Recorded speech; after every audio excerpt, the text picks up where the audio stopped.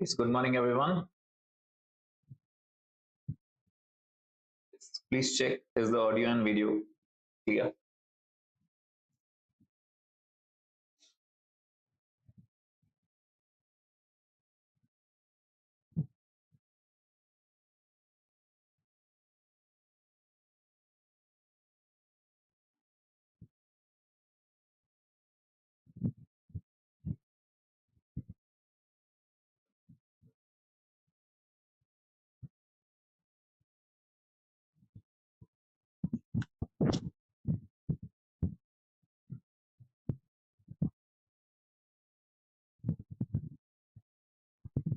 Yes, Neeraj, good morning.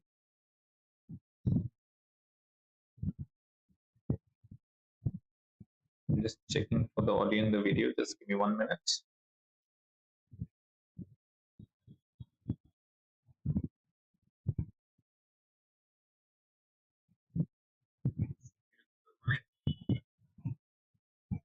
But I guess yes, we're absolutely good to go. Okay, so once again, good morning, everyone.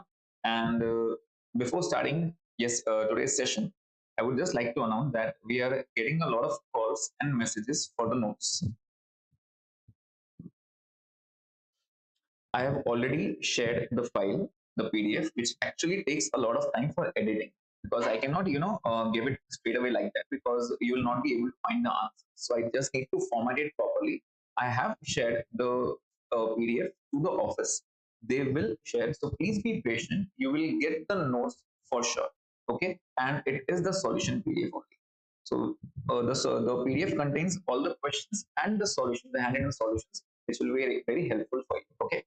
So if you're calling or messaging for that to the office, please don't do that. You will get the notes shortly.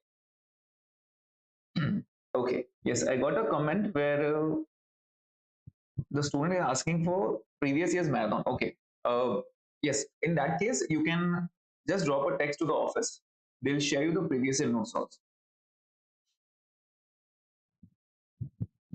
Yes, good morning.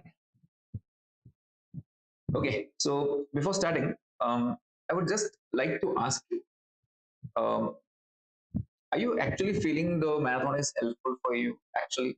Because it should not be like making the last moment, investing a lot of time and then you're finding it that it is not very useful. See, I have put in a lot of efforts to compile all the questions, and to keep the video short, I'm taking a bit fast, right? So if you have already done with the chapters, it will be very helpful. If it is for the first time, obviously it will not be that helpful. Okay. So, and also you can also share me if you have any queries regarding previous session. If you have any queries or any questions which you want me to cover, you can let me know in the comment section, and then we'll start today's session.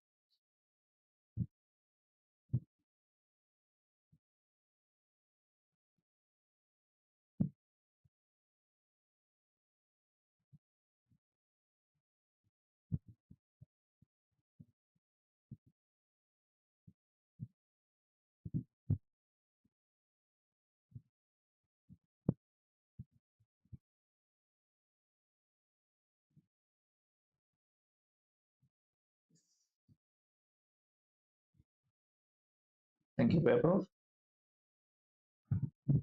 And if at all, as I told you, if you need anything from my side, let me know that.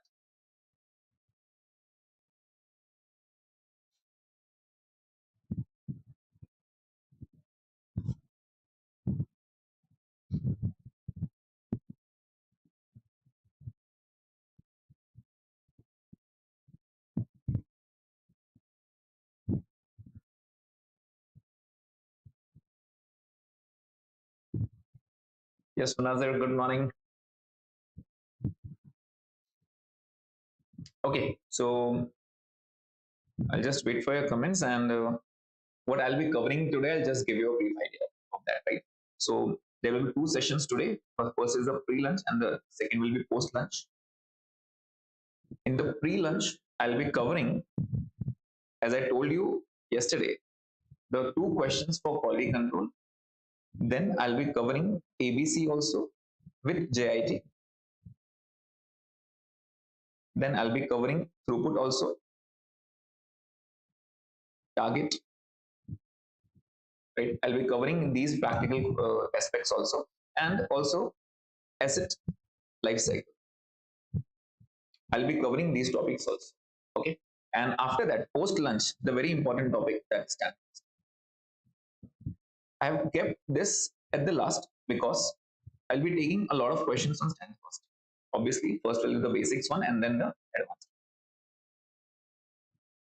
Uh, yes, Munazir, I've already announced that you'll be getting the notes. They have been shared to the office, and my office will get back to everyone with the notes, with the solution PDF. Okay. Yeah. So this will be covered in today's session. Okay. Let's start with today's session now.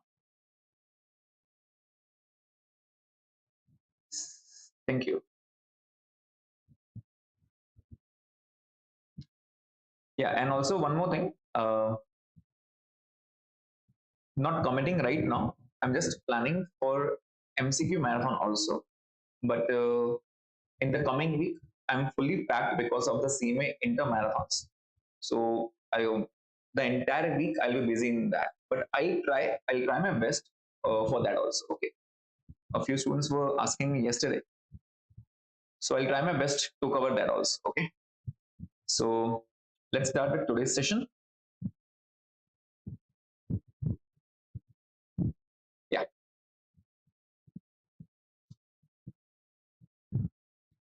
Okay. So let's start. So in the previous session, we covered marginal, we have covered relevant, we have covered transfer pricing, and I hope everything is clear. And in today's session, I'm starting with quality control cost. Now, what exactly is quality control cost? Basically, what is quality management? What is basically quality management? So basically, uh, when we are into business, obviously we have to provide quality products to the customers. And if at all I need to provide quality, I also need to provide them services. Like I also need to provide them with the services. Like if I sell the product, if there is any repair work, I have to do that. I have to provide a warranty. I have to set up customer care for their complaints and so on. So in that scenario, what are the expenses, the total expense, or is the percentage of cost as a percentage of sales? I just need to calculate that. That means if my sale is, for example, say 1 crore. So what expenditure out of 1 crore, what percentage of expenditure I have to incur on maintaining the quality? On maintaining the quality.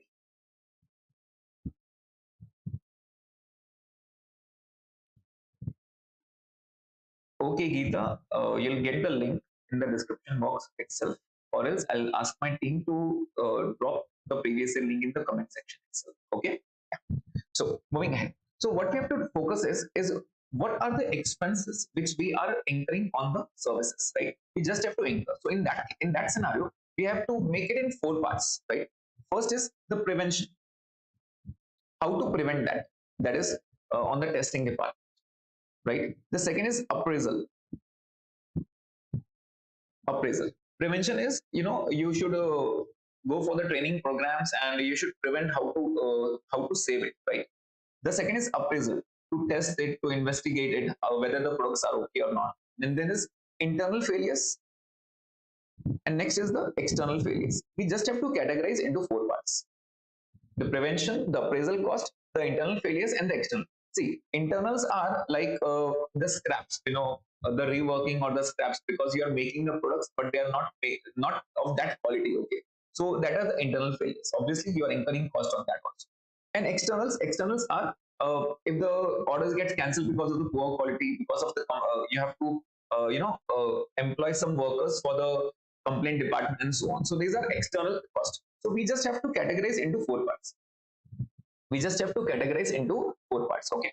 So I'll just read out the question and I'll tell you what to do in this question. These are actually very easy questions, and from my point of view, these are actually bonus questions. These questions does not take much time to solve, and also you'll get full marks for this. Okay. So I'm reading out the question. Please pay attention. The following financial information has been extracted from the records of Ashwin Limited for analyzing the cost of quality for the year. Sales revenue was 400 lakhs. So we just have to take this as the base and we just have to calculate the percentage. Okay, next. During the year, customers returned 40,000 units needing repair.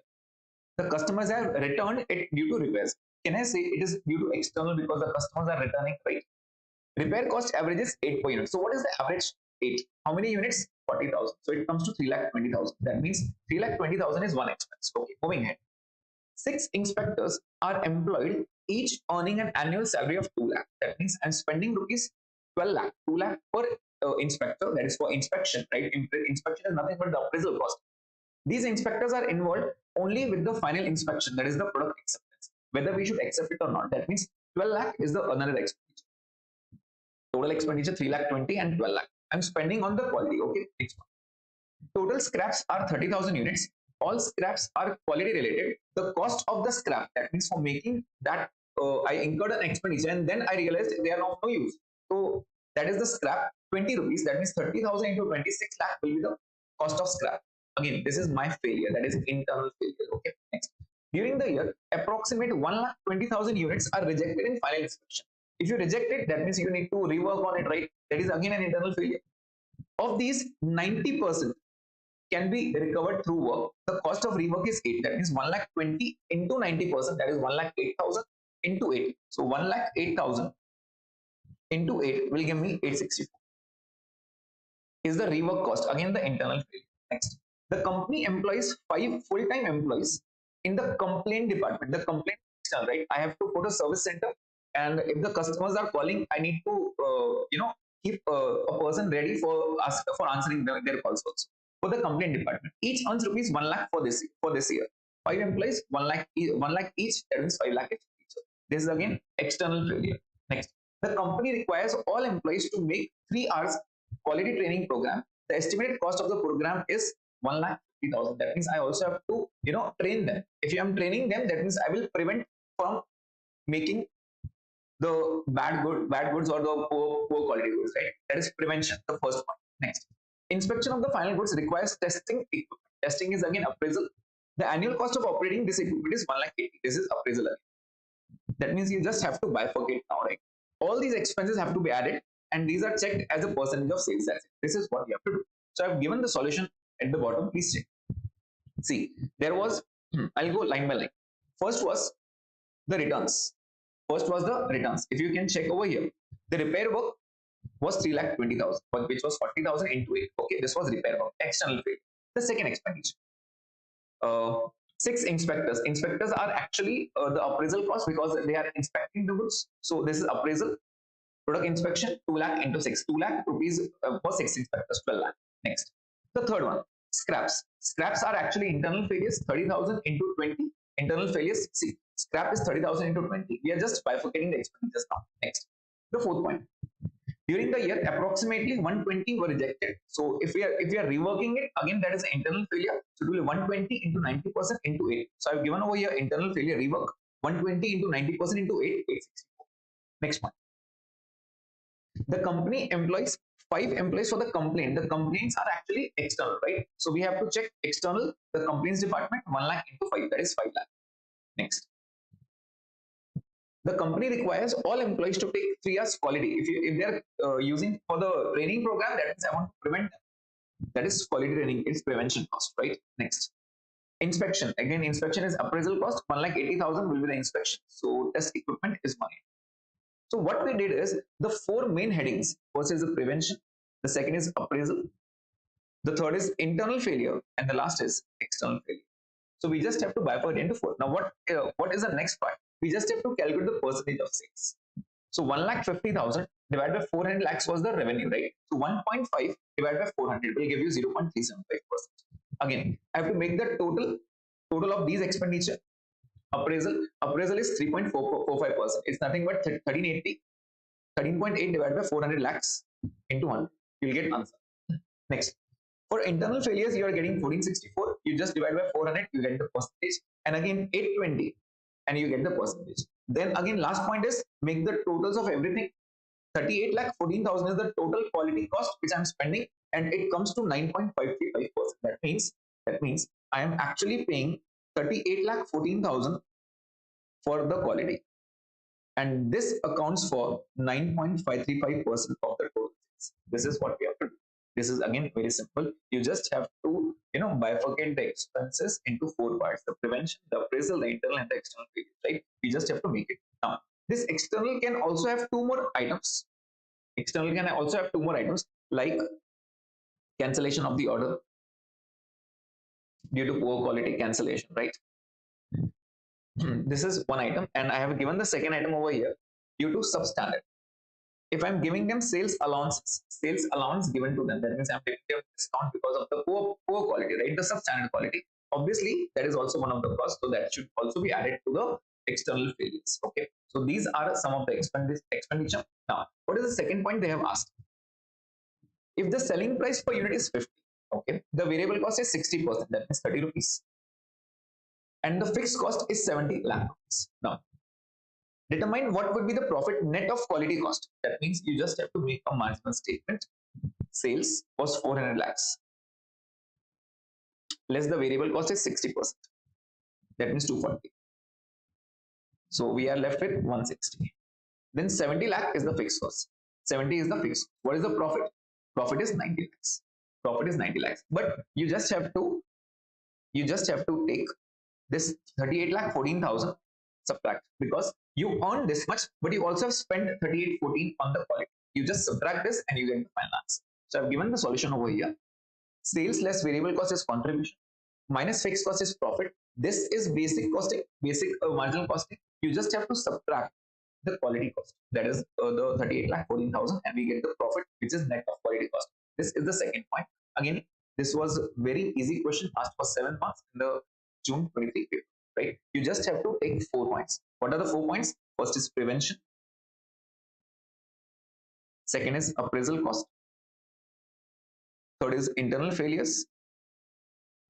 And fourth is external failures. This can also come in theory points, where you have to write something about these 4 points. What you have to do is, if it comes in theory point, you just write 4 points, and what comes under this, you just have to mention these items. For the quality training can come under prevention, the product inspection and the equipments can come under appraisal, the scrap and the reworking can come under internal, and the external failures can cover repair work, the complaints, the sales allowances, the order cancellations, and so on, right? So these can be put in the quality control question. Okay, next one. The second question, again asked in that examination itself. Back to that. Okay, this is not basically much on quality management. This is basically decision making concept, whether I should invest or not. Okay, this is that. So I'll just try to read, which is again very easy question. Supreme Prakashan Limited is in the business of publishing a leading newspaper which has a wide customer base. It measures quality of service in terms of print quality, on-time delivery, and number of damaged and unsold papers. So basically, it is a leading newspaper company, and they are focusing on these three: print quality, on-time delivery, and number of damaged and unsold papers. To improve its business prospects and performance, the company is considering installing a scheduling and tracking system, which involve an additional cost of rupees 3 lakh. That means annual additional cost I have to spend 3 lakh. If I want to improve the quality, I have to pay annually 3 lakh rupees. That means 3 lakh is the expenditure. This is the cost, right? Plus, not only this, beside I have to also purchase equipment costing 4 lakh needed for the installation. That means I have to purchase equipment of 4 lakh. Don't add 4 lakh to it. This is asset, not expense. What is the expense? The finance cost, right? 4 lakh. So to purchase the equipment, company is planning to utilize an investment touching an annual income of 9%. That means I'm also spending this 4 lakh into 9%, which comes to 36,000. That means the total cost is 3 lakh 36,000.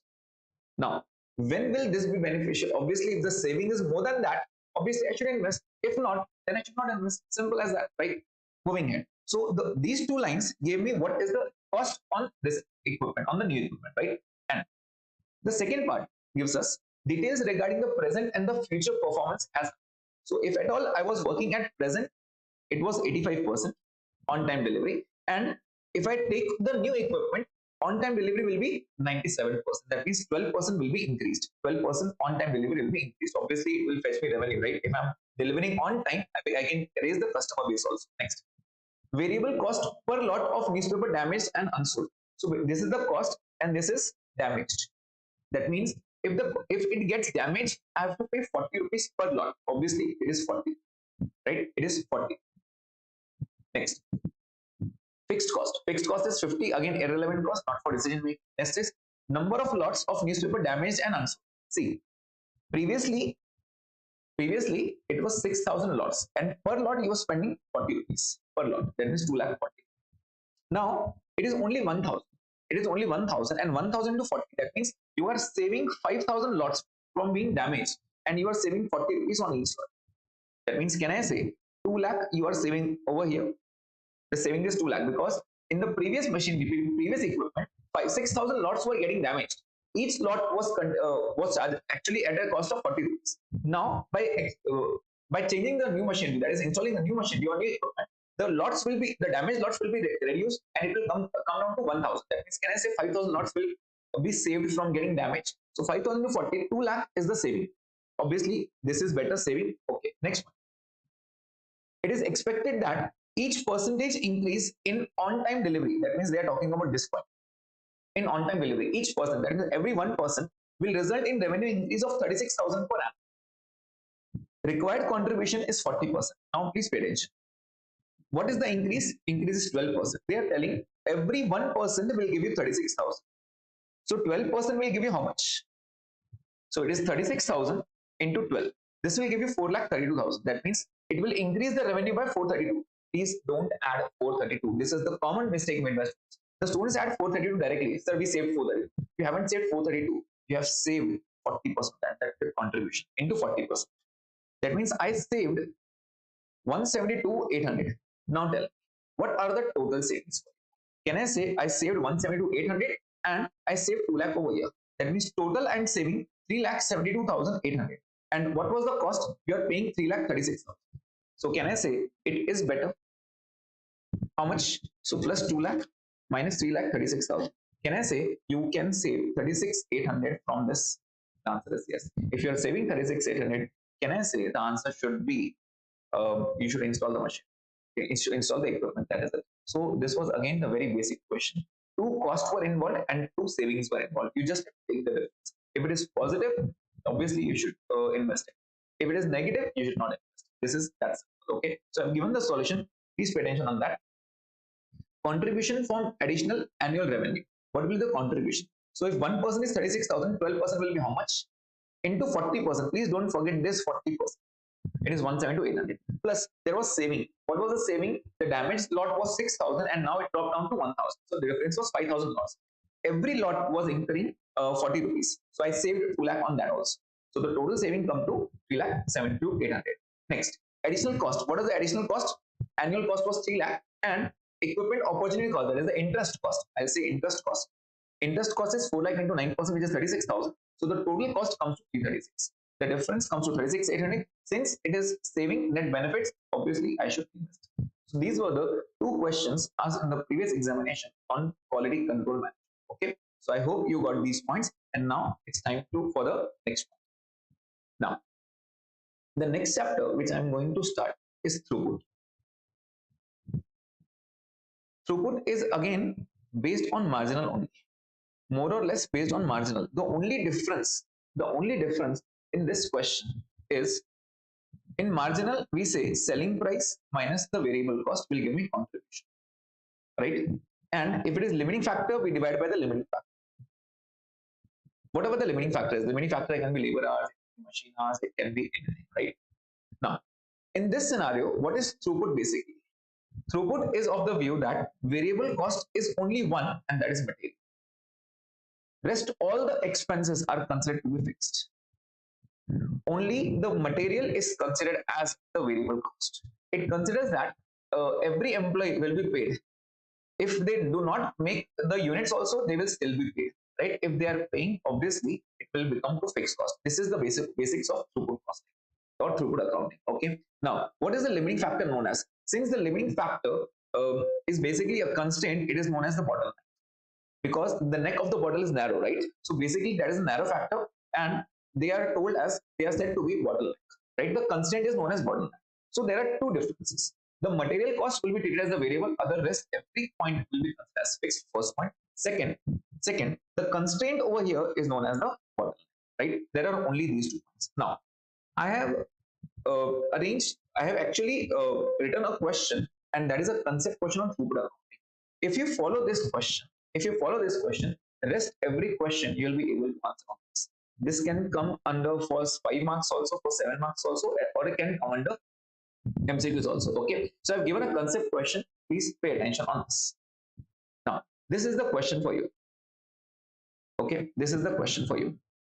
Number of units sold. It is 5,000 and 10,000. So basically, there are two products, A and B, 5,000 and 10. Hours required per unit. It is 3 and 4. How many hours are required per unit? 3 and 4. So if I ask you how many hours did you utilize, so it will be 5,000 to 3, that means 15,000, and 10,000 to 4, that means 40,000. That clearly indicates you are utilizing 55,000 hours. You are utilizing 55,000 hours. Okay, next. Selling price is given to you and the material cost. The only variable cost for throughput is the material, right? So if I ask you what is the contribution, you will say 30 for this, 50 minus 50. And what is the contribution for this? 80 minus 30 is 50. Over here, we do not say contribution, we say throughput contribution. Okay, so the throughput name indicates that material is only the variable cost. Okay, next. Total factory cost except material, that means except for material everything is fixed, and they are giving 60,000 as the total factory cost, that is the fixed cost, and total available hours are 60,000. That means I'm having 60,000 hours. Now if I ask you 60,000 hours, are you utilizing only? The answer is because you are utilizing only 15,000 over here and you are utilizing only 40,000 over here. That means in total you are utilizing 55. So can I say you are utilizing less than the capacity? If the answer is yes, what percentage were you using? It was 55,000, and 55,000 is what percentage of 66,000? So it comes to 55 divided by 60,000. It is 91.67%. That means the efficiency is only 91.67%. This is the first answer which I got. Okay. Now, if I start with the ranking system, how do you rank in the material cost? How do you rank? Since available hours are the constraint over here, because no information other is given, right? No other information given. So can I tell it is 30 rupees in for A and 50 rupees for B, but to earn this 30 I require 3 hours, and to earn this 50 I require 4 hours. So constraint, that is the contribution divided by the labor hour or the machine hour, whatever the hour is, it will give me per hour, right? So per hour, whichever give me the first, in the highest time, I'll rank. So we have to do the same. See, I've calculated the contribution and I've divided by hours. So what I got is the throughput per hour, also known as return per hour. That is nothing but the contribution per hour, right? Is nothing but marginal only. The only thing I changed is I have taken only the material as variable cost. This is the first point. Okay, so I got the return per hour. I gave the ranking as 1 to B and second to A. Right now, if I tell you, you just have 50,000 hours.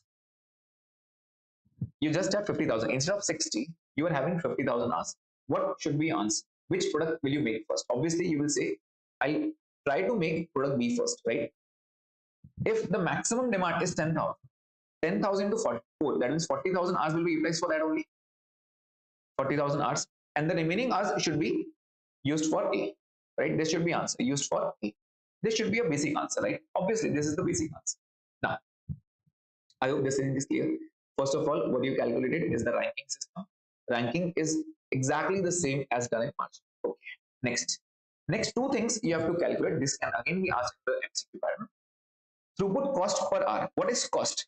Except for material, rest everything. Basically, throughput is nothing but cost per hour. When I say it is nothing but your overhead absorption rate. How do you calculate overhead absorption rate? Overheads divided by total hours. That is the only point. So basically, that is total factory overheads, that is factory cost, except for material, that is the variable cost, and divided by total available hours.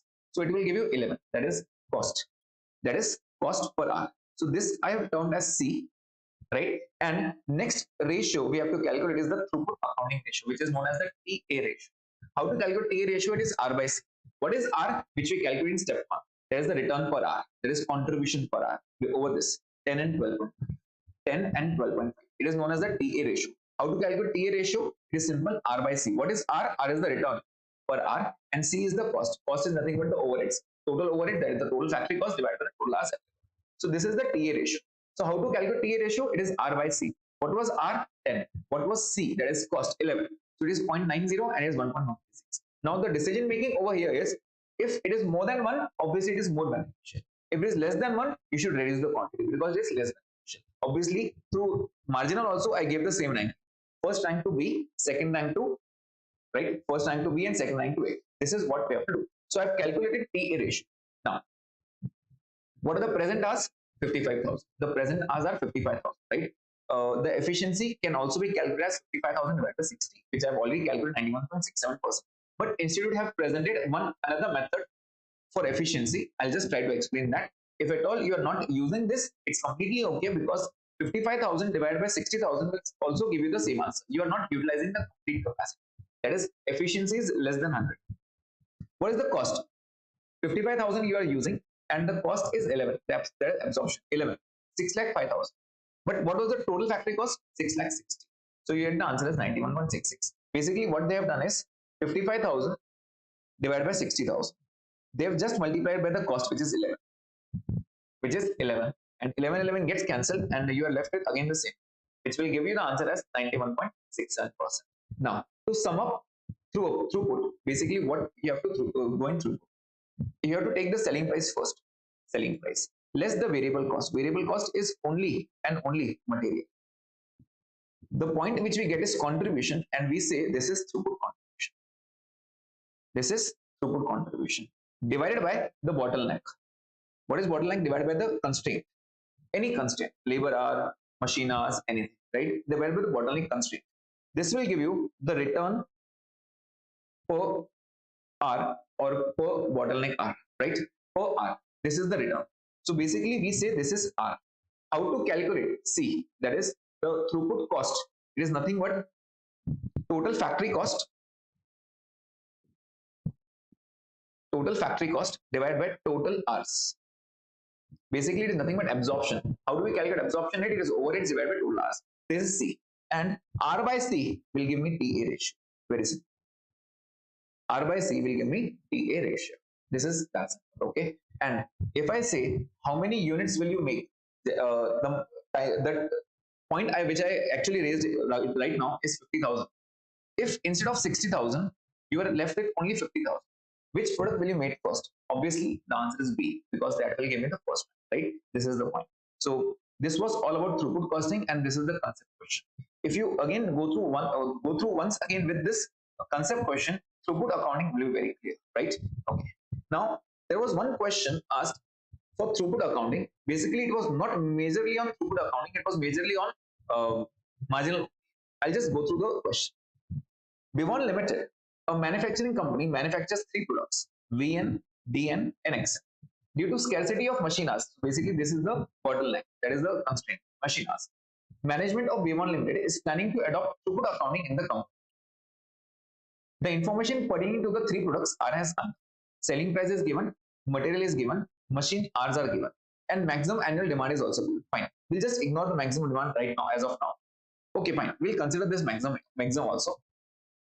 And what they've given, total factory cost is 1 crore 5 lakh, and available machine hours are 35,000. That means you are just left out with 35,000. Now, if I ask you, this was not a throughput cost question. If suppose this was not a throughput question, I want the contribution ranking. I want the contribution ranking, and how will you utilize that ranking? Just give me that answer. Selling price minus the variable cost, which is only material in this scenario. This will give you contribution divided by labor hours or machine hours, divided by machine hours. This will give you contribution per machine hour. Give the ranking, and I want the utilization of this 35,000. What product will you make first? Will it be VN, DN, or XN, and how many units? Please give me an answer. This is basic question of limiting factor. Okay, this is the basic question of limiting factor. Just ignore this line. Okay, ignore this line. Yes, I want everyone to comment on this. I want the ranking: VN, DN, and XN. Basic ranking.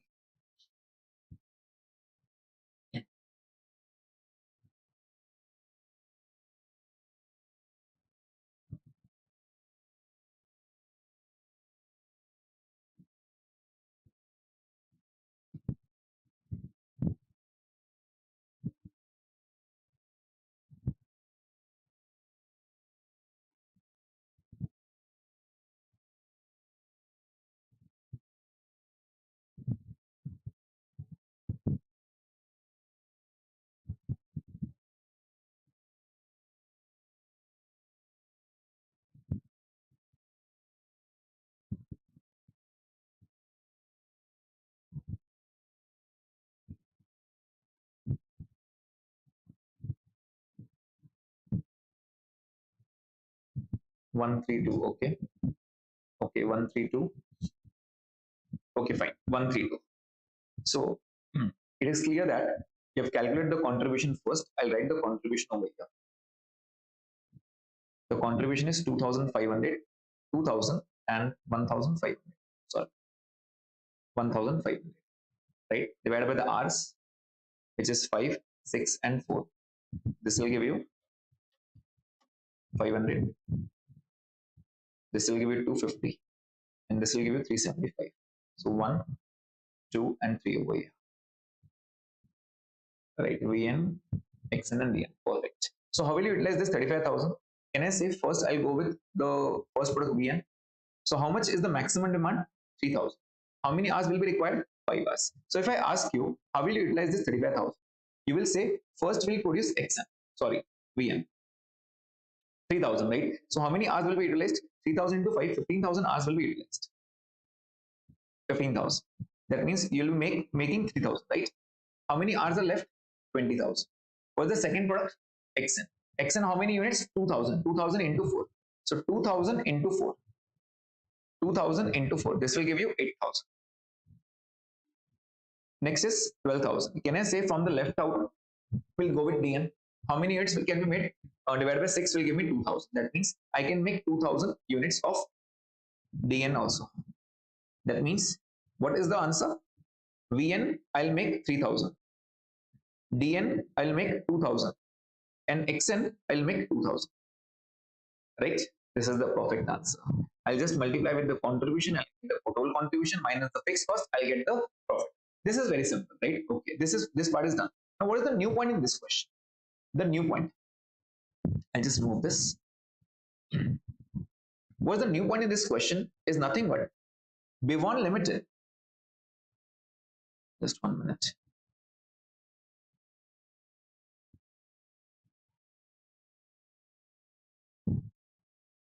Yeah.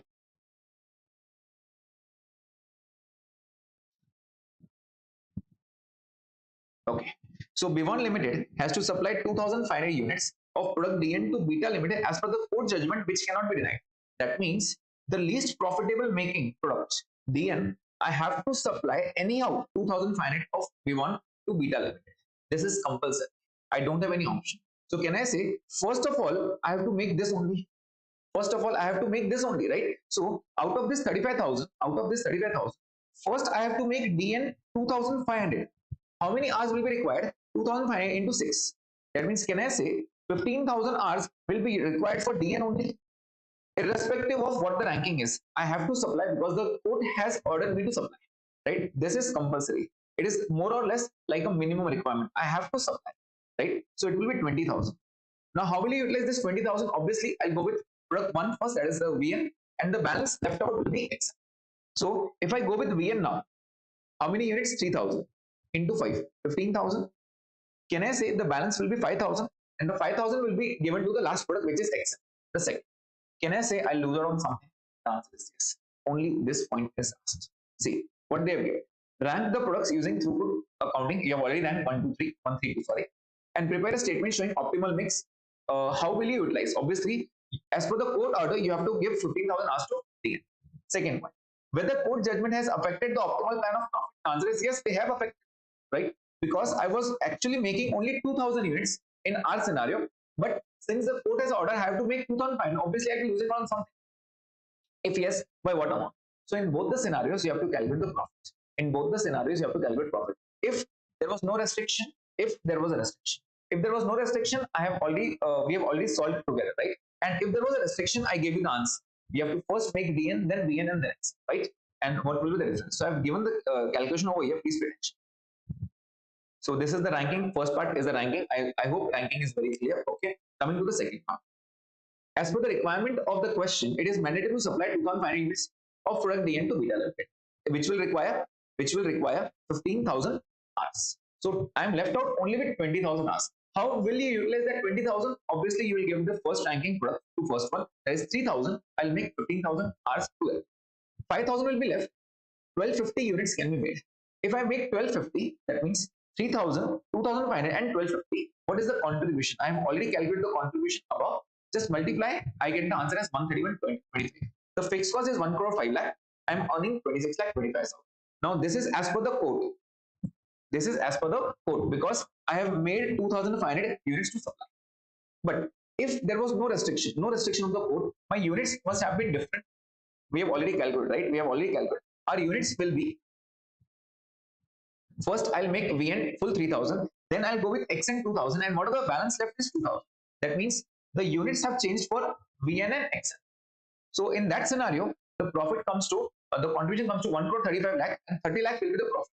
So what is the amount? What is the amount? Previously I was earning only 26 lakh 25,000. Now I'm earning 30 lakh. Can I say I'm earning 3 lakh 75,000 extra? The answer is yes. So if there was no judgment, I would have earned 3 lakh 75,000 extra. Now this was more or less like marginal only. There was a constraint, right? So this sentence was new in this question. Only that 2,500 units was this one. This sentence was new. I hope everyone got this point, and this was again a very easy question, scoreable because you can actually score in this. Okay, next one. Okay, the next point is target. Now, what is basically target? Target is actually very easy. See, if I ask you,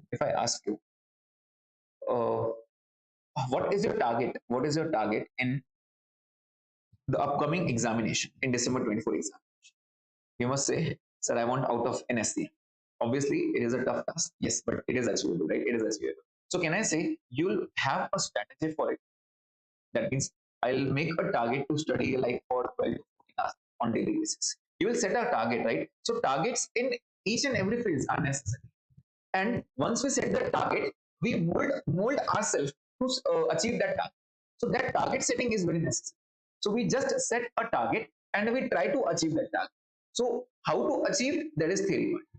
What should be a target? What should be a target cost? For example, I will tell you. I have set a target of selling price, let's say 200 rupees. I want the profit. Let's say 20%. So 20% of 200 will give me 40. Can I say 160 is the cost? Yes. So this becomes my target cost. That's it. That means if I have to set a selling price by my competitor, the competitor is selling at 200, so I have to keep my selling price as 200. Let's say an example, and I also want to earn 20%. That means 40 rupees. That means my target cost will be 160. All those costs should be over here: the material, the labor, the overheads, and so on. So 160. I just have to give the breakup. What should be the cost of each one? This is basically target cost.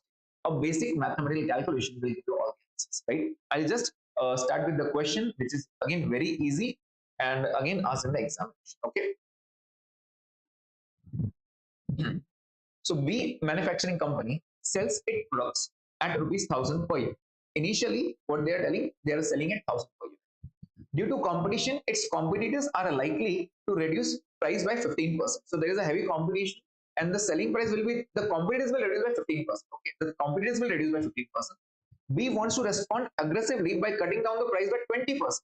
Since my competitors are cutting price by 15%, I want to cut down the price by 20%. That means I will cut down the price by 20%. That means my new selling price will be 800. Right? Moving ahead. And expects that the present volume of 1,50,000 units per annum will increase to 2 lakh. Now, if I cut down the price, I can increase the volume by selling 2 lakh units. Previously, I was selling only 1 lakh. Now, I'll be able to sell 2 lakh units, right? B wants to earn a 10% target profit on sales. That means my selling price is 800 now, the revised selling price. The profit I want is 10%, which is 80. That means the target cost is 720. The target cost is 720. I just want the breakup of this cost. Now, how to make the breakup? The existing one and the target one. See, existing is of no use, right? I just want my target. How to set the target? They have clearly given material cost is 385. That means out of the 720, material is 385. Okay. Manufacturing labor per unit, it is 50. Labor cost is 50 rupees. Direct machinery cost is 60 rupees. So direct machinery cost is 60 rupees. So 495 is gone. Out of the 720, 495 is already set. That means I'm left out with 225. I'm left out with this 225. Now how to calculate? I'm selling 2 lakh units right now, right? How to calculate that 225? See, over here they have given manufacturing overheads. Overheads they have given three parts. First is number of orders. Number of orders are 21,250, and there will be rupees 80 per order. So what will be the total ordering cost? What will be total ordering cost? It will be 21,250 into 80. The total comes to 17 lakh. The total comes to 17 lakh. But can I say this 17 lakh is for 2 lakh units? So for one unit, it will be divided by 2 lakh. It will give me 8.5. So I can say out of this 225, 8.5 is one cost. 8.5 is one cost, which is ordering cost. Next is testing. Testing. Testing is 30 lakh hours. 30 lakh hours, and it is 2 per hour. So what will be the total cost? It will be 30 lakh into 2, which comes to 60 lakh. Again, divided by 2 lakh. Divided by 2 lakh units, because there are 2 lakh units. So 30 rupees will be this cost. There's the testing cost. Next, units reworked is 13,000. 13,000 into 100. 13,000 into 100 will give me 13,000 into 100. This will give me 13 lakh rupees. For how many units? For 2 lakh. Divided by 2 lakh again. This will give me 6.5. That means the reworking cost comes to 6.5. Again, I'm left out with something, right? I'm left out with something. This is the manufacturing cost. What is the manufacturing cost? 30 plus 6.5 plus 8.5. This will give me 45. That means I'm still left with 180 rupees. And that 180 rupees, the bifurcation is given over here. Research and design and marketing is 50 and 130. So 50 is given for research and 130 is given for marketing, and we are done. I have given the complete breakup of this. That is, out of this 800, first of all, I calculate 800. How did I calculate 800? Very easy. 1000 minus 20%. I have to cut down the price by 20%. And I also want to 10% of profit on sales. 10%, that means 720 is my target cost. Of that 720, three expenses were readily given to us, totaling rupees 495. That means 495 I was having. Out of that 225, there were different expenses. Out of this 225 also, 180 was given. That means 45 rupees was the expenditure. See, over here, this 395, this 385, 50 and 60 was ready-made given. This 50 and 130 was ready-made given. The only calculation was over here. How did I calculate? I just multiplied. I took the total expenditure and just divided by 2 lakh. This is the answer, right? This is the answer. So I'll just make you to go through the presentation. So the selling price was 800. The selling price was 800. The target profit was 80. The target cost was 720, which we have calculated. Now I just want the bifurcation of this 720. So out of the 720, material, wages, and manufacturing machine cost was directly given to you, right? Next, ordering cost. I've just taken 21,250 orders at rupees 80 divided by 2 lakh. The same procedure. 30 lakh hours into 20 divided by 2 lakh, and 13,000 into 100 divided by 2 lakh. So I've made it per unit basis. 8.5, 30, and 6.5. Next, ready-madely given was 50 and 130 and 720. I've got the answer. Now, what they have asked, calculate the target cost per unit. I've calculated per unit and target cost for the proposed volume, showing the breakup. I've already given you the breakup. And the second is they have given the profitability statement. I haven't made the profitability statement, but we can make the profitability statement. See, sales. What is the sales? It is 2 lakh units. 2 lakh units. 2 lakh units into what price I'm selling? 8. Right? Minus the cost. 2 lakh. What is the target cost? 720. This will give me the profit. So can I say the target profit will be 2 lakh into 80? That's it. This is the profit. So this is how we make the profitability statement. It is very easy, right? So this was one question on target costing. Again, in the previous 3 examinations, only one question of target costing I asked. So I feel there are high chances of them asking for target costing this time. Okay, next one. Again, I have taken one more question on target costing. Again, one of the very important question. My point of view is the institute can ask this question at any point of time because this is very important question from study. Okay, I'm just going through it. Cello company has the capacity of production of 80,000 units and presently sells 20,000 units at rupees 100. That means it has a capacity of 80,000, but it is selling only 20,000 at rupees 100. Only 20,000. That means it is not utilizing the full capacity. Going here, the demand is sensitive to selling price, and it has observed that for every reduction of rupees 10 in the selling price, the demand is double. That means as of now, you are selling at 100, and the units are 20,000 only. If you drop the price by rupees 10, that means if you drop the price to 90, the units will get doubled. That means it will be 40,000. The units will be 40,000. Again, if you reduce the price by 10 rupees, that means to 80 rupees, the units will again double. That means, can I say at setting a price at rupees 80, I'll be at full capacity, that is 80,000 units. Obviously, I cannot drop more than that because I don't have the capacity. That means 100, the demand was 20,000. If I drop the price by 10, the demand will get doubled. It will be 40,000. If I again drop by 10, the demand will again get doubled. That is 80,000. Right? This is the one. Moving ahead. What should be the target cost at full capacity if profit margin is 25%?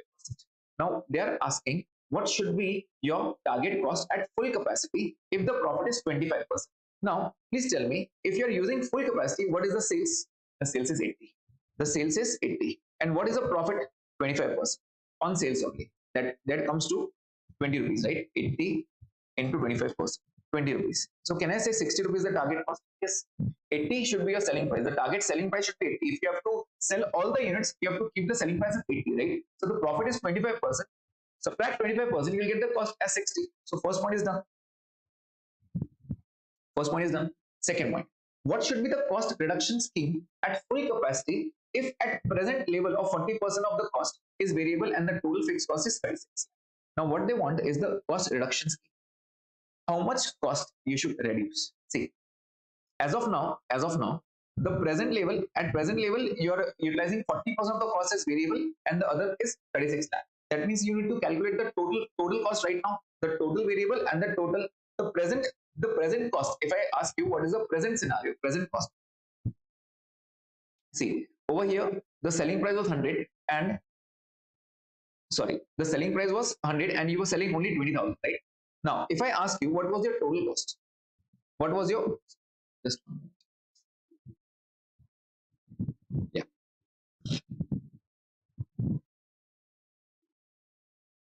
yeah. What should be total cost reduction scheme at full capacity if the present level of 40% of the cost is variable? That means they are telling 36 lakh is the fixed cost and 40% of the cost is variable. So first of all, find the total cost. Of that total cost, 40 will be variable and 36 is fixed lakh. So first separate the fixed cost and then take the variable cost. Variable cost will be depending upon the units, right? From 20,000 to 80,000, they are depending on the units. So I've calculated the answer over here. Please pay attention. First, I've calculated the variable cost. See, what will be the variable cost? 100 rupees was the selling price. Your target profit was 25. That means 75 rupees was the total cost. The present scenario, I've given the present selling price, right? Not the revised selling price. Presently, I'm selling at 75. Oh, sorry, the cost is 70. Out of this 75, 40% is the variable cost. That means 30 rupees. That means 30 rupees. Now, if I go with the existing plan, not to set any targets, if I sell it right now, 80,000 into 30 will be the variable cost and 36 lakh, since it's the fixed cost, it won't be changed. Even if I increase the units from 20 to 80, the fixed cost won't change, right? So the total cost is 60. The total cost comes to 60. But what is my target? My target is the target cost to be 60. Previously, my cost, if I am using the present scheme is 60 lakhs, right? But my revised cost came to 60 rupees. How come 60? 80 was my revised selling price. The profit was 20 rupees. That means 60 rupees is my total cost. 60 into 80,000, the target cost should be 48 lakhs. But now it is 60. So can I say the reduction should be of 12 lakh? The reduction should be of 12 lakh. See, I'll explain you once again over here. 100 was the current selling price. Presently, I am earning 25%. It is clearly given 25. 25% is 25, right? So 75 is the total cost. Out of this total cost, variable is 30%, sorry, 40%. That means 30 rupees. The rest is fixed cost. So if I say at present level, if I continue using the same selling price, using the same variable, same prices, what will be the total cost? 80,000 if I sell. If I increase the units, the variable cost will change, right? Into 30. That means 24 lakhs. 36 lakh is the fixed cost. That means 60 lakh will be the total expenditure. But the revised target cost is 48 lakhs. That means I want the reduction of 12 lakhs. This is the second point. Third point. If rate of return desired is 16%, what will be the maximum investment at full capacity? Now they are telling I want 16%. How much should be the maximum investment? Now I want a return of how much? Of 16%. Presently, what is the profit? If I ask you, it is 20 rupees. And how many units are there? 80,000. Can I say I'm earning 16 lakh rupees?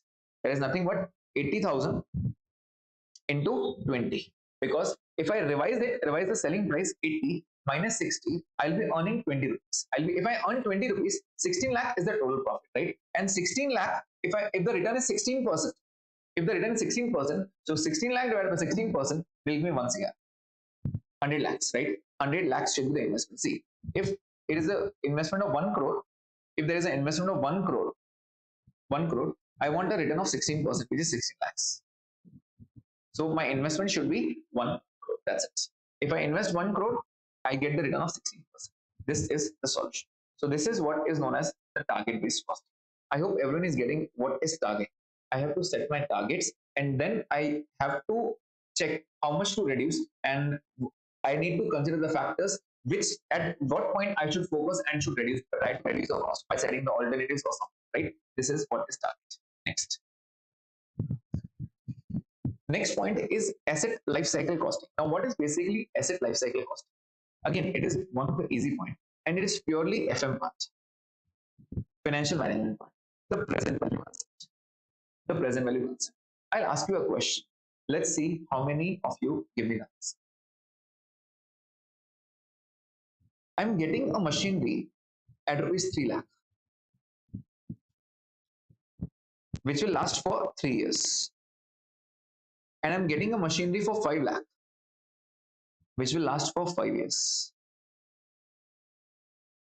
The rate of discounting, or as the interest factor, is 10%. Which machinery is better for me? Is it the first machinery, which is A, which I'm getting for 3 lakh, or B, or both are equal for me? Because 3 lakh 3 years, that means per year 1 lakh, 5 years, 5 lakh 5 years, that means per year 1 lakh. Can you please tell me which is better? Or both are same? Give me the answer.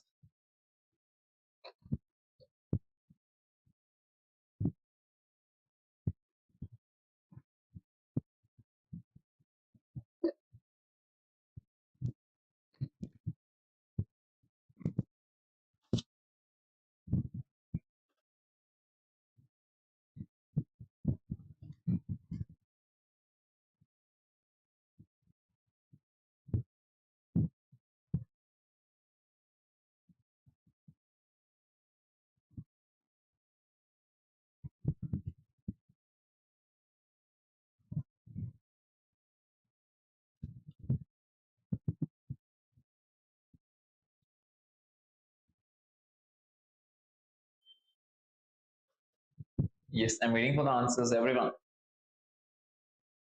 Which is better for me?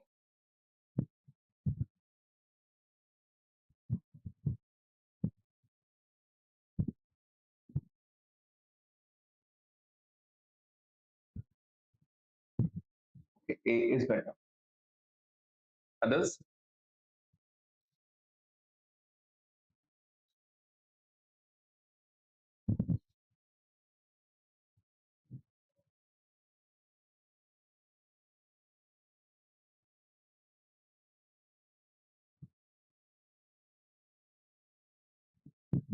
Okay, see, it is very simple. I cannot say I'm spending 1 lakh rupees per annum. I have to take the discounting factor also. I have to take the discounting factor also. So what I have to do is I just have to divide by the capital recovery factor, or else also known as PVAF, present value annual factor. So if I take the present value, that is 1 divided by 1.1 is equal to M plus is equal to M plus is equal to M plus for 3 years. This will give me the answer as 2.4868. Right? And if I take 1 divided by 1.5 is equal to M plus for 5 years, this will give me the answer as 3.7907. Right? These are the answers. I'm rounding up to 4 digits. Right? What I have to do is I need to take the equivalent annual cost by dividing by the PVA. So 3 lakh divided by 2.4868. This will give me the answer as 120,637, rounding off, right?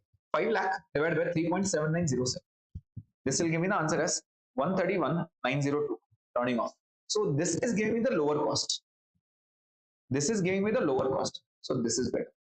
This is cost, not income, right? This is the cost. The lower cost is better for you. So which machine you should go for? I should go with A, because it has got a less expenditure. It has got the less expenditure compared to the present value factor. So this is known as divided by PVAF. So what you have to do is you have to take the total cost, obviously total present cost, total present cost divided by the PBF, and whichever cost gives me less is beneficial for you. This is how we take the asset life cycle, that is the decision making concept in FM also, right? Now comes the question, how to calculate the present cost. So the present cost consists of 3 to 4 points. uh, yes, Anand, there is a mistake, or not mistake actually, there can be a difference due to rounding off. See, I have taken 4 digits, you can take up to 12 digits also, and if the institute provides with a discounting factor, let's say they provide only 2 digits, you have to take that 2 digits, you cannot take that 12 digits. So there will be always be an approximation, there will always be an approximation. Okay, next, moving ahead.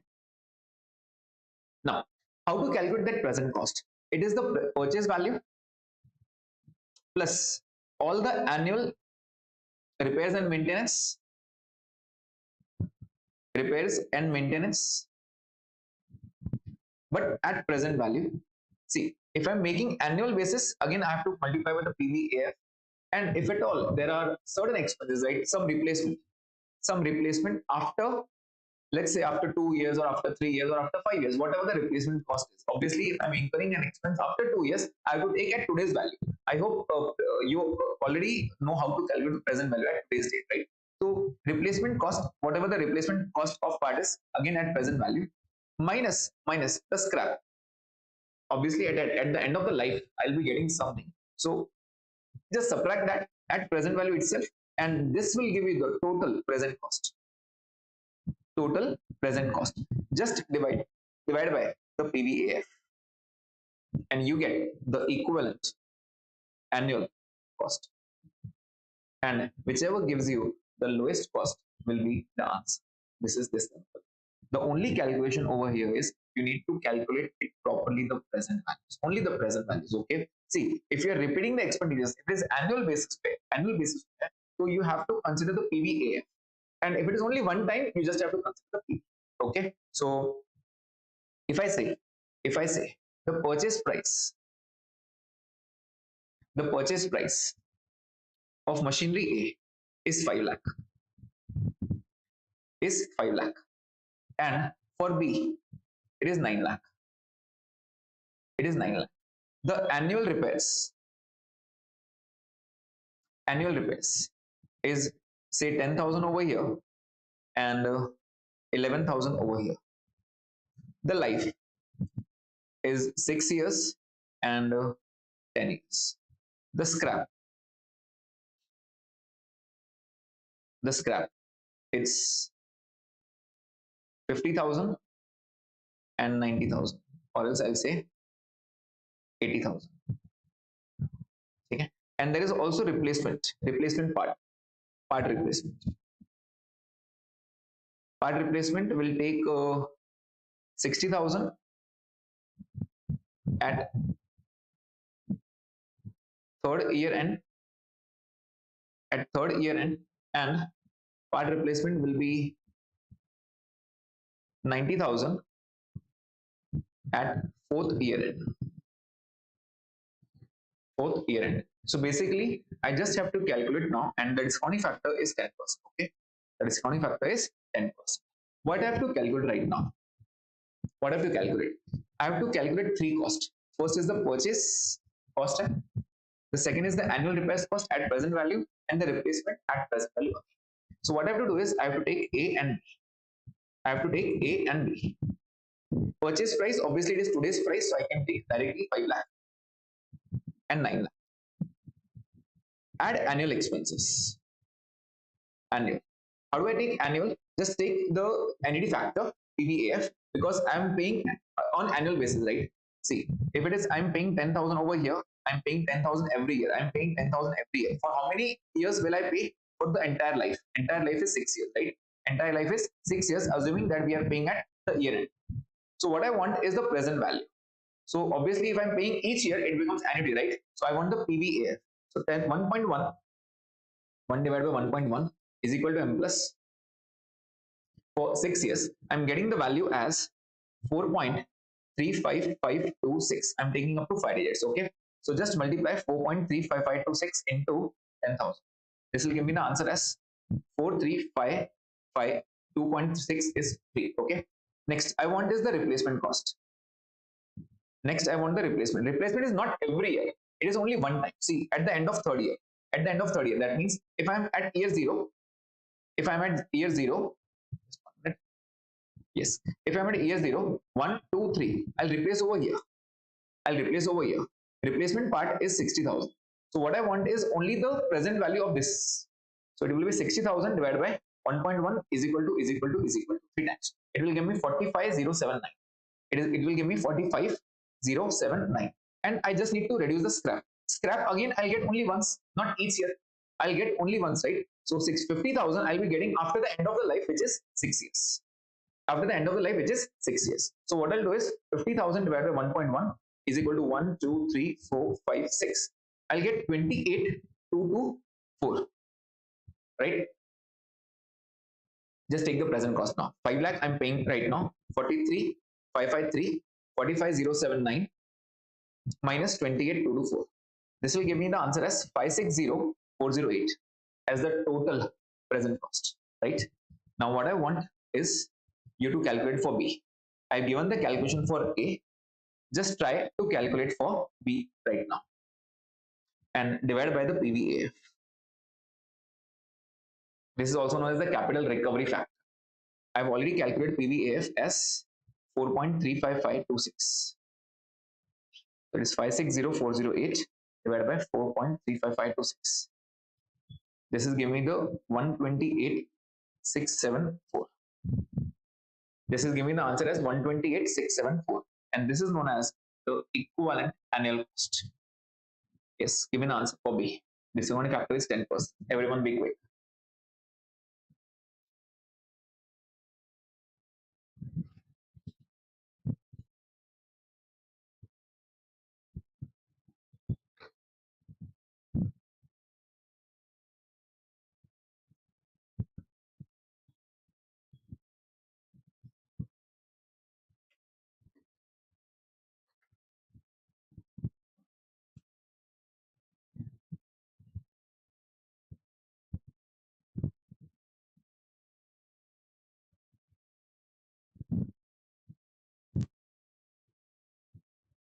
Yes, everyone, start calculating. I'll also start with my calculations. If you're doing the calculation individually, you can give me one answers, annual differently, repairs differently, scrap differently.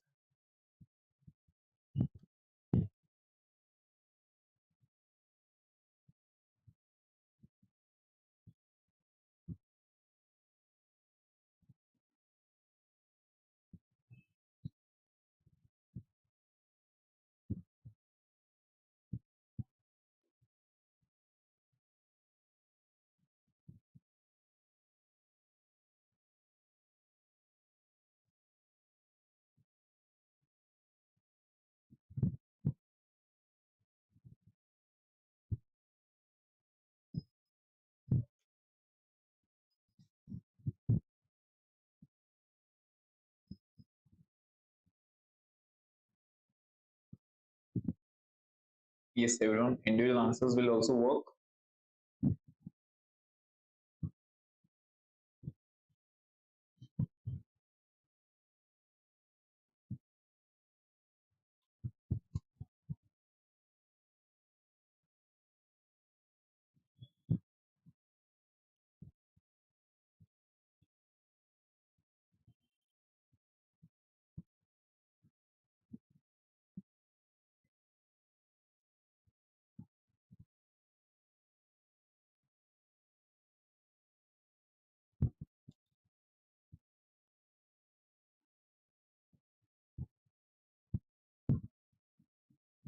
Okay,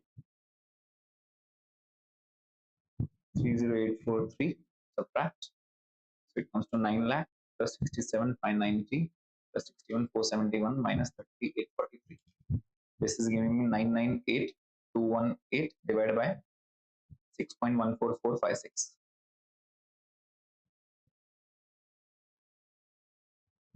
162,456. Yes, everyone please check. And if you need any clarification on this, please tell me. Yes, there can be approximation. Okay, if you're taking 2 digits or 3 digits or 4 digits, I have in the present scenario I have taken almost 12 digits. So there might be approximation also, and approximate answer will fetch you marks. So not to worry. More or less, the decision making will not change.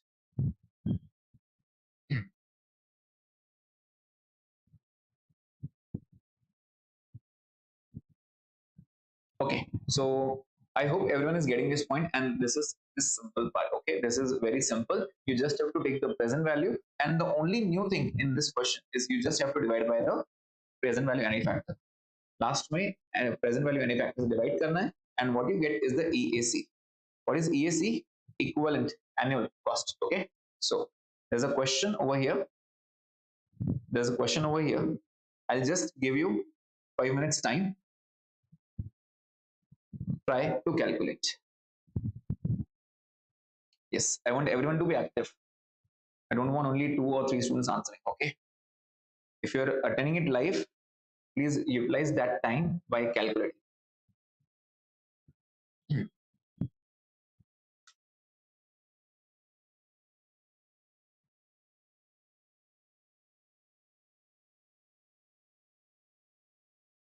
Scrap. See, if the life is 5 years, suppose the life is 5 years. Okay, so it is year 0, 1, 2, 3, 4, 5. Scrap will always be at the last. Obviously, will not sell in the between. Scrap is when I end the life and I'll sell it in the scrap, right? So I'm getting over here. So just divide by 1.1 is if the scrap is, let's say, 10,000. What you have to do is take 10,000 on a calculator, divide by 1.1 5 times because it is the 50. Just like the replacement, the overhauling cost, the replacement cost. Okay, just like the replacement, you take up to present value and you just have to subtract. That's it.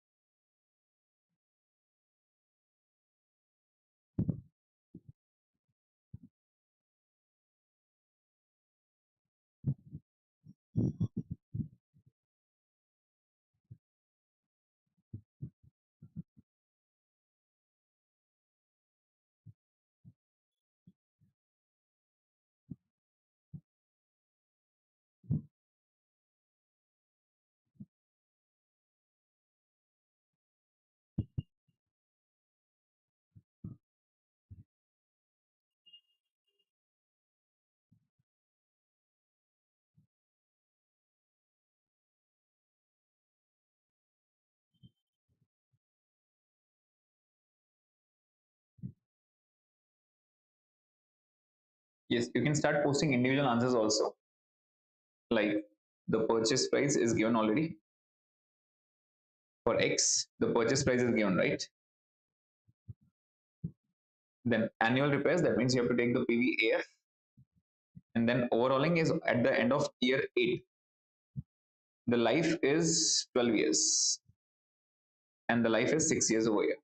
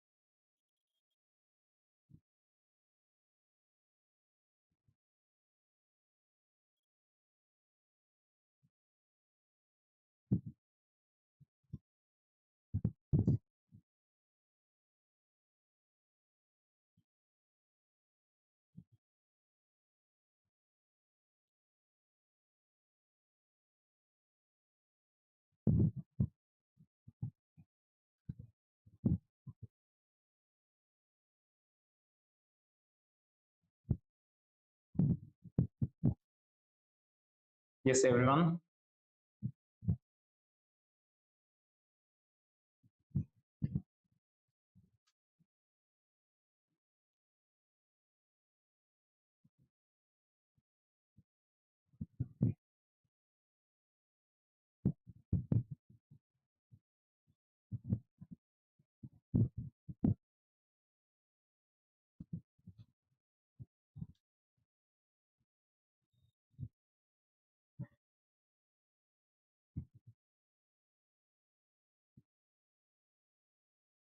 Try calculating. Okay, Akshay.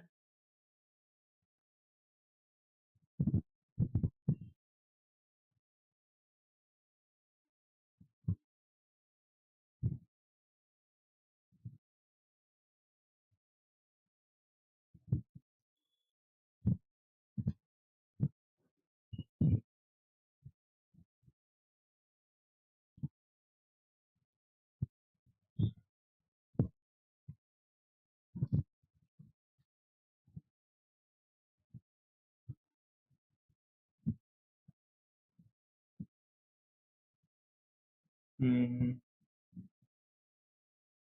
You're getting different answers for X. Y is similar answer. Okay, I'll just check. Scrap. It's 3000 divided by 1.1693. Okay. So I've already given the calculations over here. You can have a check. So these are the answers. And if you're not getting any amount, let me know. Okay, 5510 and 5511. I'm getting 5511. 4922 and 4928 is somewhat nearby. Okay, Neeraj, correct answers 4922 and 4928. So the difference is just because of running up. If the institute has not mentioned, my personal view will be take 4 digits. If the institute is not mentioning anything, take rounding up to 4 digits. If the institute has given the values, use those values only, because then it will not consider your 12 digits also. Okay. Yes, the students who are getting 5208 or 54 for X, kindly check the values once. It is 19,000, 13,624, 1864, and 9%, more or less nearby only, right? If you're not getting any value, feel free to ask. I'll explain how did I get that value.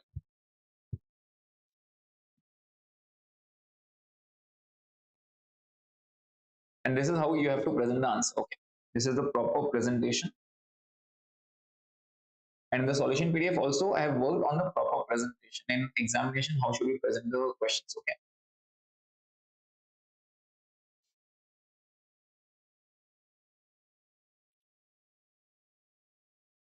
Yes. So Anand and what, I don't know what is your name. So are you getting the answers? Please check.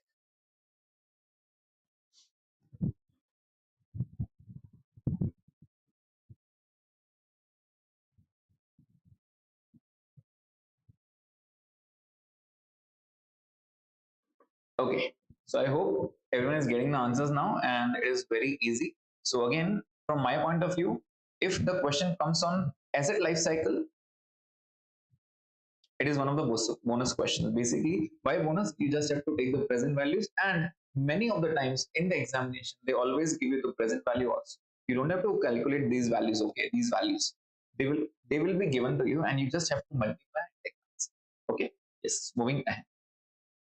So I've given the calculation also. Since the EAC of machine X is lower, it is better to purchase the X. हमने purchase करना चाहिए. We should purchase X. Okay. Moving ahead. And now it's time for ABC and JID. Now I'll first explain you the concept of ABC. I hope everyone has solved at least once because it was there also in your intermediate. I'm just giving you my format. How do I solve? Right. So basically, ABC is nothing but the modern approach. ABC is nothing but the modern approach of distributing overheads, of distribution of overheads, right? So previously, which is the traditional approach, the absorption costing, which is known as the traditional approach. Previously, what was happening?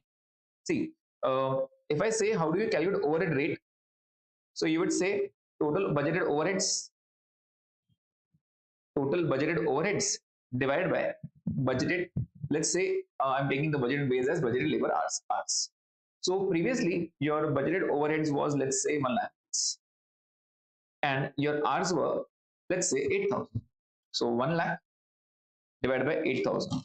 So the overhead rate was 12.5 per hour. Okay, 12.5 per hour. So how will you make a statement now?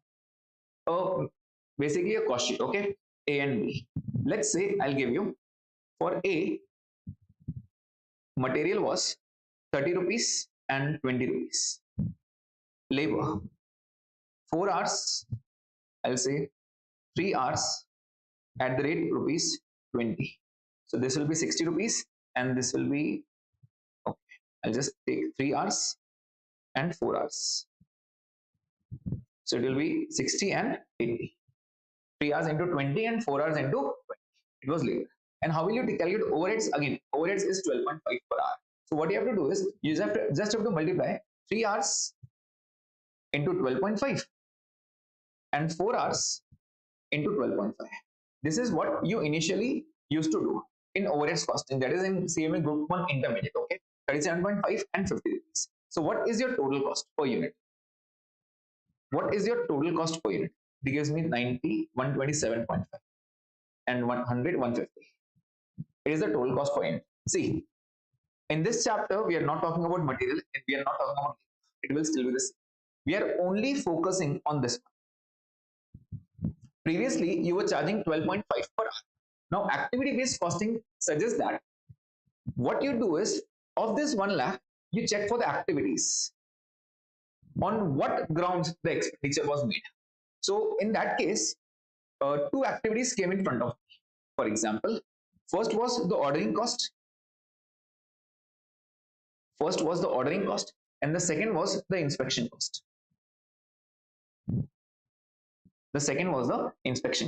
Let's say it was 70,000 on the ordering cost and 30,000 as the inspection cost. So basically, previously the 1 lakh overheads which were based on labor hours. Now I asked you, where did you spend that 1 lakh? Please tell me. So 2 expenses came in front of ordering cost and inspection cost. So what we did is we just checked for the ordering cost. Obviously, the ordering cost will be based on number of orders, right? So you should distribute in number of orders ratio, not in labor ratio, right? And the second was inspection cost. Inspection will be number of inspection hours ratio. Number of inspection hours, right? So I gave you the different answers for A and for B. The number of orders were 30,000 and only 5,000, right? And the number of inspection hours were 10,000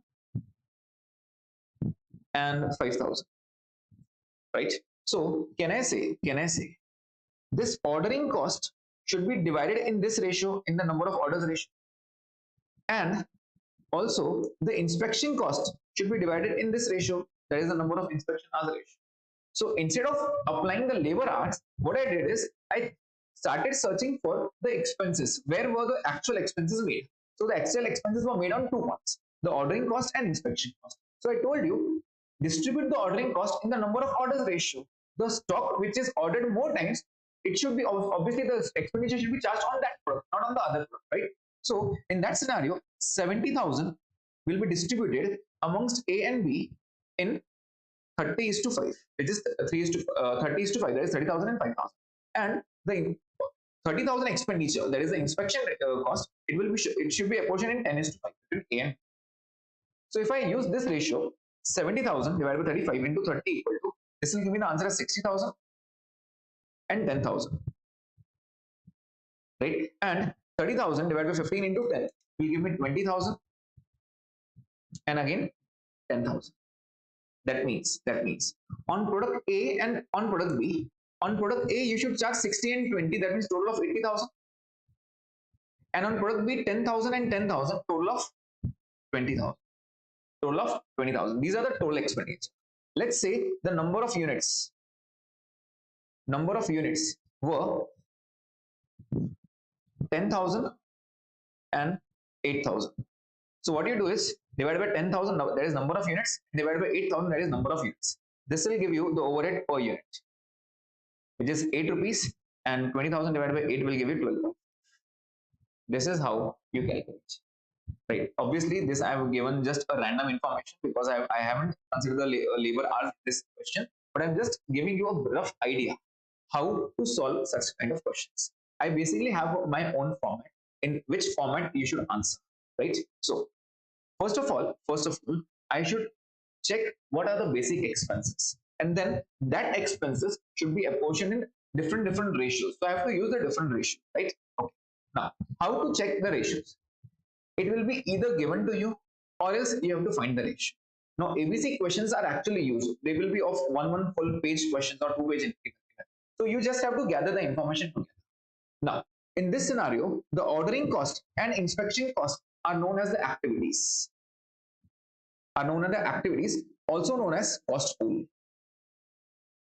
And the cost which will change because of these factors, these are known as the drivers, the cost drivers. Because if you change the number of orders, your ordering cost will change. So one who drives the cost of ordering cost is the number of orders. So it is based on number of orders, right? So this is known as the cost driver. And over here, number of inspection hours is the cost driver, right? Now, see what I did exactly. I made a cost pool, that is the activities. There were 2 activities found out. First activity was the ordering cost, and the second activity was the inspection cost. Okay, next is the overheads. What was the overheads? The overheads was 70,000. Okay. I want the cost drivers. What was the cost driver? Ordering cost was based on number of orders, and inspection was based on number of inspection hours. This is how I calculate. Okay, please pay attention on the format. The ones who are my fast track or regular batch students, they already know the format. If you are new and if you are watching it for the first time, you haven't attended any of my previous lectures, please focus on this format. This format will surely give you the best answer. Okay, the correct answer. Cost drivers, activity, and then cost drivers. Now, what was the number of orders ratio? The number of orders ratio was 30,000 and 5,000. So I also wrote the base over here. And the number of inspection hours were 10,000 and 5,000. Right? And now I will write the overheads. What were the overheads on that? The overheads were 70,000 and the overheads were 30,000. So in total, I have to distribute 7,000. How will I distribute? First of all, I need to calculate a rate which is known as the cost driver rate. Now, how to calculate this cost driver rate? Please pay attention. Basically, what you have to do is you have to divide this 70,000 in this ratio. So how will you use this ratio? Take 70,000 on your calculator, divided by 35,000. 30 plus 5, right? Divided by 35,000. The answer you are getting is 2. 2 rupees is the cost driver rate. And 2 rupees per what? Per order. 2 rupees per order. Okay, I'll repeat again. 70,000 divided by 35,000. That is the base. So 70 divided by 35, you are getting 2. That becomes the cost driver rate. Now don't put 0. 2 is on your calculator. Just press into and then 30,000. Basically, you have to multiply by 30 and 5. You have to multiply by 30 and 5. Just multiply by 30,000 and 5,000. You get the answers for A and B. You get the answers for A and B. That is A and B. If you multiply by 30,000, you get the answer as 60,000. And if you multiply the answer for 5,000, you get the answer as 10,000. So basically, you have to use the calculator. Now, what I suggest to the students, what you do is first write the activity, the cost driver, the overhead. First calculate these 3, all the expenses. So I have given only 2 expenses. If at all there are 5 or 6 expenses, write the list, complete list. Then write the cost drivers. Write the cost drivers on what expenses are they based on. Write the ratio in just below. Please, point to be noted over here is don't write 30:5 over here, because in that scenario this will change. Obviously your final answer will not change, but your driver rate will change. So take the full ratio by full ratio, because sometimes in the question they also mention find the cost driver rates. if in this scenario you take the answer as 30 is to 5 or 6 is to 1, suppose, you will get the answer as 60 and 10, true, but you will not get this answer because you will divide 70,000 divided by 7, which will give you the answer as 10,000, right? So in that scenario, it will be the wrong answer. So in that scenario, what you have to do is you have to take the total ratio, not the reduced ratio. Okay, so just take the total ratio. 70,000 divided by 35 will give you the answer as cost driver rate. Just multiply by 30 and 5 and you get the answer. Now, if at all there are more than two products, just add the columns C, D, E, and so on. Just keep on adding the columns, right? This is the scenario. Now, second point, inspection. 30,000. You have to divide in 10 is to 5. You have to divide in 10 is to 5. How will you divide? Take 30,000 on a calculator, divide by 15,000. You will get the answer as again 2. Again 2 per inspection hour. Per inspection hour. Just multiply by 10,000, multiply by 5. So you'll get the answer as 20,000 and 10,000. Then once you are done with distributing all the expenses, just take the total. Total will be 80,000 and total will be 20,000. Just divide by the number of units. Divide by the number of units. In this scenario, it was 10,000 and 5,000 or else 8,000, whatever the answer is. Just divide by the number of units and you get the overhead per unit. Overhead per unit. Now, how will you make the cost statement? Material, it was clearly given to you. Labor, it was clearly given to you. Overheads, copy from here. This is what is the standard format from my point of view. First, try to maintain the activities which will be ready-made given to you. Activities also known as cost pool. Then write cost drivers. Then overheads. These three columns are ready-made given to you. What you have to do is you have to calculate these three columns. Just take the totals divided by number of units, and after that you have to make the cost statement. How will you make the cost statement? Very easy. Material plus labor plus overheads will give you the total cost. That's it. This will give you the total cost. In this chapter, we just have to focus on this overheads. Many a times they will only ask you the overheads per unit. That's it. Not the cost statement. But if they ask, you have to mention that. Now, if I focus on this question, sometimes these ratios are given ready-made, and sometimes you have to work on this. That means if it is not ready-madely given to you, you have to find the ratio by yourself. Okay, so I have taken two questions in my list today. First is very easy question, and second, from my point of view, it is very important question. It is not from your study material, but I have taken that question also. So please pay attention. First, I'll take the easy question which was asked in your examination, not the same question, but the similar question, right? And second, I'll take the tough question. Okay, so coming to ABC, first I'll be solving this question, the bank question which was asked similarly in December 23, but in December 23 actually it was easy question. What I have taken is a bit tough question. Okay, in that scenario, in that question, it was very easy. Every information was given ready-made to you. Okay, so I'm reading the question, please pay attention. So basically it is a bank which offers three products: deposits, loans, and credit cards. For us it is ABC. So basically we have three products, ABC. The bank has selected 4 activities for a detailed budgeting exercise following activity-based costing methods. The bank wants to know the product-wise total cost per unit for the selected activities so that the prices will be fixed accordingly. Now, please pay attention. First is the ATM services. Now, the present cost is given and they have given the estimation for the budget period. We are looking for the budget period, not the present, because present is already done, right? Already you are doing. What we have to estimate is for the budget. So, machine maintenance is 4 lakh, all fixed, no change. Okay, fine. So 4 lakh will be in the budget period, will be 4 lakh itself. Okay, the ATM cost will be 4 lakh. The rent for ATM, it will be 2 lakh, fully fixed, no change. That means it will be again 2 lakh itself. Because it is fixed, it will not change. Currency replacement, it is 1 lakh, expected to double during the budget period. That means it will be now 8 lakh. Sorry, 2 lakh rupees. So total will come to 8 lakh. That means, can I say the total ATM charges are 8 lakh? Again, the easy point is they have also given you the ratio, how to distribute. This activity is driven by the number of ATM transactions. That means you have to divide by ATM transactions. You just have to divide by ATM transactions. Is it given? The answer is yes. The number of ATM transactions are 1,50,000 and 50. Now, if I put it in my format, how to put in my format? First of all, I'll write the cost pool. The cost pool over here is ATM services and the cost driver. the cost driver. The cost driver is number of ATM transactions. Number of ATM transactions. Is the ratio given? Yes, it is 150 and so I'll just write the ratio just below this. 150 is to dash is to 50,000. Right? The ratio was given ready-made to you. Next is overheads. Next is overheads. How to find the overheads? I've already calculated. 4 and 2 were unchanged, but this 1 lakh doubled to 2 lakh. That means it will be 8 lakh. Now it is very simple. You have to divide in ABC, whatever the names are, loans, credit cards, and so on. I'm writing ABC, you just have to write the proper name, okay?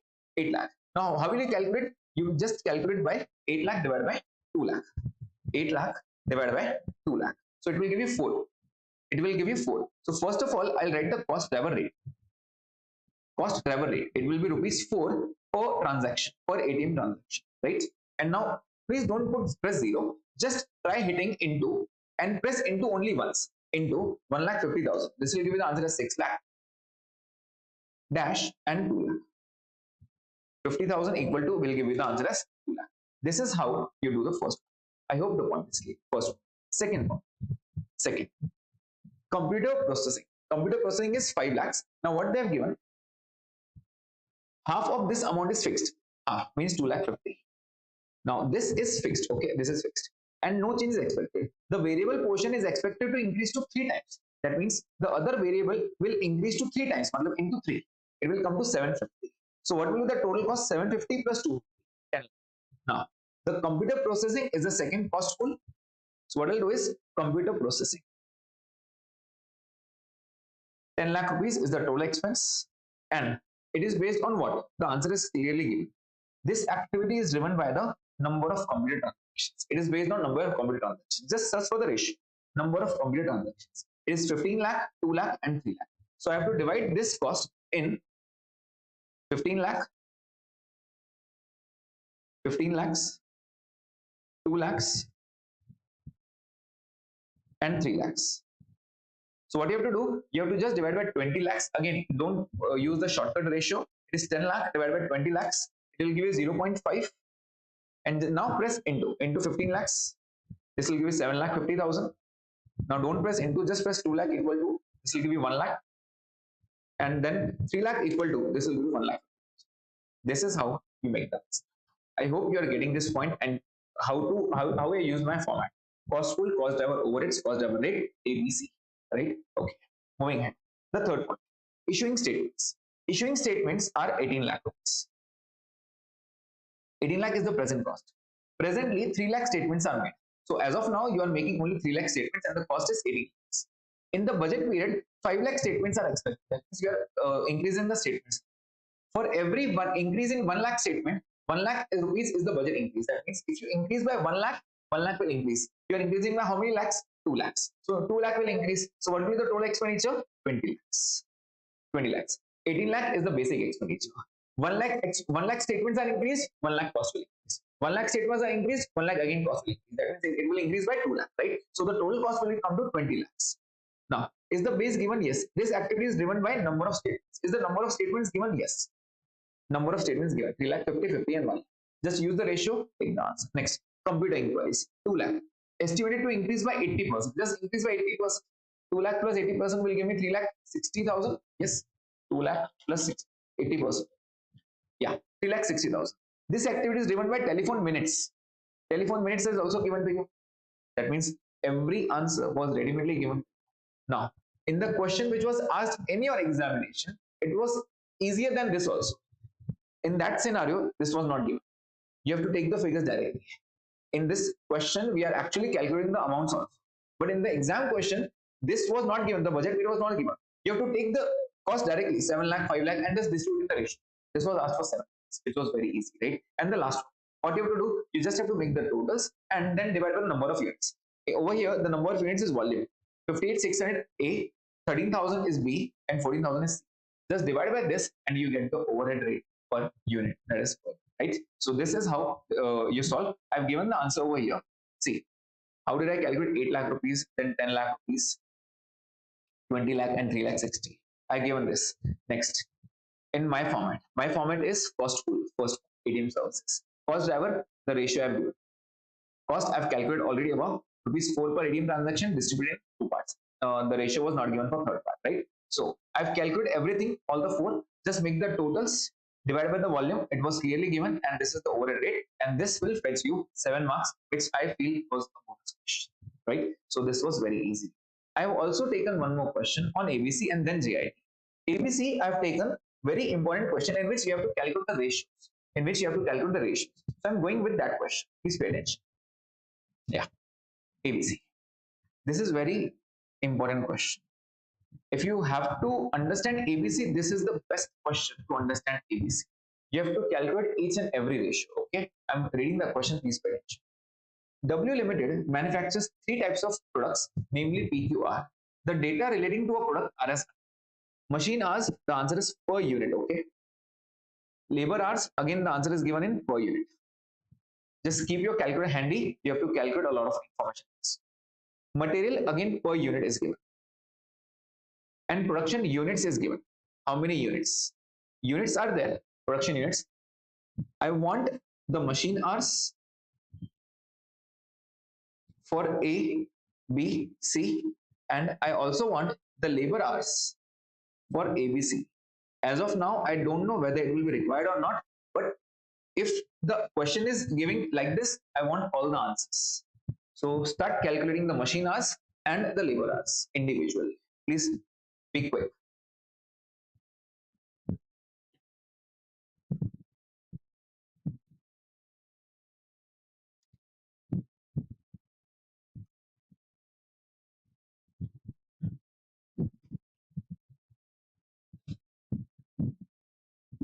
Yes, I want the answers for ABC individually.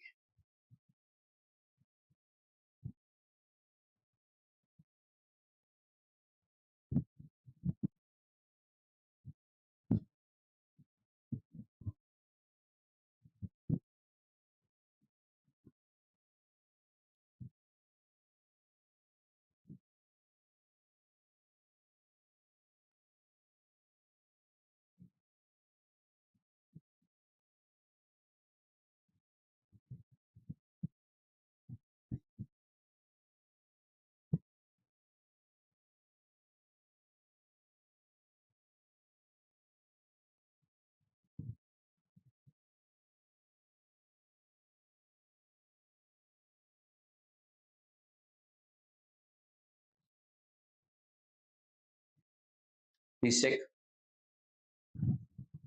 I've just multiplied with the machine hours because machine hours were per unit. I just multiply with the number of units. Same as the case with labor.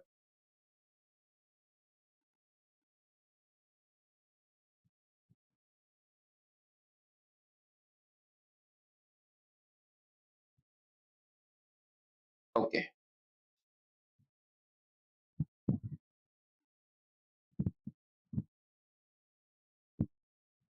Please check. I've calculated the machine and the labor hours. I don't know as of now it will be required or not, but your duty is to calculate because what information will be required ahead, you don't know, right? So in examination also, if you are getting the answers, just try calculating the work notes right now. Okay, moving ahead. Currently, the company uses traditional costing method and absorbs all production overheads on the basis of machine hours. That means it is based on this 4 lakh hours. The machine hour rate is 6 rupees per hour. That means they have already calculated the machine hour rate. How do you calculate the overhead rate? How do we calculate the overhead rate? Overhead rate, right? It is nothing but budgeted overheads divided by budgeted machine hours because it is dependent on machine hours, right? So this answer is 6 rupees given to you. This is 4 lakh given to you, 4 lakh hours. You don't know the budgeted overheads, right? You don't know the budgeted overheads. Just cross multiply and you will get the answer. So the budgeted overheads comes to 24 lakh rupees. This was the scenario, right? Now I have to ask you, where did you spend this 24 lakhs? Give me the answer. So that, right? So I'm just skipping a bit of point and just dropping over here. I'll read this information afterwards. So the total production overheads are analyzed as you spend 20% on setup cost, 30% on operation cost, 40% on inspection, and 10% on material procurement. So you have spent 20, 30, 40, and 10. So what you have to do is you just have to divide in 20, 40, 30 and 10. So basically in this question you had to calculate the answers by yourself. That means the cost were not given ready-made to you. You first calculated that 24 lakhs and then you distributed into four parts. For the cost, first is the machine setup cost. Machine setup, it was given to be 20%. Next is machine operation. Machine operation cost, it was 30%, right? Next is inspection cost is 40%. Inspection cost is 40%. And the last cost is 10%, which is the material procurement. Which is the material procurement. So this will 24 into 2 is 48, that is 4,80,000. Into 3 will give me 720, into 4 will give me 960, and into 10 will give me 2,40,000. So basically, I asked you a question, where did you spend that 24 lakhs? So you gave me 20, 30, 40, 10. So I have found out the four ratios. So basically, these are the cost pool for me. I got the first column, cost pool, and I got the third column, which is overheads. So these two are easily given to you, right? And now what I have to do is I just need to find the cost drivers and the ratios, respective ratios. In this scenario, what is important is this complete bracket. Please pay attention on this. The company proposes to use activity-based costing system, and the activity analysis is as the batch size is given. The batch size. Now you tell me, how many batches will be there? You have to make 3,000 units. You have to make 3,000 units, and in one batch you make only 150 units. In one batch you make 150 units, right? So for 3,000 units, how many batches will be there? How many batches will be there? You just have to make the cross multiplication, right? I've given you the hint for this. What I want is the number of batches. Number of batches. How will you calculate? I'm just making a highlight. Use production units and use batch size. For one batch, the size is this much. I want to produce 3,000 units. So the batch size is how much? So it is nothing but 3,000 divided by 150. So it is giving me 20. Please give me the answer for B and C. Quick. Give me the answer for B and C. I want the batch size, that is the number of batches.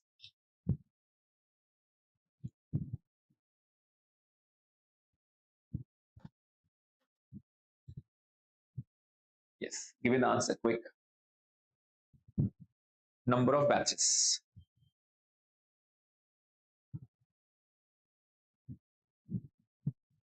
Yes, it is very easy. 20, 10 and 20 again. See, it is 3,000 divided by 150, 5,000 divided by 500 and 20,000 divided by 1,000. I've given you the calculation over here. You can directly divide or you can use the cross multiplication. For one batch, it is 150. For 3,000, how many batches will be there? For one batch, it is 500. For 5,000, how many batches will be there, and so on. You have to just calculate the ratios. Okay? Yeah. So I hope number of batches is clear. Moving ahead. Again, what they have given, number of purchase orders. Again, they have given per batch. Per batch, right? That means you cannot use the ratio directly. It is per batch, you have to make it purchase orders. So how many batches are there? 20. For every batch you are ordering 3. That means total of 60. Total of 60, that is 20 into 3. For per batch, there is one batch you order 3 times. So for 20 batches, you will order 60 times, right? So 60 into 3. You have to multiply by this. So you get the number of purchase orders. You cannot use 3, 10 and 8. You have to use per batch, right? Again, number of inspections, again it is given per batch. Per batch. What you have to do, you just have to multiply 20 into 5, 10 into 4 and 20 into 3. This will give you the ratio of number of purchase orders and number of inspections. This is the question where you are calculating the ratios by yourself, right? So over here, this was very important point, the batch size, right? Again, they have given per batch, per batch. If they are given per batch, I have to multiply with the number of batches to get the ratio, right? So by multiplying, what I get the answer I've written over here. First of all, I've calculated the machine hours. See, I've calculated the machine hours 1, 2, 3, 4 lakh done. Next, number of batches. First formula is this and the shortcut is this, right? Production units divided by batch size, or else I've also given the cross multiplication. How do you calculate the cross multiplication? So I got 20, 10 and 20. Second point. The third point I have to calculate. The third point is the number of purchase orders. How will I calculate number of purchase orders? Just multiply with the batches.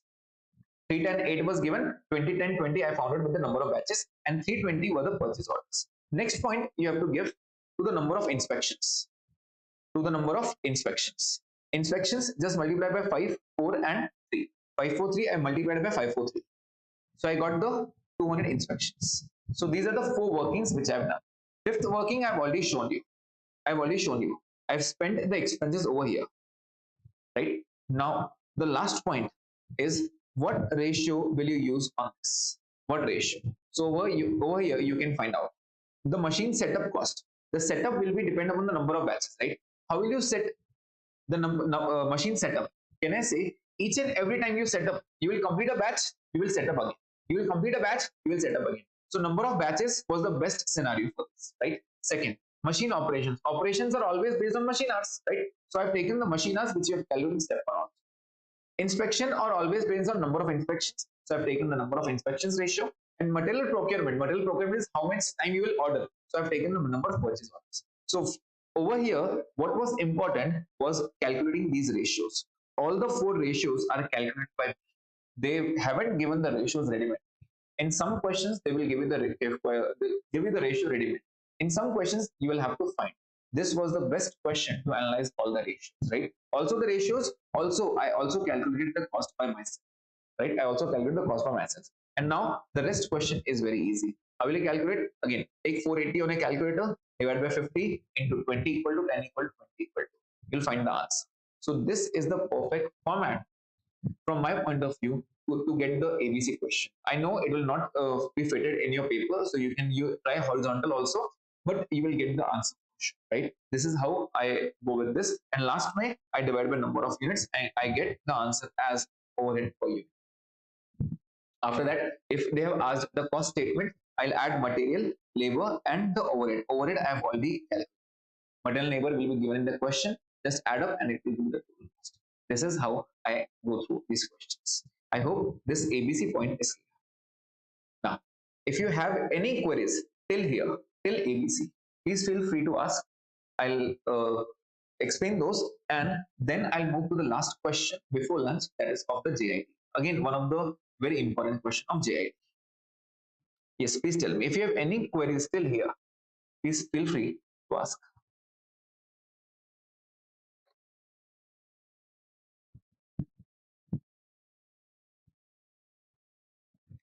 After one question, maybe 20 or 25 minutes.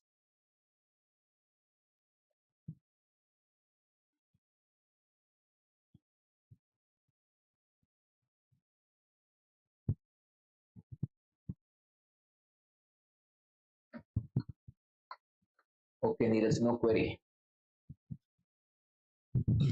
Well, I hope the point is clear till here. And now moving towards the last question before lunch, and that is of JIT. Yes. A similar question in December 23 was asked, but only 50% of this was asked. Basically, what was asked, I'll tell you. The question till here was asked. The last paragraph was missing in the question. So if they give you the last paragraph, the question will be of 10 or 12 marks. If they don't give you, they will ask for 6 marks. Okay. So this is the question given. I'll just go through the point. First of all, I'll tell you what is JIT full form. JIT is just in time. That means I'll not keep a very handy stock in my hand. I'll order it immediately. That means if I need, see, in your earlier standards, in intermediate, you have learned for EOQ, right? You have learned for EOQ. EOQ is what quantity to be ordered, so that something is there with me. I do not face the stock out facility, right? Stock out. But JIT is, don't follow this concept. Instead of you order many times, the ordering cost obviously will increase. Order it a lot of times, but ordering small quantities. Don't keep much stock in your hand. In that scenario, there will be 2 possibilities. First of all, the finance cost will decrease. There's the carrying cost will decrease. The storage cost will decrease. The storage cost will decrease. But there will be 2 drawbacks. First is your ordering cost will increase because you will order it number of times, right? If I want, let's say 12,000 per annum, I'm ordering 1,000 per month. That means I'm investing for 1,000 units, right? But now what I'm telling is, instead of ordering 1,000 per month, order let's say 100 quantities, small portions, 100, then again 100, then again 100, and then 100, and then try to order 10 times. That is, every 3 days you order 100. Every 3 days you order 100. 3 days 100, 3 days 100, 3 days 100. So in 30 days you will order 1,000 units. This is JIT. Now there will be two problems with this. The ordering cost obviously will increase because the number of orders will increase, and also sometimes if I order only 100, there are high chances they will not deliver me on time, because obviously there will let time, right? There will be let time. So if at all I don't have stock raw material in my hand, and if I get a certain order, obviously if I order raw material now, he will give me after some days. So if at all there is no stock with me, I will not be able to execute that order, right? So in that case, I'll also face stock out. So if I face stock out, obviously I lose out on something, right? So that cost needs to be incurred. So whether I should hold stock or whether I should go with JIT, that is ordering small portions, whether I should go with that. So there will be two benefits. First, storage cost will be reduced, the finance cost will be reduced. That means the first benefit will be the carrying cost. Obviously, the carrying cost, if you have learned EOQ in your intermediate, the carrying cost consists of three parts. First is the storage cost, the second is the finance cost, and third is the obsolete. In this question, obsolete is not given. Obsolete is nothing but due to technological changes, the value gets reduced, right? So it is a part of carrying cost. So carrying cost comprises of here two parts: storage and finance. Stock out facility will be there, and ordering cost will obviously increase, right? So I'm reading the question. Please pay attention. It is a huge question, so please be patient and try to analyze the question. Ultra Video Company sells package of blank videotapes to its customers. It purchases videotapes from Yash Tape Company at rupees 150 per packet. So I'll just write the information. We are Ultra. Okay, in the spelling they have given ALTRA. Okay. We are Ultra over here, and Yash is a company which I'm purchasing at 150. I purchase at 150 per unit, that is per tape. Okay. Next. Yes, tape company pays all freight to Ultra Video Company. That is, I don't have to pay for any freight. It is getting delivered free of cost. No incoming inspection is necessary because Yes Tape Company has a superb reputation for delivering quality products. That means what they are telling, Yes is giving a quality products, and I don't need to inspect. If I don't need to inspect, obviously there will be no inspection cost. If I purchase from Yash, there will be no inspection cost, because since it is delivering me a good quality product, I don't need to inspect that, right? So there will be no inspection. Annual demand for Ultra Video Company is 15,600. That means our annual demand is 15,600 tapes, which I am purchasing at 150 per unit, right? 15,600 is what I require. Ultra Video Company requires 10% annual return on its investment. That means the finance cost over here will be 10%. The purchase order lead time is 2 weeks. That means the Yash company will deliver in 2 weeks. Okay, if I order right now, it will get delivered after 2 weeks. The purchase order is passed through internet and it costs rupees 20 per order. That means this is the ordering cost. This is the ordering cost. The relevant insurance, material handling, etc. is rupees 10 per package per year. Can I say this is the carrying cost? So carrying cost comes of two parts. First is the handling, that is the storage, and the second is finance, there is 10%. And if you remember in your intermediate, how did you calculate total CC, that is total carrying cost? It was half of the quantity order, right? Half of OQ into CCPUP, right? Half. Okay, next, moving ahead. Ultra Video has to decide whether or not to shift to JIT purchase. Whether or not to shift, because I want 15,600 for sure. So should I order a higher quantity, or should I go with JIT? There is small portion, right? Yes Tape Company agrees to deliver 100 packages of video 156 times a year, that is 6 times every 2 weeks, instead of existing delivery system of 12 packages 13 times a year. I'll read it very slowly. See, first of all, they are telling the existing delivery system is 1200 packages 13 times a year. That means they are delivering 1200, 1200, 1200, 1200, 13 times in per year. So how much are you ordering? 1200 into 13, which is 15,600. That means I pick up the call, I order him send me 1200, send me 1200, send me 1200.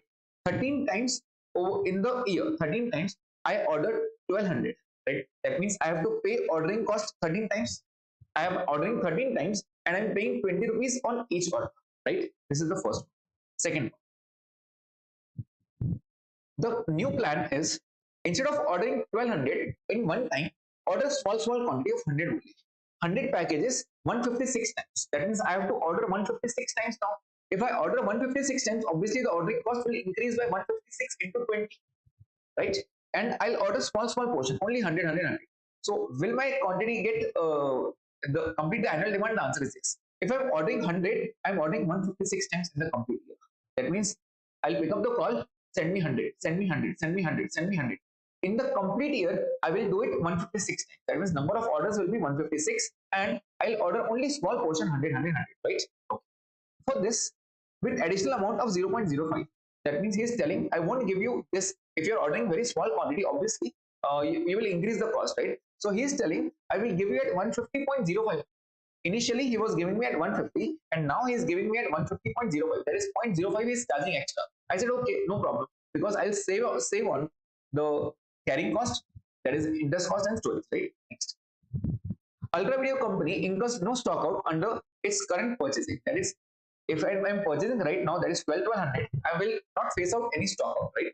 Next, it is estimated that Ultra Video company will incur stock out on 50 videotapes under JIT. That is, if I'm ordering only small portion, there will be chances where I'll face stock out. 50 videotapes will be short. That means I'm getting the order, but I don't have the product to sell, right?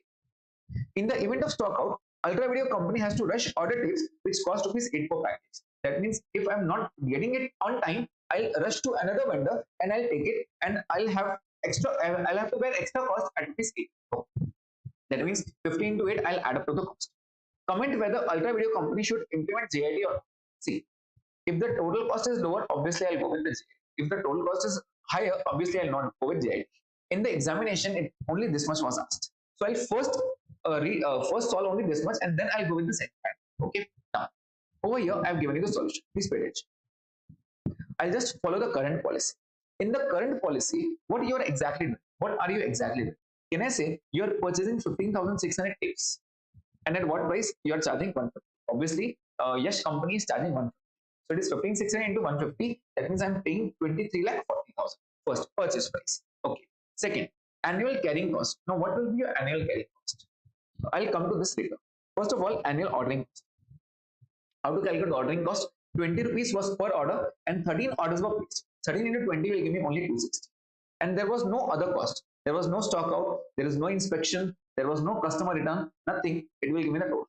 Now, how did I find the carrying cost? Carrying cost comprises of two parts. First is the finance cost, and the second is the carrying cost, the storage. Storage is 10 rupees given to you. The finance is 10%, right? So 10% of what? Obviously is 150. But if I pay 150, obviously I have to borrow from bank.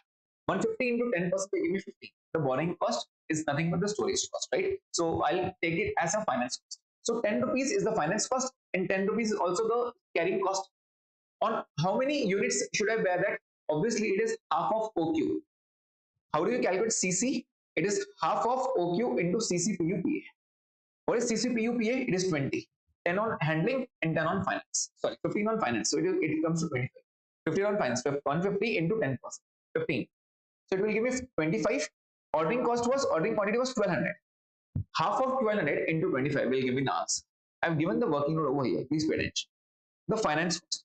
How to calculate the finance cost? It is purchase price into 10%, which will give me 15 rupees. And the material handling, it is clearly given 10 rupees. That means the total carrying cost is 25 per unit. Per unit, right? Per annum. Annual requirement was 15,600. I'll order 13 times. That means half of OQ. Half of OQ, right? OQ is 1200. So if I calculate 15,600 divided by 13, this will give me 1200. So instead of writing 15,600 into 30, I can say half of OQ into CCPUPA. Simple as that. This will give me the answer as 600. Right? Into 600 will give me the answer as into 15,000. This will give me the final answer. It is 25 into 600, which is 15,000. So I've given in points. You can directly calculate the total carrying cost. How did I calculate total carrying cost? Half of OQ into CCPUPA, which is 25. This will give me the answer as 15,000, right? In the second scenario, what was given? What was given? Instead of giving me at 150, he will give me at a slight higher cost, which is 150.0. He's charging higher because we are ordering very small quantity. So he's telling, give me 5 paise extra. Okay, I told him, okay, no problem. So 15,600 into that. But can I say my carrying cost will reduce because I'm ordering only 100, right? I'm ordering only 100. And what will be the answer? It will be half of OQ, that is 100, into CCPUPA. What was CCPUPA? Don't say 25 because a slightly higher cost will be incurred because I'm paying extra time, right? So I've calculated over here finance cost. What will be the finance cost? It will not be 15, but it will be 15.005. Why? Because he's charging 0.05 extra, right? And the handling cost was given 10. So 25.005, it comes to 1250. If I calculate by the formula, half of 100 into 25.005, it comes to 1250. Okay, so this is the carrying cost. Just ordering cost, it will increase now, right? The ordering cost is 20 and I have to order 156 times. So the ordering cost has increased. Also, there will be one more cost, and that is the stock out cost. 50 tips, I have to rush to another supplier and he will charge 8 rupees extra. So 50 into 8 will give me 400. So the total cost comes out to 2345. Now, please pay attention. 2355 was the present cost and 2345 is the revised cost. Even if I face stock out, even if I consider that loss, still the cost is lower. So should you opt for JIT? The answer is instead of ordering 1200 one time, order only small portions, 100, that is JIT, that is just in time, and you should follow this, right? And now moving to the second part of this question. The second part of this question, what does second part says? There is another company, Ram company. First was Yash, and there is another supplier, that is Ram company. Also supplies videotapes. It agrees to supply at 145. Yash was charging 150.05. He is giving me only at 145.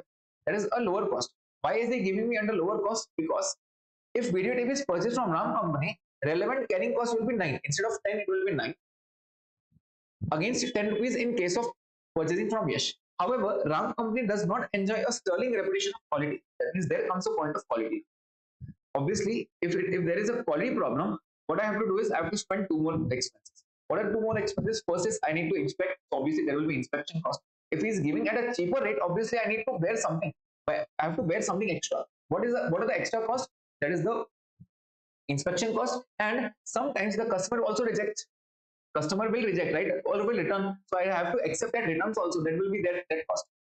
So over here they have given Ultra Video Company expects the following negative aspects on purchasing from Ram. If I purchase from Ram, there are some negative points. What are the negative points? First, incurring additional cost of 0.05 per package. That means inspection, I have to make it 0.0. On how many packages? On obviously entire packages for the entire year. So one cost will be increased, 15,600 into 0.0. Next, average stock out will be 360. In previous scenario, it was only 40. In this scenario, it will be 360 because Ram will not be able to supply a higher quantity, largely resulting from late deliveries. Ram company cannot rush order at short notice. Ultra company anticipates lost contribution margin at rupees 10. So if at all there is a rush, I will obviously lose out on something. So 360 into 10, 3,600 will be another cost. Over here, it was 15,600 into 0.05 was the inspection. 15,600 into 0.05. 780 was the extra cost over here, inspection, and the stock out cost was 3,600. Third, customers would likely return 2% of all packages due to poor quality. That means 15,600 into 2%, they will return. And to handle this return, an additional cost of 25 per package would be incurred. So what is the additional expenditure? 15,600 into 2% will be returned. 15,600 into 2%. 312 into 25. 7,800 will be the returns cost also. That means if I purchase from Ram, just because of the cost benefit, he is giving me at 145, right? Obviously, the carrying cost will decrease. It will come down to 9 also. Also, there will be saving in the finance cost. So obviously, I need to calculate the carrying cost. Next, there are 3 negative points. 3 negative points. Obviously, I'll add to the cost and I'll check whether it is giving me a lower cost or higher cost. First of all, I'll go with this one. If he's giving me at 145, the interest cost will be only 40 points, right? And the carrying cost drops to 9. It is clearly given to you. So it comes to 23.5. Now, how will you take the total carrying cost? It is half of OQ, which is 100 into 23.5 into 23.5. So this gives me the answer as 117. So I wrote the answer as 117, right? So 2262 is the first cost, which is purchase. 1516 into 145. 1175 is the carrying cost. Ordering cost is 156 into 20. The ordering cost remains the same, and that's 3120. First 3016 was the stock out, 780 was the inspection, and 7800 was the poor quality returns cost, right? So it comes to 2278. Even if it is not maintaining the quality, even if I accept the returns, even if I go through the stock out facility, even then the cost is lower. So your decision should be, you should go with JIT with Ram and not with Yash, right? In the exam, it was given only with Yash, and I have taken with the comparison also. So you have to give three comparisons: the current policy, the JIT with Yash, and the JIT with another company. This is how you solve the JIT question, right? Again, in your study mat, there are a few questions on JIT, uh, which I feel this was the most important question. The rest all questions are based on theoretical points. You can just go through them, and those will be very easy for you. So this is all about JIT. If you do this question, I hope every point of JIT will be covered in this, right? So this is all before lunch, right? And after lunch, that is post lunch,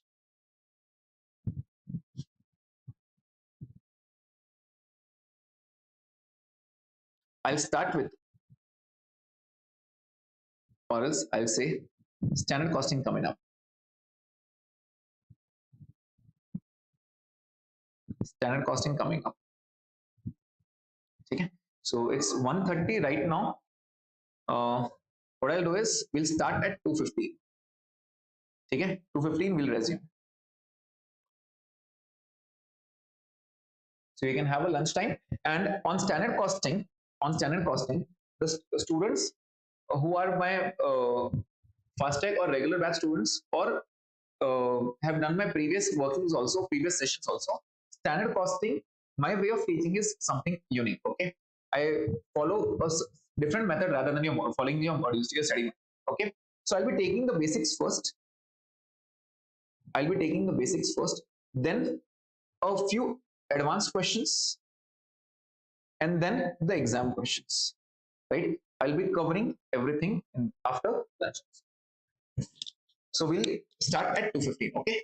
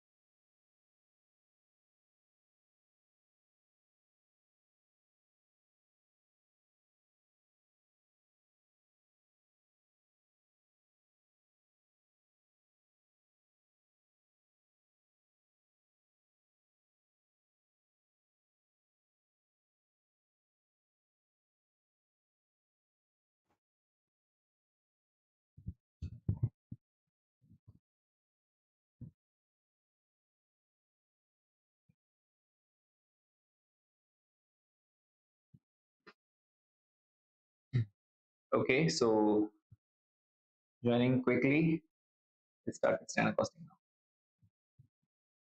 Please check, am I audible now?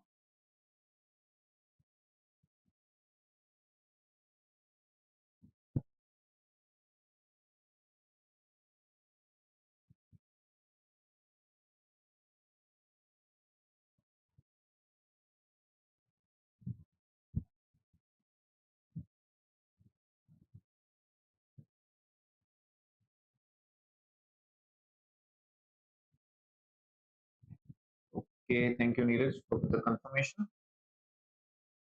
Just wait for a minute.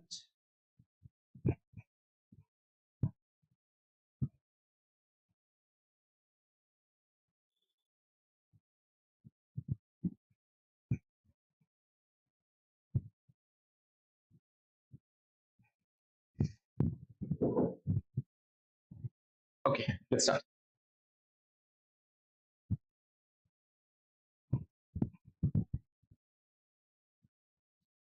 Okay, starting with standard costing.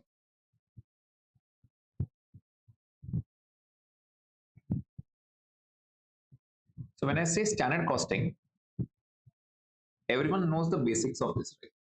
Basically, this is nothing but variance analysis, or we can say variance analysis. We can say these are all nothing but variance. See, so basically, standards are always set on the first day, right? On the first day, and we check, and we exactly check what are the differences. Like, for example, I say on the first day, I set my budget. On the first day, I set my budget. The budget is to earn a profit of let's say 1 lakh rupees. So basically I want 1 lakh rupees profit, right? I want a profit of 1 lakh. Now in this 1 lakh, I asked you, how will you earn this 1 lakh? Obviously you told that we'll sell something, and obviously there will be costs incurred. So let's say the sale was 1 lakh 50, and the cost, sorry, the sale was 9 lakh and the cost was 8 lakh. And with this you will earn profit of 1 lakh. So obviously this was on the first day, right? This was on the first day which you set profit. I want to earn 1 lakh, I'll make a sale of 9 lakh, and the total cost will be incurred as 8 lakh, and this is my profit, right? But in practice this will not happen. In practice this will not happen. First of all, this 8 lakh will again be further divided into four parts. There will be some material cost, there will be labor cost, there will be variable overheads cost, and there will be fixed overheads, right?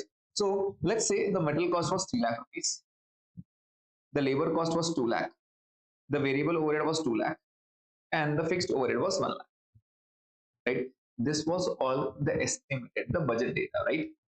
Now what I have to do is I have to compare with the actual data. I have to compare with the actual data. What I thought of and what actually happened, there's a difference, right? So I just need to find the differences. What were the exact differences? Let's say actual, as per actual, the actual profit earned was only 80,000. Obviously, there will be reasons for it, right? What is the deviation in the profit? 20,000. So if there is a deviation in profit, I want the answer. Why was the profit lower? When I asked you to set a budget of 1 lakh, why did you earn only 80,000? What are the reasons behind that? So obviously, you will check with the sales and you will check with the cost. There was difference in profit, right? But there was a difference in profit of 20,000. So what was the reason? So you check with the sales. The sales was 10 lakhs. So can I say it was more? The budget was of only 9 lakhs, but you actually sold 10 lakhs. So can I say it was a favorable situation for you? The sales was favorable for you. That means you earned extra 1 lakh rupees profit, right? So moving ahead. But obviously, the actual cost turned out to be 9 lakh 20, because 10 lakh minus 920 will give you 80,000 as profit, right? And now you're searching for the cost. What was in the cost? There was material, there was labor, there was variable overhead, there was material cost went up to 4 lakh rupees, or else I'll say 4 lakh 10,000. The labor cost turned out to be 2 lakh 50,000. So 410 plus 250, 660. Variable overhead turned out to be, let's say, 1 lakh 30,000 plus 1 lakh 30 and minus 920 will give you 1 lakh 30 as fixed, right? 1 lakh 30 as fixed. Now check what were the reasons. What were the reasons? Can I say the sale was 1 lakh with extra. So there is a profit of extra 1 lakh rupees. Okay. Material. I asked you to incur 3 lakh, but you actually incurred 4 lakh. Can I say there was a loss of 1 lakh 10,000? Yes. So I'll say this is adverse situation. So minus 1 lakh 10,000. Labor, I told you to spend 2 lakh, but you actually spent 2 lakh 50. Can I say again you spent 50,000 extra? So that 50,000 will again be a loss for you. Minus. Next, 2 lakh and then 130. I told you to spend 2 lakh, but you actually spent only 130. That means there is a saving of 70,000 plus 70,000. That is my profit. There is a favorable situation. And fixed overhead 1 lakh and 130. I told you to spend 1 lakh, but you actually spent 130. Can I say 30,000 was a loss? Now, if you cross check, 1 lakh minus 120, sorry, 110 minus 50 plus 70 minus 30, that means minus 20,000. Minus 20,000. That means these were the reasons, right? And now if I ask you to make a RICO statement starts from budgeted profit. Budgeted profit was 1 lakh. And what were the reasons for these changes? The reasons was plus 1 lakh for the sales, minus 1 lakh 10 for the material, minus 50,000 for the labor, plus 70,000 for the variable overheads, and minus 30,000 for the fixed overheads. And you turn down to actual profit. Actual profit came out to be 80,000. These were the reasons, right? So this is what you have to do in standard costing. You just have to check. You just have to check what actually data was budgeted on the first day and what actually made was on the last day. The differences are known as the variances or variance, and we just have to check what is the amount of variance, right? So this is very clear. I asked you to spend 8 lakh, but you spent 920. So obviously 920 was extra. 920 was extra. That is basically adverse form, right? So I just have to give that situation. Sale 1 lakh rupees was extra, but cost was 1 lakh 20,000 extra. Obviously, that will incur a loss of 20,000. That is the 20,000. This is what is the last step in standard costing, which I taught you initially. This is the last step basically, right? So now we have to think of all these variances. What are exactly these variances, right? So I'll start with material first. If you complete with material, it will be as if like you have completed labor also and variable overhead also and sales also. So basically all these are variable only. Sales obviously depends upon units, material depends upon units, labor depends upon units, variable overheads depends upon units. They are all variable. Only the fixed is something extra, but rest all are basically same. So if you know how to use for material, labor, variable overhead and sales balances are already done. You just have to change the names. Everything, rest everything is same, right? So I'll focus first on material. What are basically material balances, right? Now, please pay attention. Some students might be aware of this, so I'll just go through the basics first in a very short time, and then we'll start with the questions. Okay. Now, if I start with material,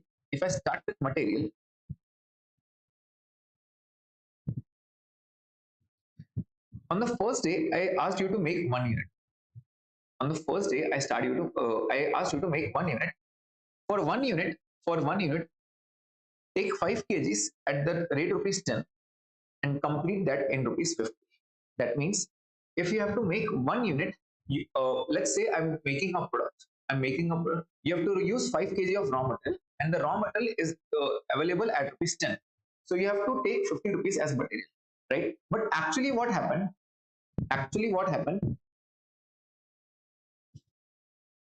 You used 6 kgs and you purchased at rupees 12. And you purchased at rupees 12, 6 is 72. Can I say this 22 rupees is the extra cost? Now you tell me, is it favorable or is it adverse? Think of 50. I told you to spend.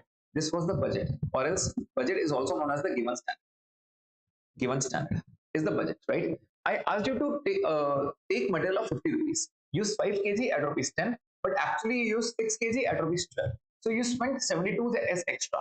This 72, that means 22 as extra. This 22 is adverse, right?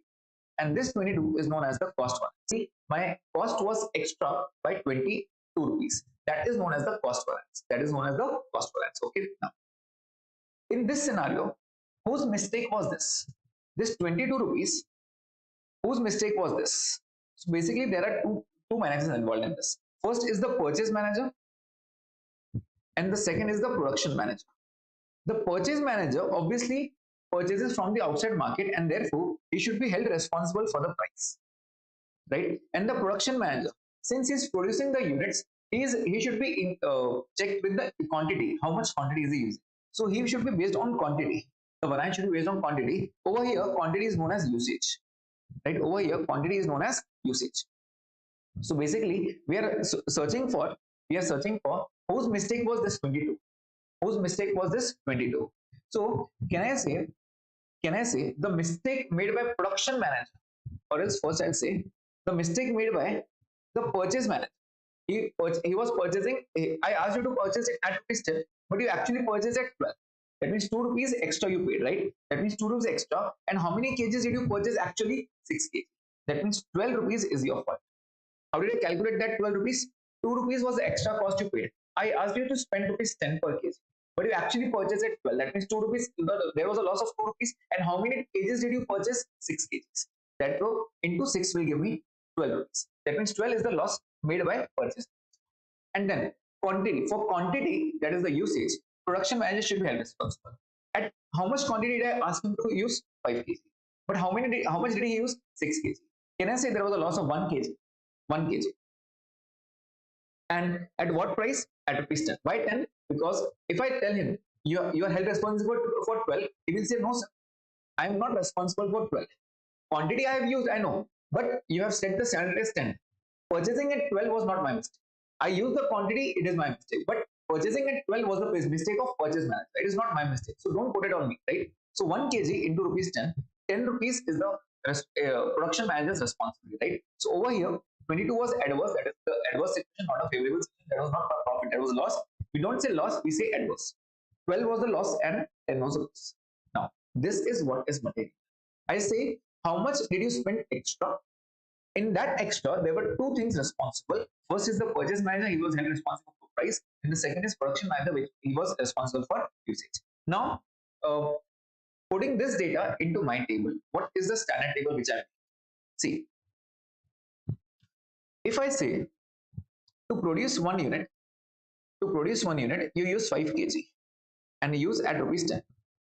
That means you have to spend rupees 50. But in actual sense, you made 500 units, and you used 3000 kgs at rupees 9. That means you spent rupees 27,000. Now, can I say I asked you to spend only 50, but you have spent rupees 27,000. Is it correct? Do you feel is it correct answer? Why? Because this 50 rupees is only for one unit, and you have made 500 units. So basically, this 500, this is nothing but the actual cost. This is nothing but the actual cost which you incur, right? You cannot compare with this 50. Why? The reason is simple. This 50 is only for one unit. What should be the expenditure if there were 500 units? So what I have to do is I will make a standard table and I'll explain you how to use that table. So basically, this is how I make the table.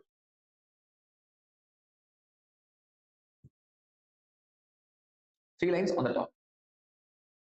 Over here, this one, and this one. The first is the given standard. I say this is the budget data. And the last is the actual data, which will always be given to you. Just pay attention on what I'm writing. On the top line, over here, on the top line, I write the output, that is 1 unit, finished product, not the raw material, finished product. Output, production. We say output or production and 1 unit, right? Over here, I say this is raw material. Let's say the raw material name is A. You can skip that column if you want. Quantity and price. How much quantity did I ask you for 1 unit? You will say 5 kg at rupees 10. And now what I'll do is I'll shift to the actual data.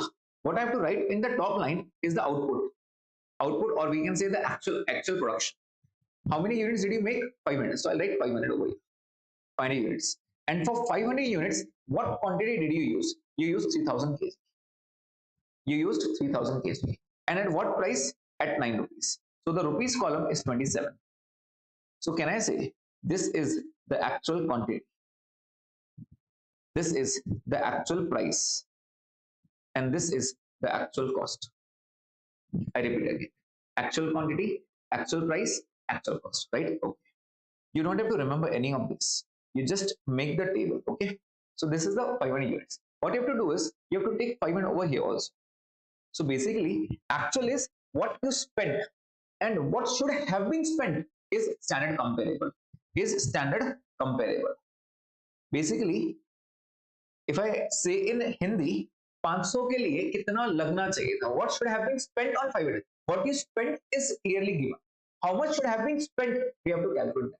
How to calculate that? Please pay attention on every shortcut. Okay. Take 500 on a calculator. Divide by 1 into 5. Why did I do this? I'll explain you.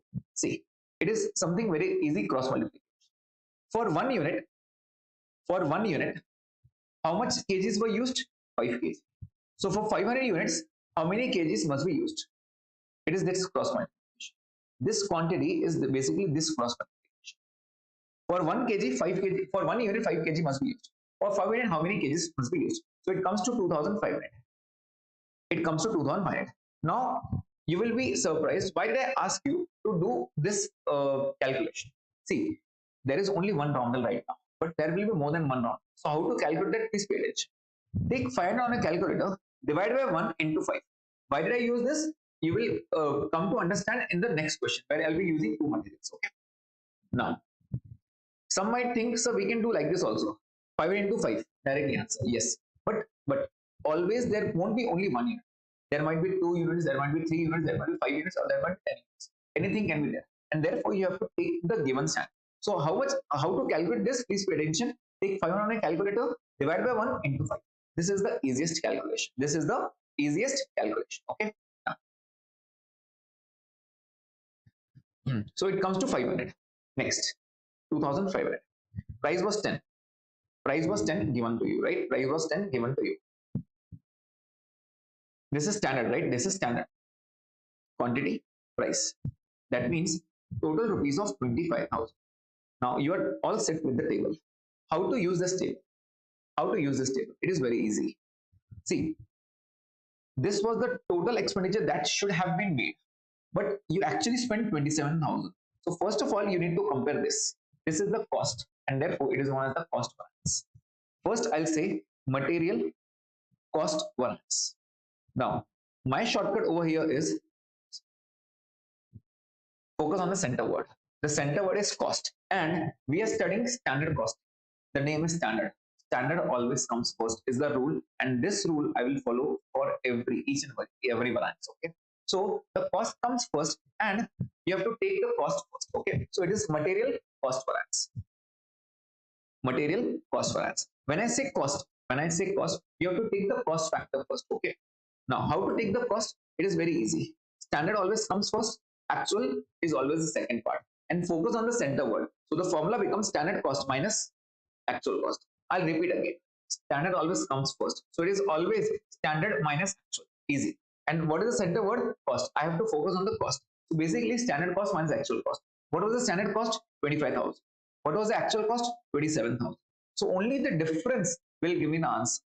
I asked you to spend 25,000, but you spent 27,000. 2,000 was the extra difference, and that is basically adverse, right? That is basically adverse. Now this 2,000 is divided into two more parts. This 2,000 is divided into two more parts. First is the price, and the second is quantity. Quantity we say over here usage. Basically, is nothing but quantity only. right? And again, this full form is known as material price balance, and this is material usage balance. Again, focus on the center word. Focus on the center word, right? What is the center word? Price. So the formula which I will make is I'll take the prices difference. Again, which price to come first? It is very easy. Standard always comes first. So it is standard price minus actual price. This is the formula. Standard price minus actual price is the basic formula, right? Which quantity will you take? Obviously, you need to multiply. So not to use that formula, just remember one easy technique, that is this D. Go like this and come reverse. I'll explain again. Start with the price, okay? I'll come to the table. Just focus on this table, okay? The table which is standard, comparable, and actual, right? You just have to take the price, and price. So go from price to price and go back to the quantity. The first quantity which comes, you have to land over there. So this comes under actual quantity. So what we have to take is 10 minus 9 into actual quantity. 10 minus 9 into 3000. Very easy. So 1 into 3000. 1 into 3000 is 3000. Still, since the answer is positive, it is favorable. Since the answer is positive, it is favorable. Now, before even solving, I know what the answer is. It should have been 5000 adverse. Why 5000 adverse? Simple. 5000 minus and plus 3000 will give me minus 2000. I want the answer minus 2000, right? And therefore, it should be 5000 adverse. This is the answer, right? But how to take that? Use. What will you use? Will you use the price or will you use the quantity? The answer is quantity. Again, rule is standard always comes first. So the formula becomes standard quantity minus actual quantity. Easy. Into what price? Again, use this D. Go from quantity to quantity and get back to the price. I'll start with quantity to quantity. Just pay attention on the markings. Quantity, quantity. I mark two quantities, quantity to quantity, and when I come back, I land on a price, and that price is standard price. So the formula becomes into standard price. So this will always help. Going from price to price, come back to quantity. Going from quantity to quantity, come back to price. This is the answer, right? So what was the standard quantity used? 2005. 2500. What was the actual quantity used? 3000. That means I asked you to use only 2500. Why did you use 3000? That means you are using extra. That means there's a loss for me, right? And what price was there? 10 rupees. So it will give you minus 5000, and therefore you will say 5000 rupees. Before solving only, you knew what the answer was, right? So this is what actual answer is. I hope you got this, right? This is very easy. Now, remembering the formulas is very easy. I gave you the hint. Focus on the center words. Cost is standard cost minus actual cost. Price, standard price minus actual price. Usage, standard quantity minus actual quantity. Standard always comes first. If your answer is positive, it is favorable for you. If the answer is negative, it is adverse for you. How to make the table? It is very easy. The first is given standard. The second is actual. On the top line over here, I say this is the actual production, or else I can say actual output. Copy paste over here, the same. Basically, this is actually on so many units how much was spent, but how much should have been spent, that is standard. And I just need to compare this. This is how we do, right? Now, this was the very basic question of material. This was the very basic question. Not to remember any of the formulas, just remember the hints and how to make the table. That is it. If you remember the hints, everything will be very easy. Now, this usage is further divided into two parts. First is the mix, and next is the yield. How to remember this? I'll give you the shortcut. But in this scenario, this cannot be happening. Why? Because there is only one raw material. If there is more than one raw material, there will be a mixing problem, right? There will be a mixing problem. So in that scenario, what you have to do is you have to check whether there is more than one raw material. If there is more than one raw material, only there then will be two mixes, right? If there is only one raw material, we cannot find these mixes, right? Okay. Now, if I take more than one quantity, let's say for 1 unit, okay, this time I'll take 3 units. For 3 units, you need 2 raw materials, A and B. This is 6 kgs and this is 4 kgs. This you take at rupees 10 and this you take at rupees 20. That means I give you the figure. For 3 units, you have to use 2 raw materials, raw material A and raw material B. 6 kg and 4 kg, and you have to take purchase at 10 rupees and 20 rupees. But actual data, what happened? In actual sense, you made 3000 units, you made 3000 units, right? And the quantity you used is 5500 kgs, and for B you used 5000 kgs. Okay, and at what price?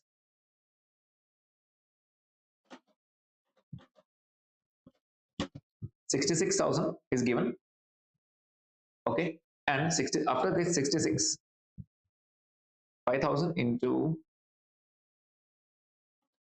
it is 95,000, and the total is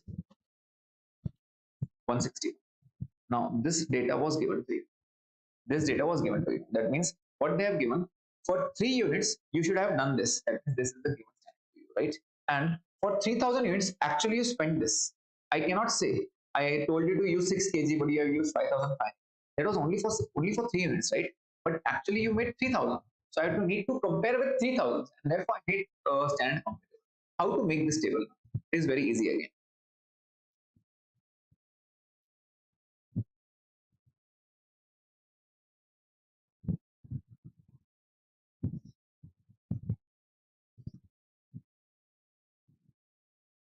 Okay. Now I have made the last column. I'll explain it later. Quantity price rupees, quantity price rupees, quantity price rupees. So this is quantity, this is price, this is rupees. Quantity, price, and rupees. Okay. This is actual data. This is given data. That is given standard. That is also known as budget. Also known as budgeted data. So in the top line, we always write the output. What was the output in this scenario? 3 units. So I'll write for producing 3 units. For producing 3 units, there were 2 raw materials, raw material A and raw material B. The quantity which they gave is 6 and 4.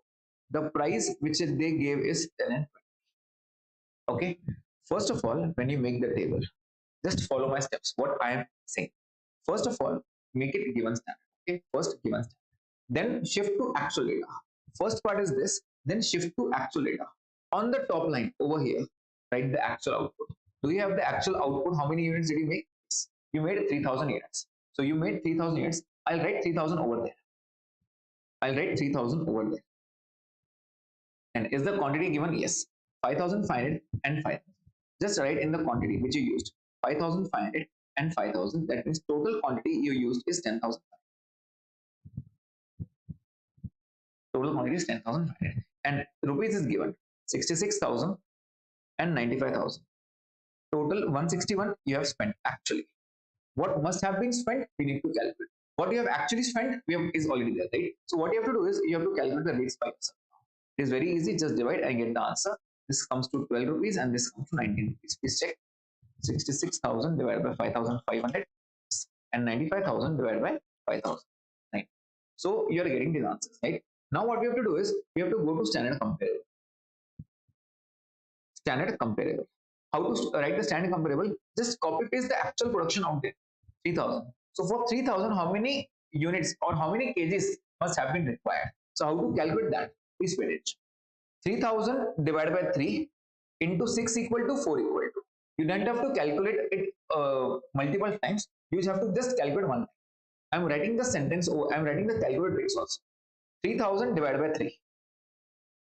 Just press into once only. Into 6 equal to 4 equal to. Don't press into again. 6 equal to 4 equal to will give you the direct answer. Right? What I'm basically doing is I'm calculating the cross multiplication. Okay. So it will be 3000 divided by 3 into 6.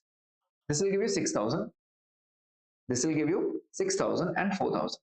That means 6000 and 4000 must have been used. Itna use hona chahiye tha. Itna this quantity should have been used, right? So this will give me 10,000. At what price? At 10 and 20. Just multiply 60,000 and 80,000. This will give you the answer as 1,40,000. Right? This will give you the answer as 1,40,000. Now, this is the table. I hope you got this, right? What you have to remember is how to what should be write in standard comparative. You have to write that 3000, that is the actual output. Always write the actual output in the top lines. Actual output. That is the actual production. Okay, actual output. How to calculate this? Is 3000 divided by 3 into 6 equal to 4 equal. This will give you the answer, right? I hope you are getting this step. One column I have still left incomplete. I'll complete that after calculating three balances. First of all, I'll try to memorize that, try to recall all the formulas which you have learned and which you have actually understood, and then we'll move ahead. So basically, I asked you to spend 1 lakh, but how much did you spend? 1 lakh 16. How much did extra did you spend? 21. That is lost for you, right? I asked you to complete that in 1 lakh 40, but you actually spent 160. Obviously, there was a difference, and that difference is known as the balance. So was it a adverse one? The answer is yes. I asked for 140, but you spent 160. 21,000 was the extra loss, and this loss is known as the material cost balance. Again, focus on the center word.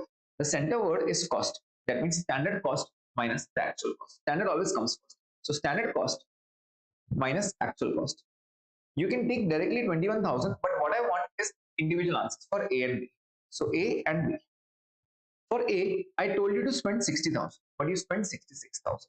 How much was extra? 6,000. Can I say it is coming to a negative? Negative is adverse form. So I'll write 6,000 adverse. This is negative form, right? Next. I asked you to spend 80,000, but you spent 95,000. That means 15,000 was extra. That is again loss form. So 80,000 minus 95,000. That means 15,000 was a loss form, making a total of 21,000. This is the perfect answer. 21,000 adverse. Right? 21 adverse. This is how we use a table. This is how we use a table. So this is cost balance. Now this will be divided into two more parts. What is the first part? The first part is price. Again, focusing on the center word, material price balance. The difference of prices, standard always comes first. So it will be standard price minus actual price. Now, if you forget which quantity to take, just remember this drawing. Go from price to price, come back to a quantity. The first quantity which you land on is the final answer. So I'll come over here. Start from price to price, and the quantity. So it is 10 and 12, and reverse quantity, you are landing on actual quantity, right? You are landing on actual quantity. So it will be 10 minus 12 for A. It is 10 minus 12 into 5,500.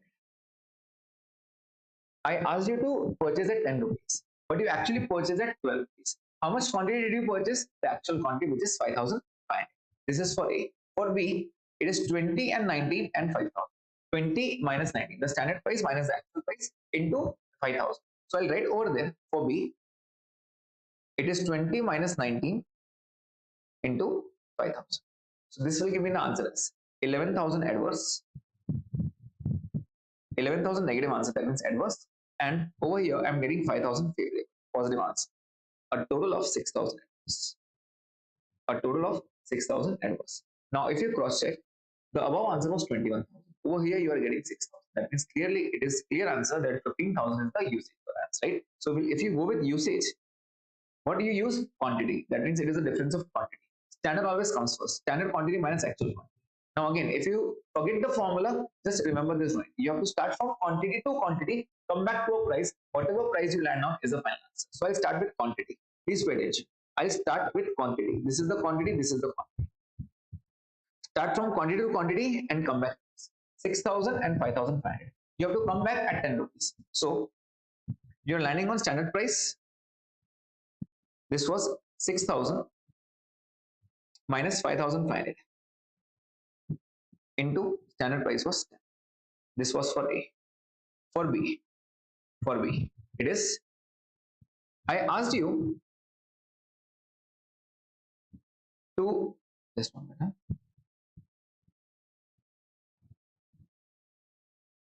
Yes, I asked you to calculate, to use how much quantity? 4,000. I asked you to calculate, use 4,000. But how much quantity did you use? 5,000. At what price? So you have to go from quantity to quantity, come back to a price, which is 20. I told you to use 4,000, but actually you used 5,000. 1,000 you use extra. So please check. 6,000 minus 5,500 into 1,000 will give me 5,000 favorable because it is coming to be positive. And this is 20,000 adverse. Negative answer. So this comes to 15,000 adverse. This is how we find usage. Usage is nothing but your quantity, right? Now, moving ahead. What I have to do is I have to calculate one more column, and that column is known as RSQ, which is the revised standard quantity. Revised standard quantity. How will I calculate that RSQ? It is very easy. RSQ is nothing but total actual quantity in standard mix. Please pay attention. Total standard quantity. What is the total standard quantity? This is the total actual quantity. Actual quantity and total. Total actual quantity. In which ratio? In the standard mix ratio. The standard mix ratio is 6. So what I have to do is total actual quantity in 6:4. So use that 10,500 into divided by 10 into 6 equal to. So this will give me 6,300 and 4 equal to. Just 1 minute. Yeah, 4,200. That means what you have to do is you have to divide this 10,500 in this ratio in 6:4. This is how we calculate the RS, which is the revised standard form, right? This is how we calculate the revised standard form. Now, how do you use the formulas? This 15,000 will be divided into two more parts. First is the mix. First is the mix. How to calculate that mix? It is very simple. Just copy paste the formula. Same formula you have to copy paste. The usage formula you need to copy paste. So I'll copy paste the formula. Standard quantity minus actual quantity into standard price. What you have to use is R. I'm just changing one single word, which is R. That is the revised standard RSQ. Okay, revised standard. Now, what I'll do is I'll just copy paste from here only all the values. All the values. It was minus 5,500 into 10 and minus 5,000 into 20. Just copy paste the formula from above. Right? Usage formula will be copy pasted. Just one change. It is RSQ, revised standard quantity. So how to calculate RSQ? It was very simple. It was total actual quantity in standard mix. So I have used the last column, which is 6,300 and 4,200. So I'll use that 6,300 and 4,200. This is for A. This is for B. Just try calculating. 6,300 minus 5,500. This will give me the answer as 8,000. Positive answer, favorable. And 4,200 minus 5,000 into 20. 16,000 negative answer. This comes to adverse, and therefore 8,000 adverse is the final answer. This is how we find mix, right? And next is yield. Now, before solving yield, you should know what the answer is. See, over here is 15,000. Over here it is 8,000. 15,000 should be divided into two parts. First is 8,000, the other has to be 7,000. That means 7,000 adverse is the answer. Before solving only, I know the answer yield, right? Now, how to take that formulas? The rule is all standards. How to use that all standards? It is SQ, RSQ, SP. Standard quantity minus revised standard quantity into standard price. All standards. I'm not taking any actuals. All standards is the keyword. So how to use that? The formula is standard quantity minus revised standard quantity into standard price. Don't go to the table now. Use the formulas from here on. Standard quantity is this part, right? So I'll write 6,000, 4,000. RSQ is this part, 6,300 and 4,200. And standard price is this part, 10 and 20. So before going to the table, I took the values from here only for A and for B. This is the answer. So this is giving me 3,000 adverse and 200 to 40, 4,000 adverse, a total of 7,000. 7,000 adverse, and which is the final answer. So is the equation getting matched? Please check. 5,000, sorry, 15,000 will be divided into two parts, 8 and 7. Is it getting matched? The answer is it is getting matched. So this is how you solve a standard costing material equation. Oh, very basic.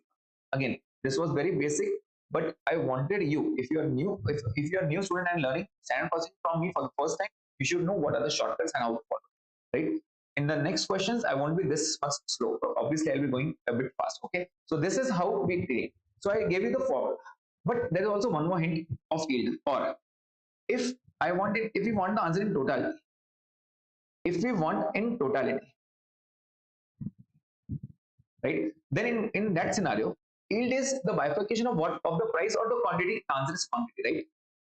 So if you want the answer in totality, use the formula. Use this formula itself. Again, What is the formula? It is standard quantity minus actual quantity into standard price, right? This is the price. But in this scenario, what you have to use is you have to use the total standard quantity, total actual quantity, and the average price.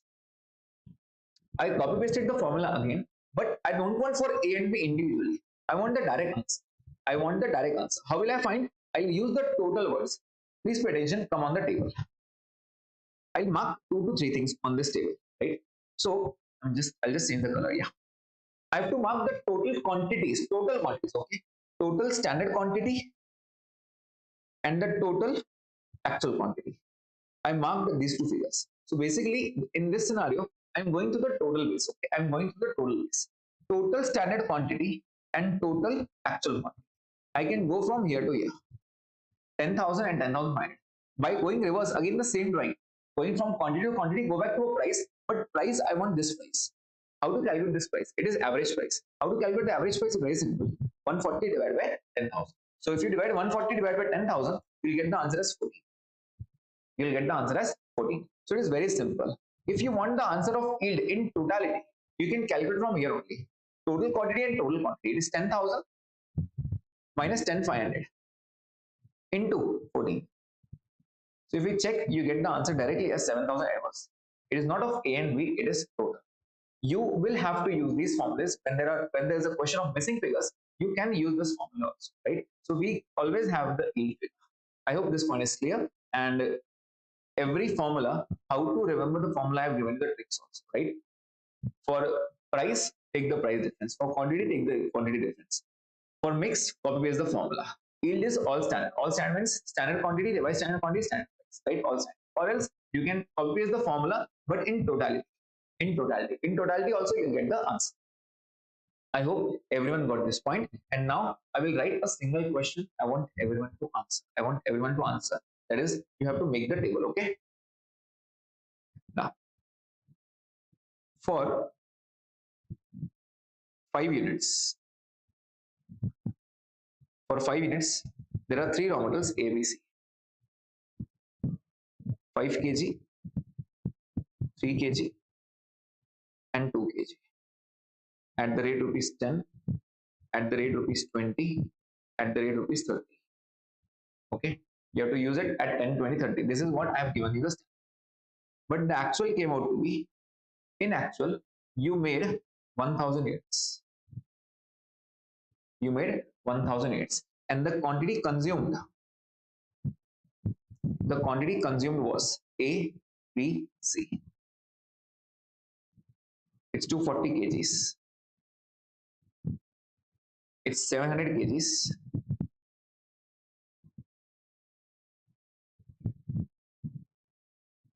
440 kgs. Sorry, 460 kgs. This is rupees 2880. This is rupees 11,900. And this is rupees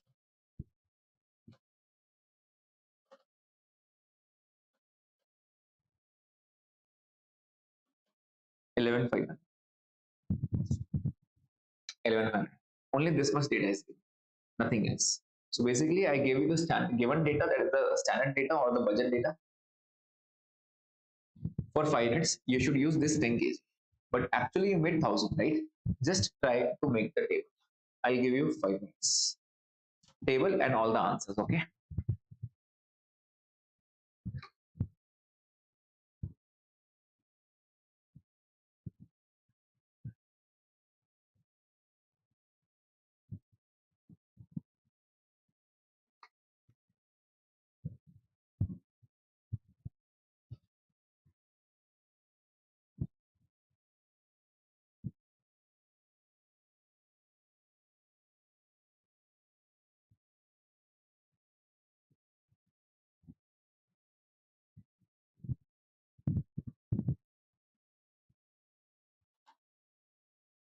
Yes. Please be quick.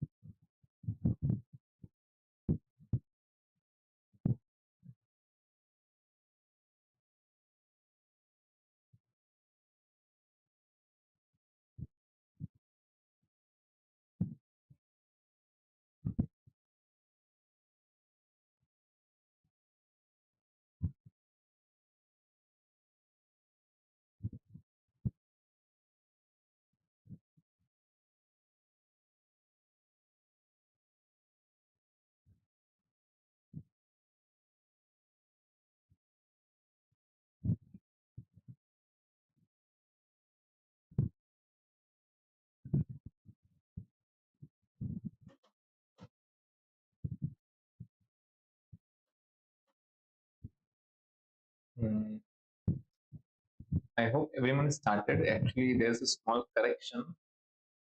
I missed one zero actually.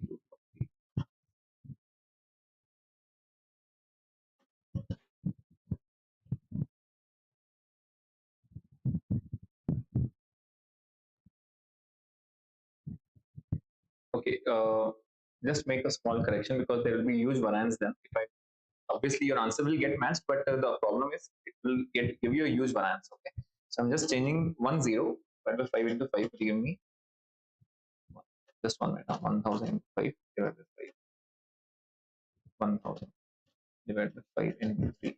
600 divided by 5 into 400. Okay. Just make one correction over here. It is 900 and it's 10800. I changed this figure. Please pay attention on this. I've changed this figure. Please make the necessary correction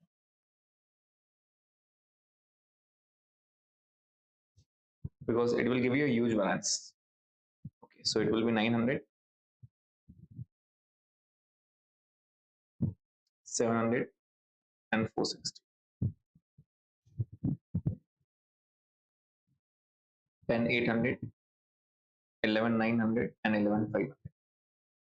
Please make the necessary correction and then give me the answers. 2060,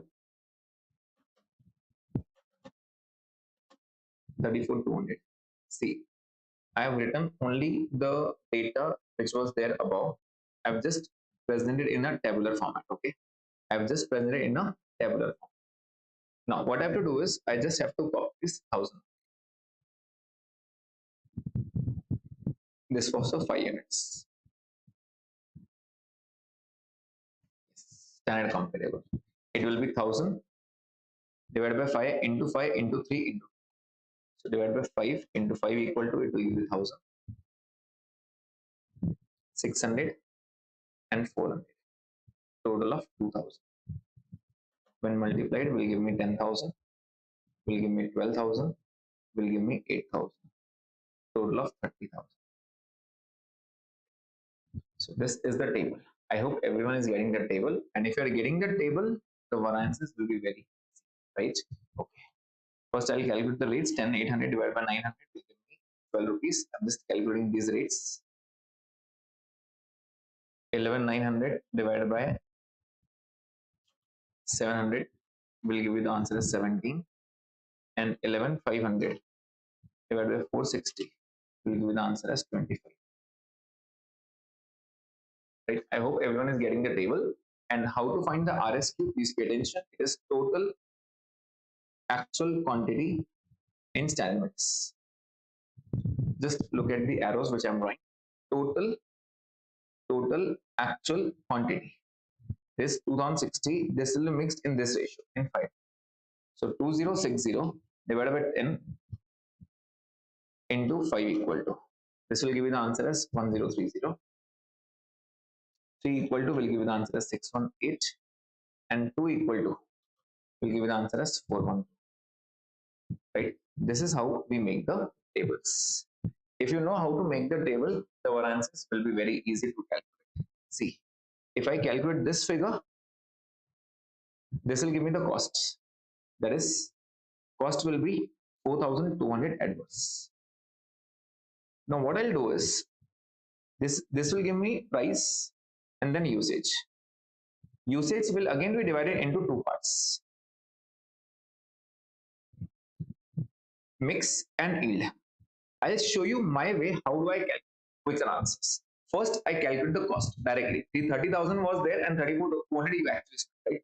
Then I directly go to yield. How to calculate yield in this question is very simple. Take the totality basis. Total quantity, standard minus actual, and I land on this price, right? So it will be this price. What is this price? This is the average price. How to calculate the average price? It is 30,000 divided by 2,000. This will give me 15 rupees. 30,000 divided by 2,000. That means the average price is 15. First, I calculate the first figure and then come directly to the last. So it is 2,000 minus 2060 into 15. This will give me the answer as 900.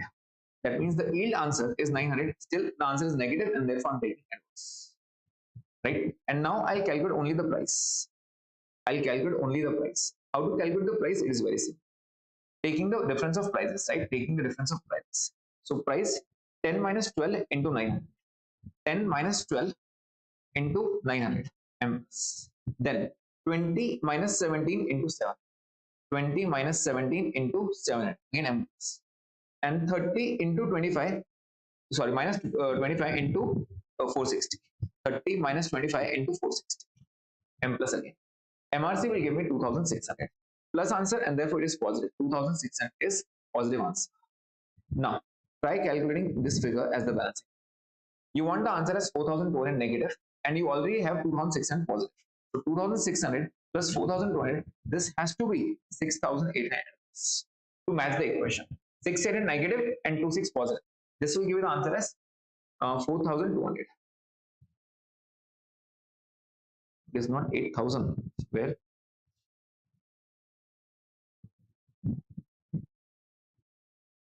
That's okay. Mistakenly arrowed. Fine.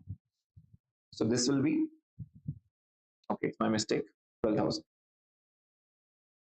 So this comes to 34,000. This comes to 34,000. So it is 34,000 divided by 2,000. This will give me the answer as 7. This will give me the answer as 70. So this answer will change 2060. 2000 minus 2060 into 70. 1020. For calculation mistake, please make the necessary correction if you have copied this figure. It is 1020 at first, right? 2000 minus 2060 into 70. Rest figures are correct, right? Rest figures are correct. Yes, rest figures are correct. Next. Then I was calculating this figure. So this figure will change now. 34 and 30. 200 adverse. 200 adverse. 200 plus 2600. This will give you 2800 adverse. And 2800 minus 1020. Again, this will be the balancing figure, which is 1780.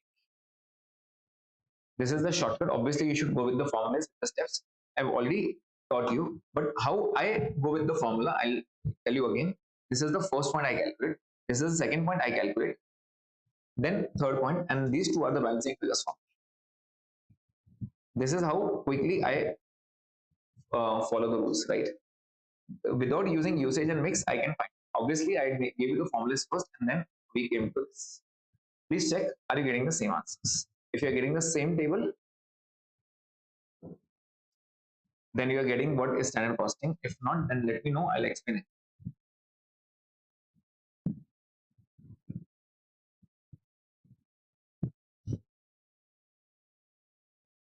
See, I'm investing a bit of time in material because material is important. If you know material, you will automatically come to know labor, the variable overhead, and the sales analysis. So it will take hardly then half an hour to complete all the balances. Only fixed overhead will take a bit of time. Yes. Please be active. If you're getting the same table, if you're not getting, then let me know.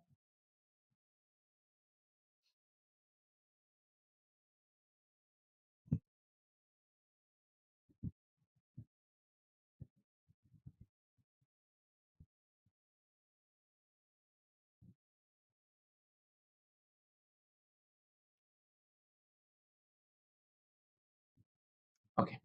Let's move ahead. Now, the next concept is of the normal loss concept. See, I'm not calculating it like this. This is just my shortcut how to, use the balancing figures as the ratio. It is not compulsory. You can go with the flow first, cost, then price, then usage, then mix, and then by the formula E. This is my shortcuts. How do I follow? I just give you my shortcuts. Okay, you don't have to follow these shortcuts. You can go with cost, then price, then usage. I just wanted to calculate the balancing figures to make the answers quick, and that's why I calculate E. Okay. Okay. Moving ahead. Now, the next point in material is the normal loss concept. Now, what is the normal loss concept? It is very easy. Normal loss, you just have to ignore. You just have to make the input output ratio. That's it. For example, if I say you have to use A and use B in 60% and 40% ratio, right? And you purchase at rupees 50 and you purchase this at rupees 60, right? In the and there is a standard loss, that is normal loss, standard loss of 10%, suppose. And in actuals, you have made 1800 units. You have made 1800 units. So what you have to do is just let me calculate the answers first.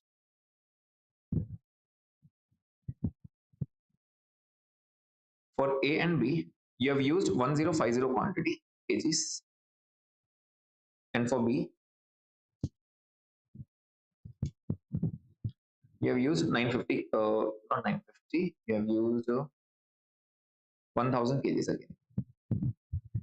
Okay, 1000 kgs, and the price you have used is 57,750 total rupees, and this is given as 58,000. That means total 58,000 plus 57,750. This is 115750. The only new point is this standard loss. Right? Is this standard loss? Now, what to do with standard loss? It is very easy. See, you have to make the standard table as it is. You have to make the standard table as it is.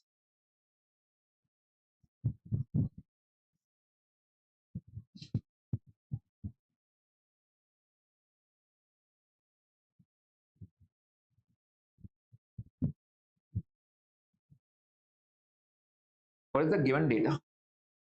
The given data is given standard is raw material A and B. Now, what you have to do of normal loss, please pay attention.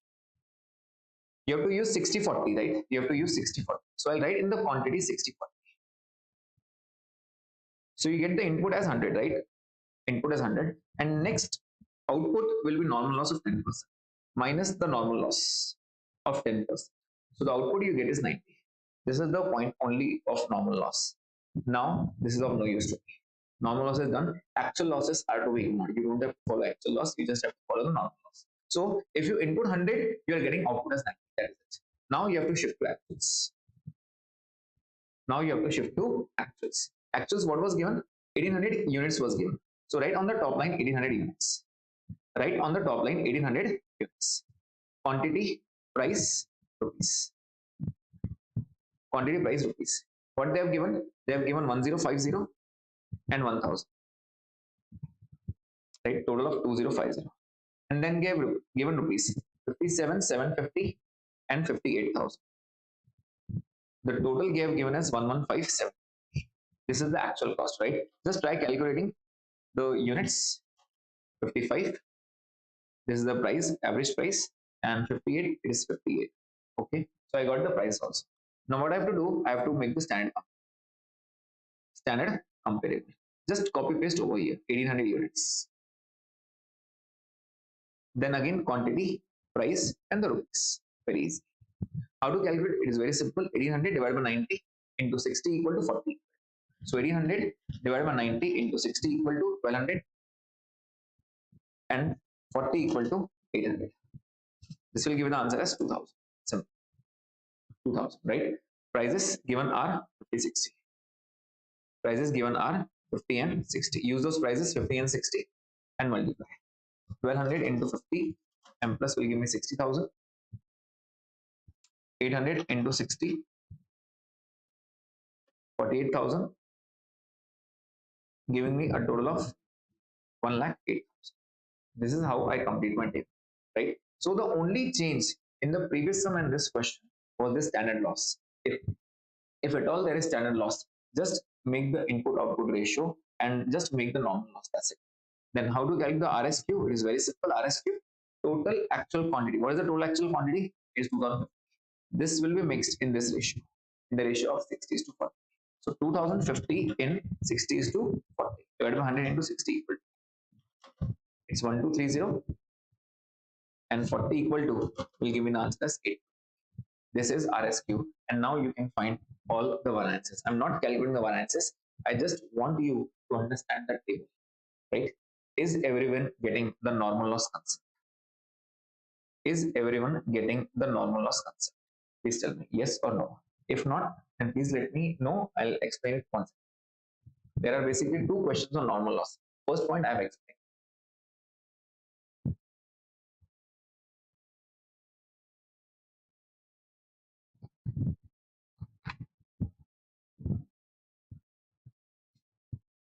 Okay. Mm, only a few students are active in the comment section.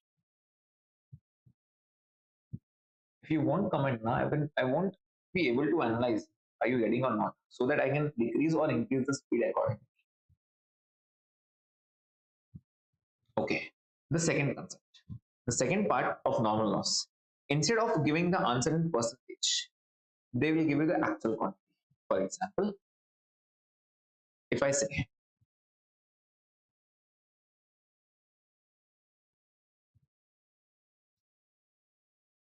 for A is 300 units, B is 200, or else I'll say kgs at the rate rupees 40 at the rate rupees 50, right? I have to use this. This is the given data.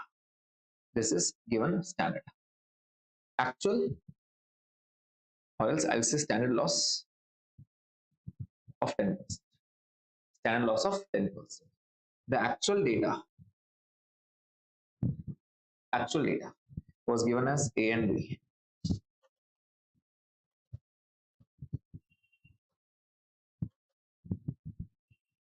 For 9,000 units.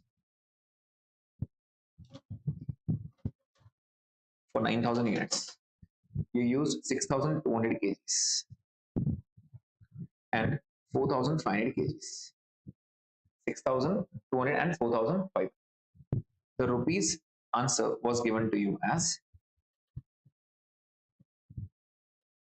260,400 and 2,02,500. This was given to you as 462,900. Okay, this was clearly given to you. So I have the given I have the actual data also. See, actual, this should be copy pasted as it is in the last columns, right? Actual is copy pasted. Now, what do you mean by this data? What is the difference between the previous question and this question? What is the exact difference? The actual difference is only they have given the answer kgs instead of percentage. So in this scenario, the only change will be you have to use the actual quantity and not the answer in percentage. This is the only change which is different from the previous question. What is given standard over here? Please make sure mixing is of the input, not of the output, right? So over here, when I say raw material A and B, I will say the quantity as 300 and 200. So the quantity comes to 500 input, right? The given data was 300 and 200, but there was a 10% loss. So subtracting 10% loss minus, so this will give me 450 units. That means if I make an input of 500, output I get is 4. This is what you need to understand. I hope you got this right. Actuals you have to copy paste. That's it. Normal loss is done now, right? Normal loss is no more concept now. No, normal loss is very easy. You just have to subtract right in the top line output, and that is all, right? Actuals, you have to write 9,000 over here. 9,000 units. Quantity, price, rupees. So quantity is given to as 6,200, and the quantity is 4,500. 260,400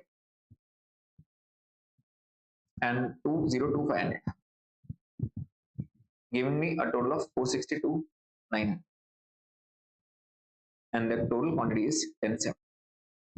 Now again I can complete the table by calculating the rates first. 260,400 divided by 6,200, this will give me the answer as 42, and 202,500 divided by 4,500, this will give me the answer as 40. This is how I calculate the actual data, right? And now we shift to standard comparable. Standard comparable. How to calculate standard comparable? Very easy. Write 9,000 over here. Just copy paste 9,000 over here. And then 9,000 divided by 450 into 300 equal to 20.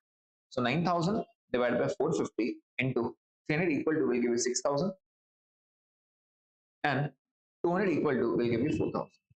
That means you should have used 10,000, right? The standard price were given as 40, 50. You have to write 40 and 50, and you're done with this quantity, price, and rupees. So it will give you 2,40,000 and 2 lakh. That means total of 440.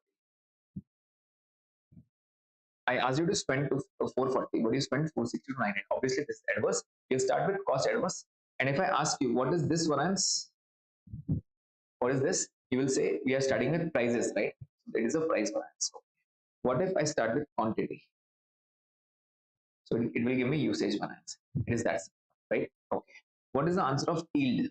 Yield was very simple in totality, right? So what you have to take is total standard quantity, total actual quantity, and use this rate.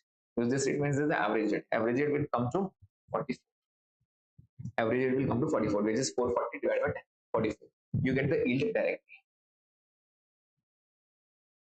right? It will be at 44. So it obviously the cost variance is the easiest one, direct answers, and the second is the easiest one. You knowing from the table, and very easily I'll get the answers. I hope you got this. Okay. The third point in material. The third point in material is the consumption part.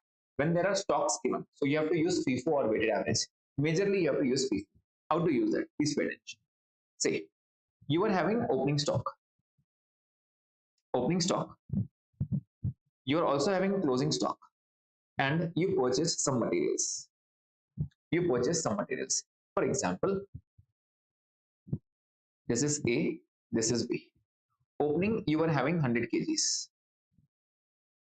Closing stock was 80 kgs, and you purchased quantity, price, and rupees.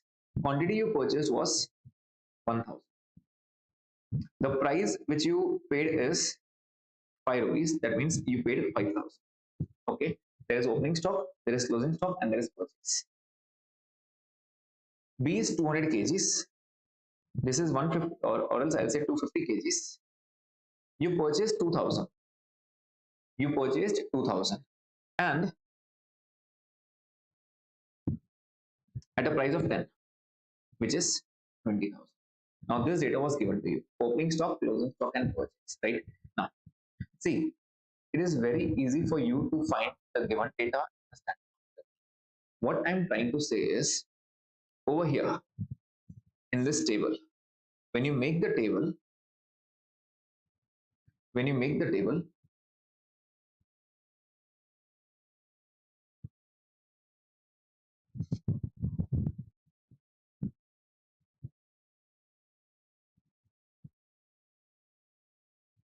I'm focusing over here.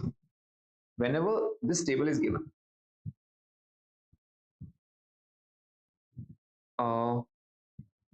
Preetham, I have already covered a majority of the chapters. 2-3 basic chapters, I guess, it will be remaining in part A, which you have to do it by yourself. And part B, in tomorrow's session, Harshvardhan sir will be taking everything in part B. Okay. So majority syllabus I have already taken, which is covered in part B. Okay. So this is the actual data. So the only point is I want to focus over is here, quantity. Now, what is this basically? What is this basically? It is nothing but the quantity consumed. What is it? It is nothing but the quantity consumed.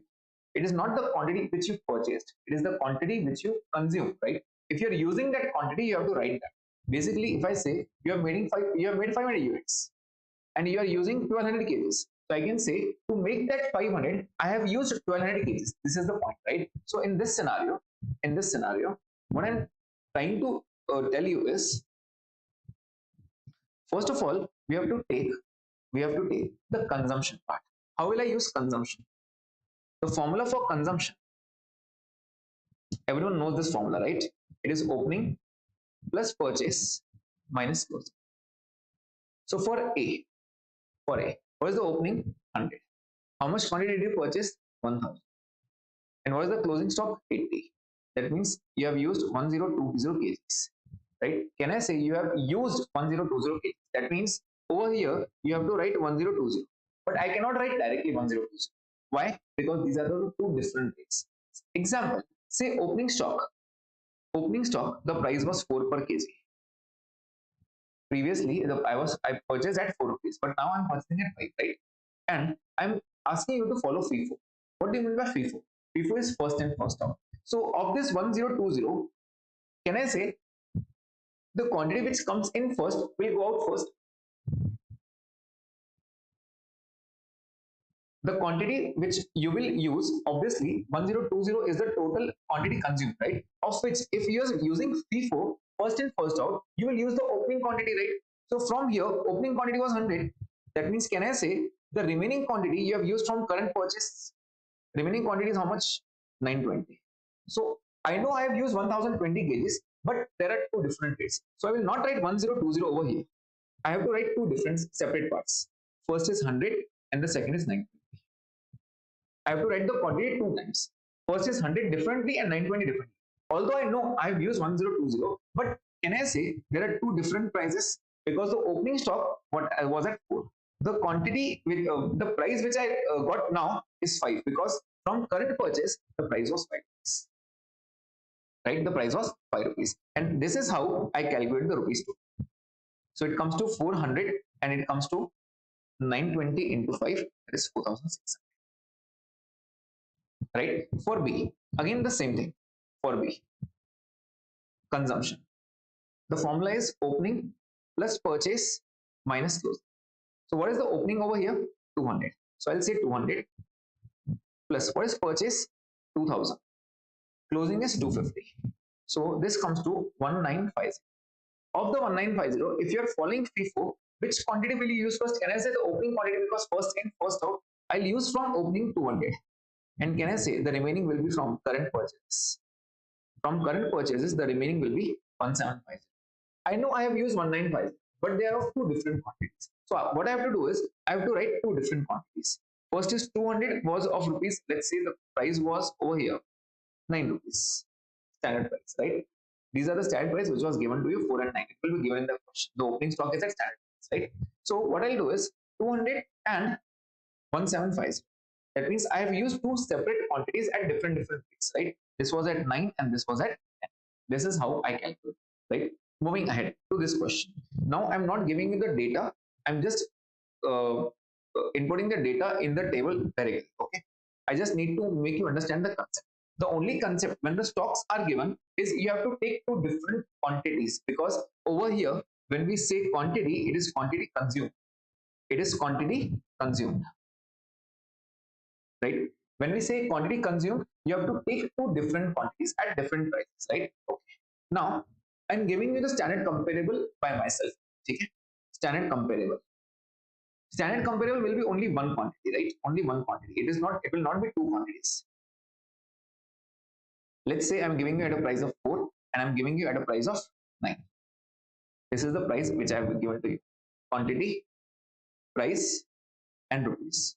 The quantity was, let's say, 1000, and the quantity was, let's say, 2000. Okay, 1000 and 2000. So this comes to 4000 and this comes to 18,000. So the total comes to 22,000, which is 3000. Okay, now you have to make the totals. So it will be 200 into 9, 1800, and 17,500. Just make the totals. 400 plus 4600 plus 1800 plus 17,500. This comes to 24,300. The total quantity 100 plus 920 plus 200 plus 1750 will give me 2970. Okay, so this is how you got the answer. See, I know you can calculate the standard comparable. The concept I wanted to introduce is nothing but the FIFO concept. If you are having the stocks, what you have to use is the quantity consumed. Two different rates. Now, how will you answer it? Please pay attention.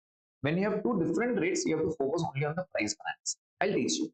First of all is the cost, right? When I say cost, you have to take like this. So when you take like this, you have to take the total. So when I say cost variance, for A, it will be 4,000 minus 5,000. It is 400 plus 4600. So you will say 1000 is adverse, the cost. Okay. For B, you will say 18,000 and this cost.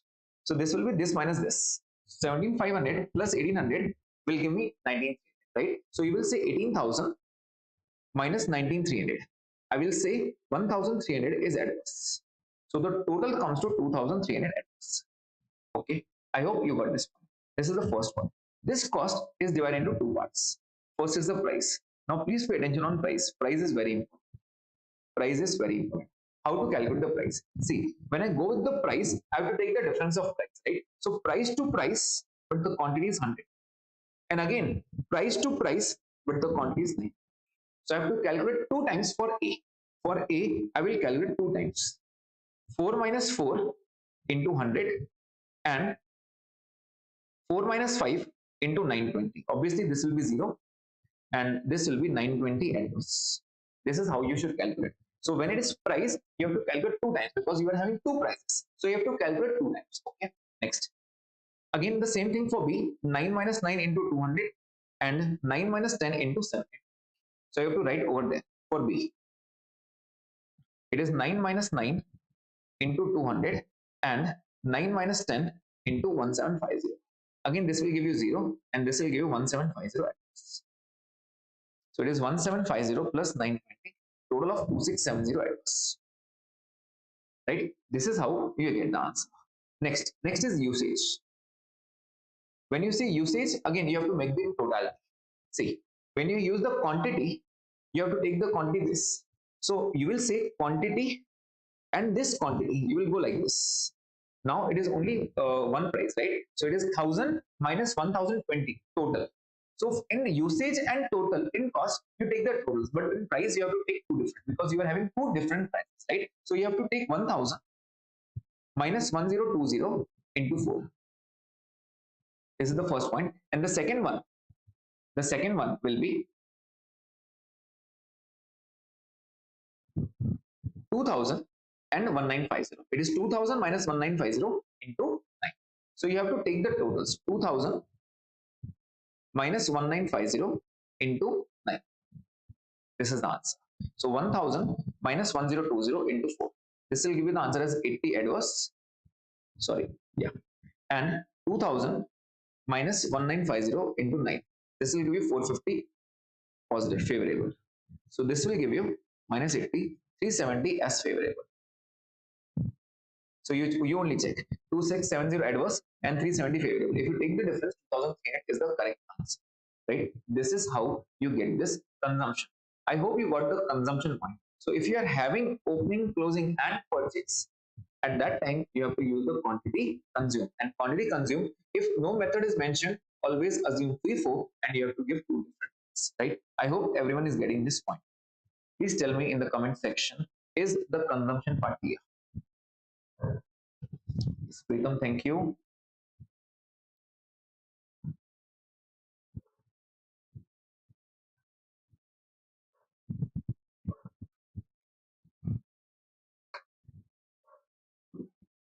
Okay, Harika, thank you. Others, you're not being active.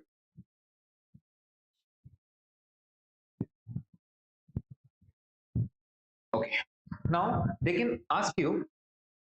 Okay, yes, now everyone is started coming. Okay, now moving ahead. Now in this scenario, they can ask you one more thing.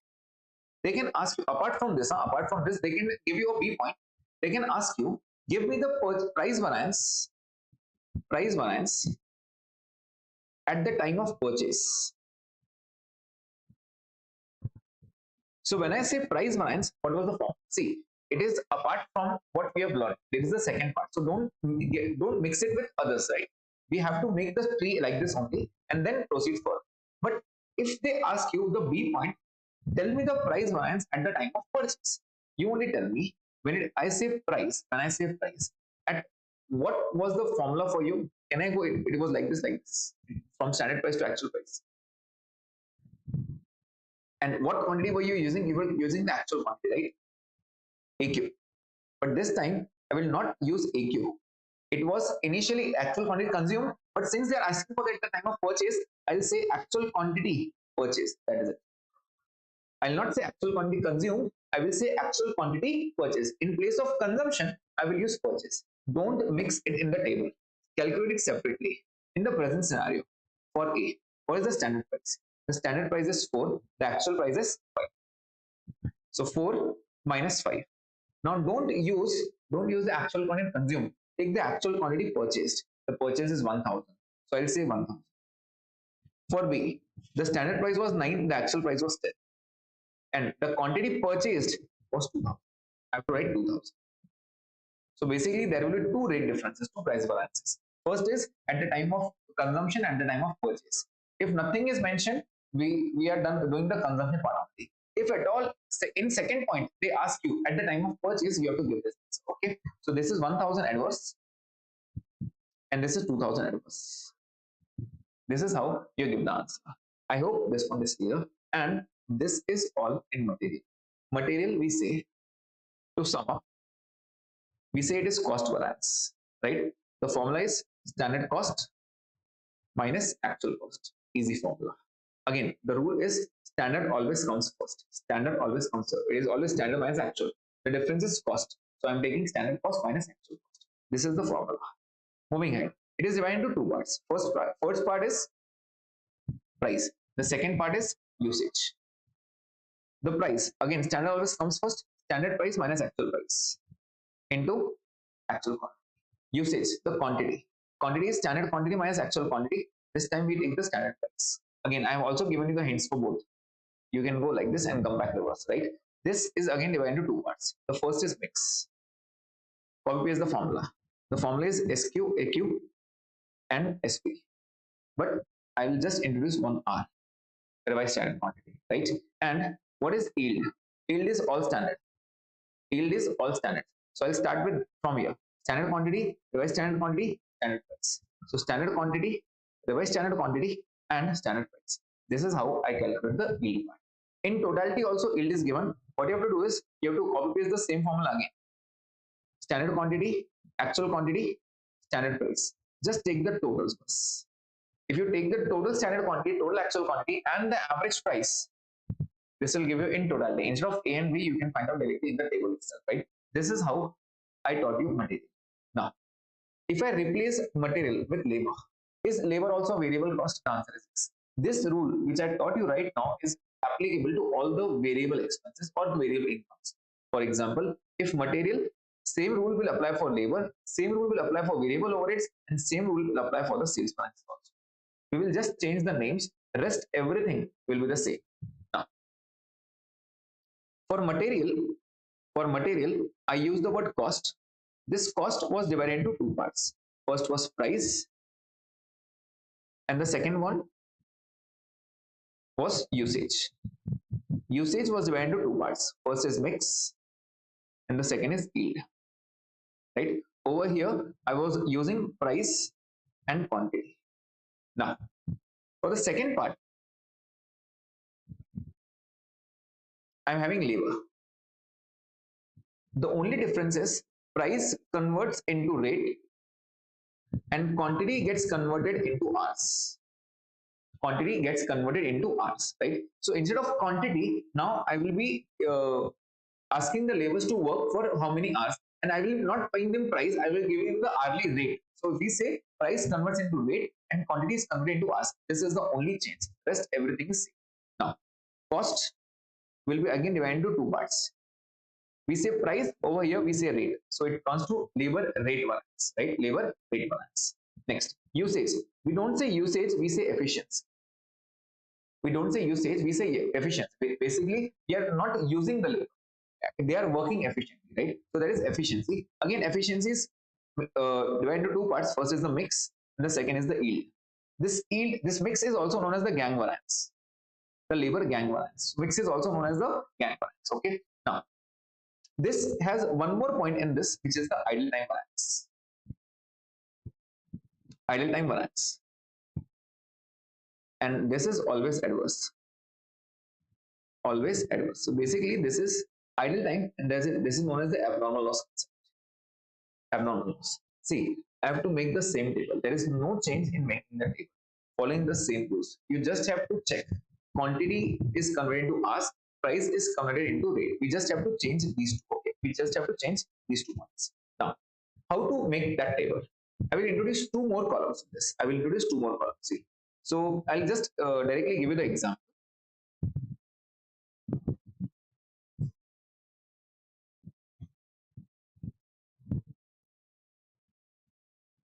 So basically, I was having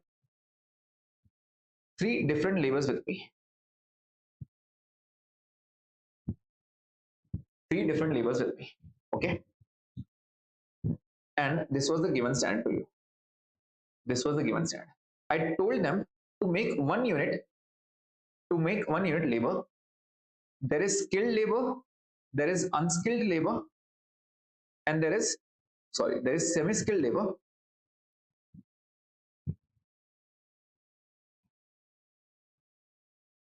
and there is unskilled labor. Okay, there is skilled, semi-skilled, and unskilled. So there are basically three types of labors. Instead of quantity, I'm writing hours. They have to work for 2 hours, 3 hours, and 5 hours. In short, they will work for 10 hours. That means together they work for 10 hours and they will be able to make 1 unit. Let's say this is a pen. They're making 1 unit. How many laborers have to work on this? 3 laborers. Skilled workers will work for 2 hours to make 1 pen. Again, semi-skilled will work for 3 hours and unskilled will work for 5 hours, and then they will finally make 1 pen. Okay. Now this was the given standard to you. What actually happened?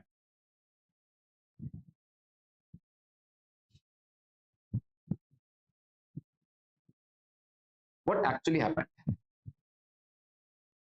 Actually, you made 500 units, right? This is hours, this is rate, and this is rupees. So 500, 900 hours were used. For 3, it was 2000 hours were used. And 3000 hours were used. That means you used total 5900 hours. Right? The prices, the rate were given as 10, 6, and 3. But actually you paid 15, 7, and 2. So it comes to 15 into 900, 13,500, 2000 into 7, 14,000, and 3000 into 2, 6,000, giving me a total of 33,500. Right? You made 500 units, and all the data was given. Then we come to standard comparative. How will you utilize this? Obviously, 500 again, 500 units, copy paste. Again, divide by 1 into 2 equal to 3 equal to 5. This is how you will answer. So divide by 1 will give you 500. So this will be 1000, 1500, and 2500. Total of 5000. This is ours. The rate is given 10, 6, 3. Just multiply. It will give you 10,000. It will give you 9,000. And this will give you 7,500. So in total, 10, 9, 19, 26, 500. That means the work should have been completed in 26,500, but you spent actually 33,500. Obviously, there is a cost variance. That means how much extra are you spending? You're spending 7,000 extra, which is your loss. 7,000 extra. Now, if you check, I have left more space on the right hand side. It is because I have to make 3 more columns, not 1 but 3. Not 1 but 3. What are the 3 columns? So first of all, ignore the 3 columns as of now. First, calculate the 2 variances which I have. 2 variances. What are the 2 variances which I have? The first is cost variance. Obviously, I'll calculate for skilled, unskilled, and semi-skilled separately. But if I take the totals, this is standard cost minus actual cost. So this will give me the labor cost variance. Labor cost variance.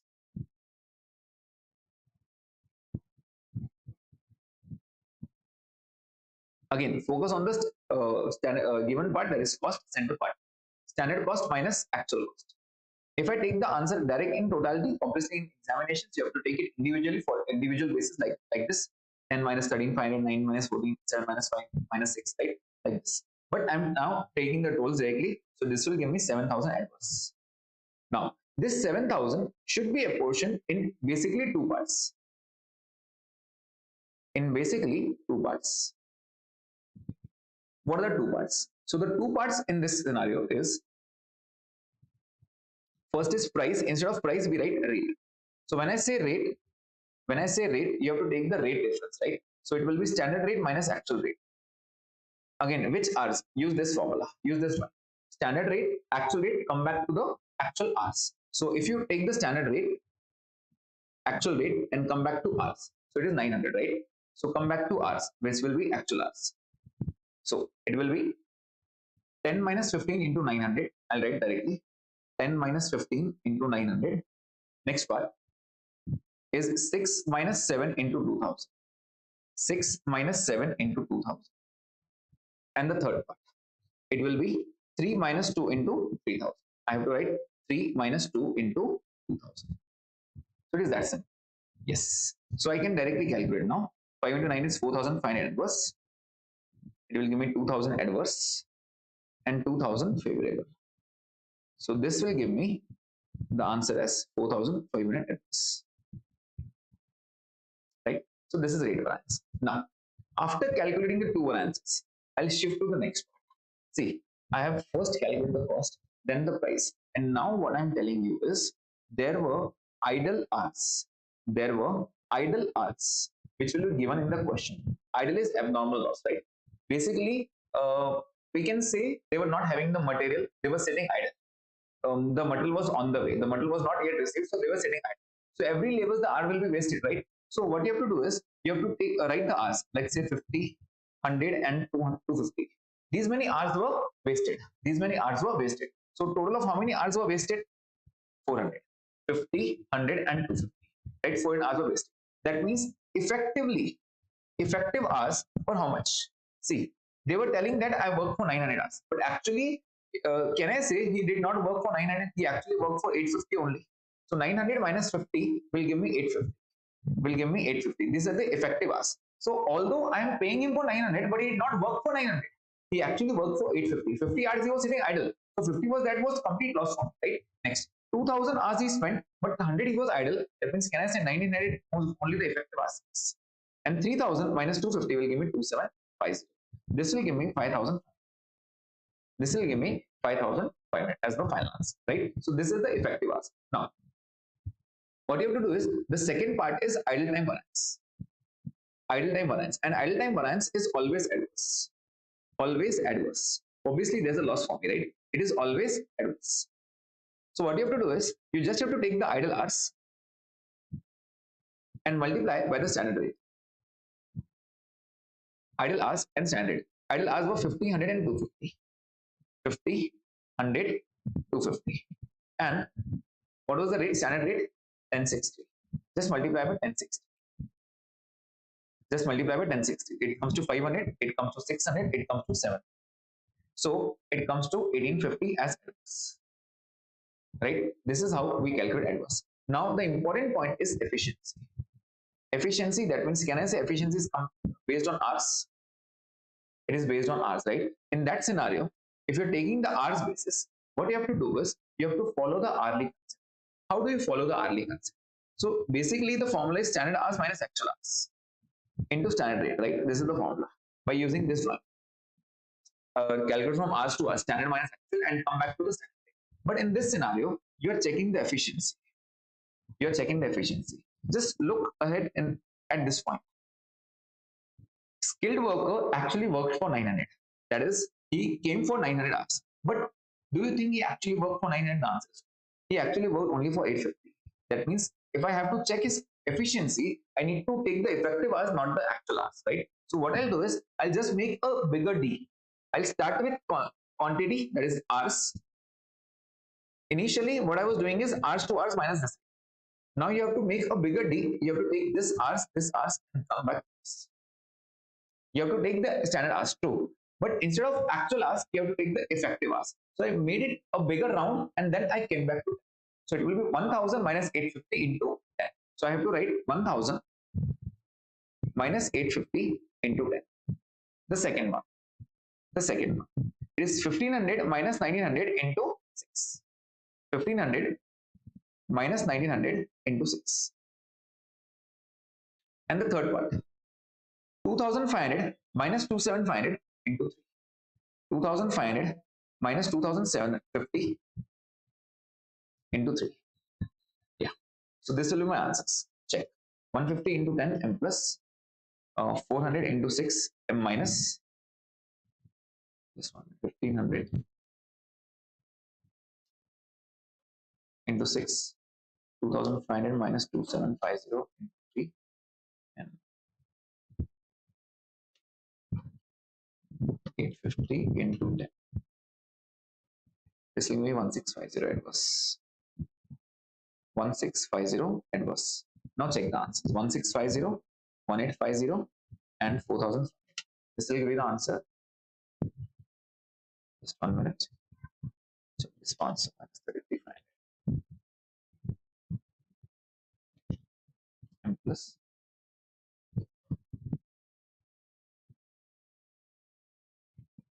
and 2005 minus 2750 into 3m plus 1650 500 plus 600 plus 750 1850.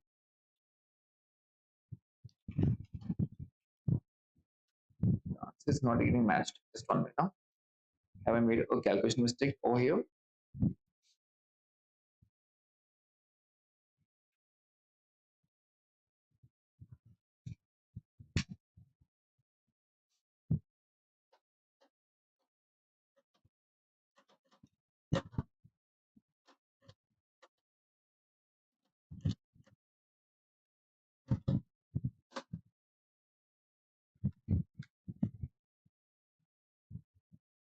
Absolutely correct.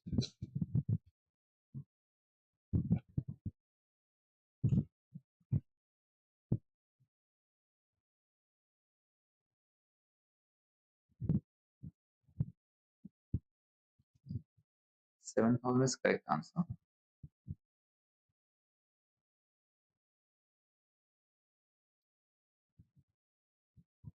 If anyone has solved, please check the table. I'm just checking the solution.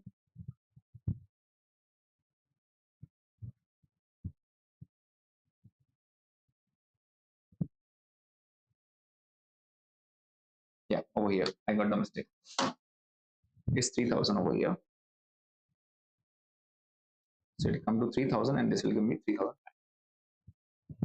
So basically, I took it like this. You have to use 3000 and not 2000. So I mistakenly wrote 2000 over there, right? So this is the answer, and this will obviously get matched. This is how you solve. Now the important point is when you move ahead, you have to copy paste the formula like this. You have to copy paste the formula. What is this point? Mix.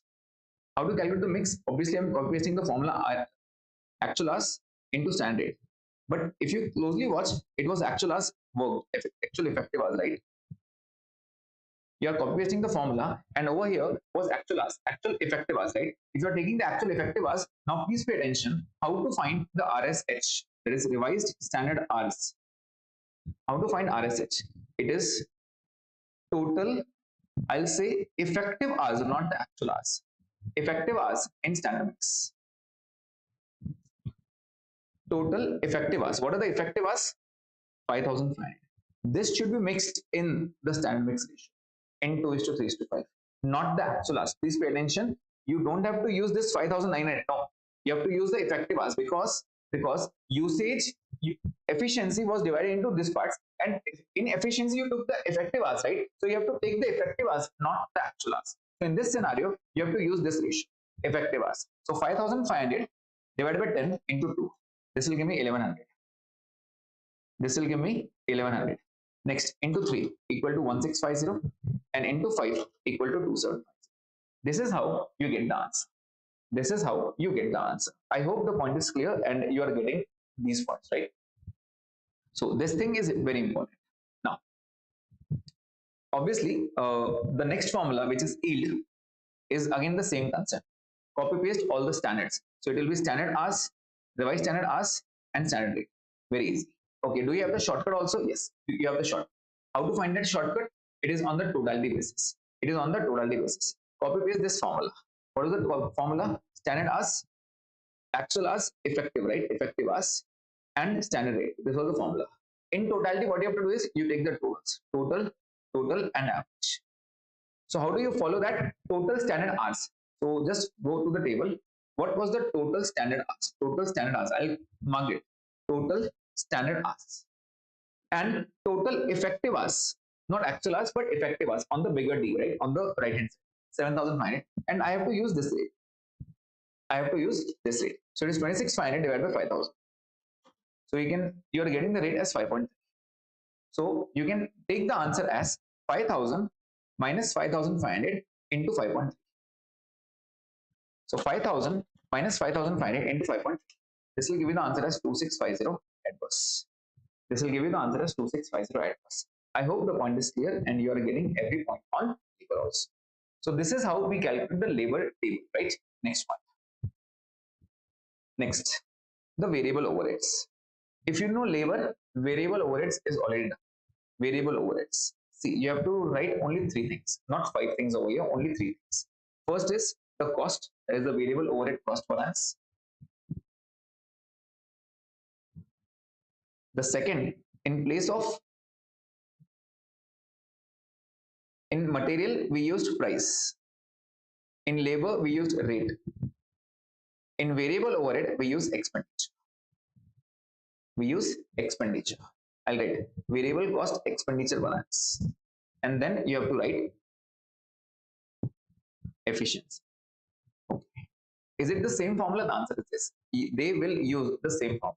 Moreover, there will be no A and B over here. It will be direct answer, right? If in short, variable overheads will be very easy, and this is again based on hours. That means for the labor hours, variable overheads hours will be the same. So any hours which you are using for labor, use the same hours for variable overheads. This will be that simple, right? So you just have to calculate this. For example, if I ask you,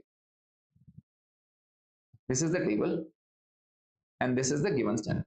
No other table, not no RSQ, no RSX. It is a basic table, okay? So in this table, I asked you hours, rate, and rupees. I asked you to spend 5 hours at the rate rupees 10, that means 50 rupees, given standard, for 1 unit, okay? That means for 1 unit, 5 hours will be required, and the variable overhead rate, that is absorption rate, is 10. Right? For variable overhead, we take the absorption rate, that is 10. Then we come to actuals. Right? For the actuals, I made 1,000 units example. 1,000 units. So, how many hours were there? How many hours were there? Hours, rate, and rupees. How many hours were there? It is very simple. Let's say it was 6,000 hours and it was at 9 rupees. So, it will give me 54,000. Right? Again, the standard comparable. The standard comparable will be for the same thing. Copy paste 1,000 over here. Use the same bifurcation, 1,000 divided by 1 into 5. It will give 5,000 hours. The rate will be 10 and the answer will be 50,000. Right? And now, if I ask you, just focus on the diagram, okay? Just on the arrows. I asked you to spend 50,000, but you spent 50. Can I say the cost is 4,000 more? Effective hours. This is always effective hours. The variable overhead also and the fixed overhead also. Always use the effective hours. Yeah. Moving ahead. The cost. So what is the cost variance? Can I say the difference is 4,000? Negative, adverse, right? Okay. What is this one? I'm checking the rates. If I'm checking the rates, for material it is price variance, for labor it is rate variance, and for variable overheads it is expenditure variance. So it is 10 minus 9 into 6,000. This will give you 6,000 favorable. And next is efficiency. Efficiency means based on hours, right? So I'll check the hours. 5,000 minus 6,000 into 10. 5,000 minus 6,000 into 10. This will give me answer as 10,000 adverse. And this will give me answer. This is what is variable overheads. No other concept in variable overhead. It is that simple. Cost, expenditure, and efficiency. Right? I hope everyone is getting this. This is actually very easy. Now, moving ahead to the fourth, I'm not starting with fixed overhead. I'll first complete the sales variances because that are very easy. In sales variances, it is easier than what we have calculated right now. Why it is easier? I gave you the budget data. Budget data is the given data, okay? Budgeted data.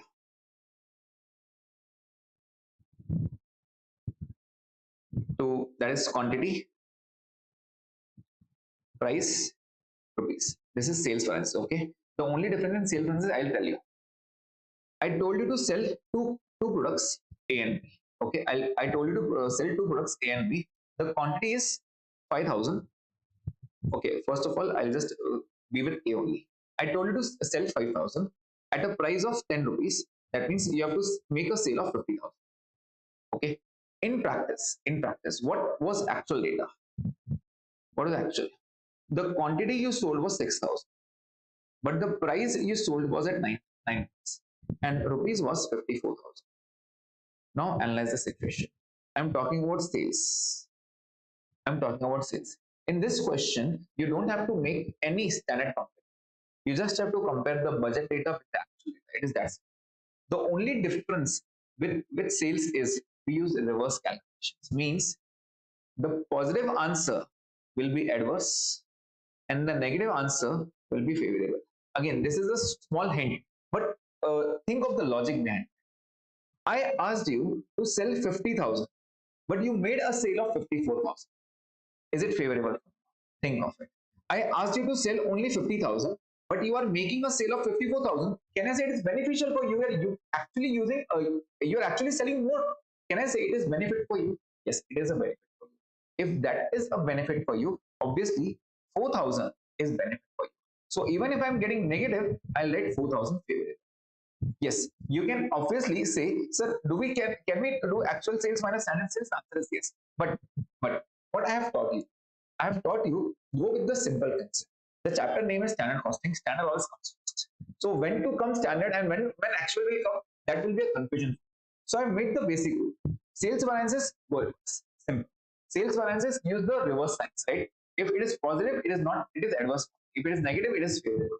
Okay. So can I say over here the sales value is favorable? Coming to the price. 4,000 was favorable. Okay. The value was favorable. This is based on 2 points. First is the price and the second is quantity. Price and quantity. Now tell me, how much was the price I set for you? 10. But at what price did you sell? 9. Think, is it favorable for you? I'm telling you to sell this at 10. You're selling at only 9. So can I say it is the loss form, right? So it will be 10 minus 9 into 6,000. Using the same principles, 10 minus 9 into 6,000. But although I'm getting the answer positive, I'll get 6,000 is negative form, adverse form. Why adverse? Clearly you can see, I asked you to sell at 10 rupees, you're selling at 9 rupees. Obviously, there is a loss, right? There's a loss for 6,000. Okay. Quantity variance. Quantity is again the volume. We say volume variance. We can say it is volume. This is value variance, sales value variance. Now, I asked you to sell 5,000. When I say volume, it is quantity, right? I asked you to sell 5,000, but you actually sold 6,000. Can I say it is favorable for me? Yes. Coming back to the answers, 10 rupees. So it is 5,000 minus 6,000 into 10. So it is 10,000. Can I say it is favorable? The answer is yes. The answer is getting matched, right? 4,000 favorable, 6,000 adverse, 10,000. This is this simple. You can follow these steps and get the answer. In sales variances, there are high chances they won't ask you for sales variance because it's very easy. No standard comparable for this. No standard comparable. You have to compare the budget data with the actual. How many units did I tell you? You have to sell 5,000. But how much did you sell? 6,000. Obviously, it is beneficial. But I asked you to sell at 10, but you sold at 9. That is a problem for me. That is adverse for me, right? This is the final answer. So basically, in sales, what you have to remember is only these two things. Is positive and negative. Positive is adverse, negative is favorable. This is the point, right? I hope you are getting this point. Now, what we have covered till now? Material. For material, we use cost. Cost is divided into 2 parts. Price and quantity. Quantity is known as usage. Is divided into 2 more parts. What is it? Mix and yield. Labor. Again, started with cost. The only point is price converts into rate. Usage converts into efficiency. Again, the rest 2 parts are same. Mix, yield. Right? Then we have variable overheads. Variable overheads, we start with cost. Is divided into 2 parts. In place of rate, we say expenditure. And efficiency is the same. No further bifurcations. Next is sales. We say sales value. Value is divided into two parts. First is price and the second is volume.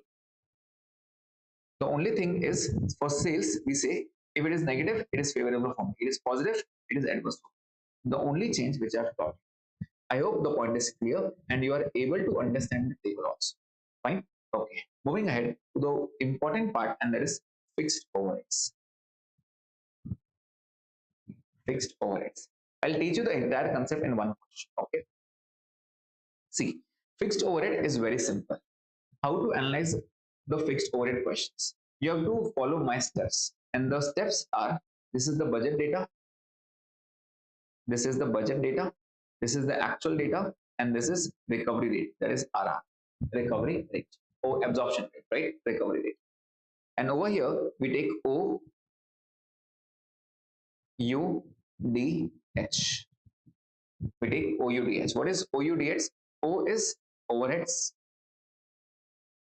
U is units, D is days, and H is hours. O is overheads, U is units, D is days, and H is hours. Whenever there is a question given, try to write in this. Try to write in this format, right? Okay.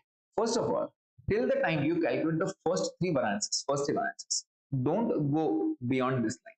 You have to follow only the table. Okay. So budget is, let's say the budget is, I gave you 4 lakh rupees. That is, spend 4 lakh rupees. This is the budgeted overheads, and you have to make 10,000 units. You have to make 10,000 units. So what is the recovery rate? It is 4 lakh divided by 10,000. It is 4 lakh divided by 10,000. Just write the rate over here. 40 per unit, right? It will be given to you. 4 lakh is the overheads, 10,000 is the units. That was the budget given to you. But actually, you spent 5 lakh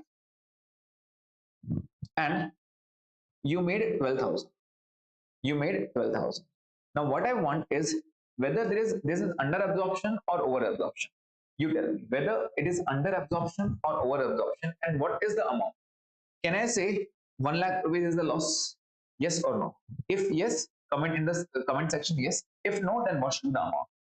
What is the problem? Under absorption or over absorption, and by what? I'm giving you a window. Please tell me.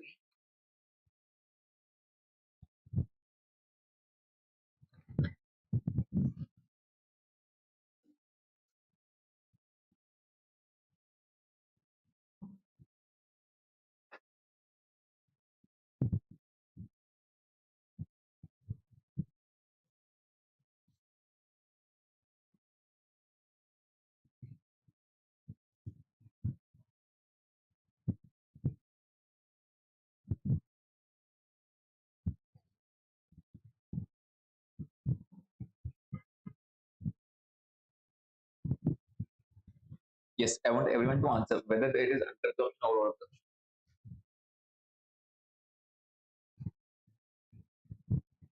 See, this is a case which was there in your intermediate group one, absorption rates, right? So basically, I cannot say you have spent 1 lakh rupees extra. I asked you to spend 4 lakh too. You have spent 5 lakh too. You have spent rupees 5 lakh too. But I will see. You have also made the extra units, right? I cannot say it is complete 1 lakh rupees loss for me. I give you a budget of 4 lakh. He spent 4 lakh rupees, but you spent 5 lakh.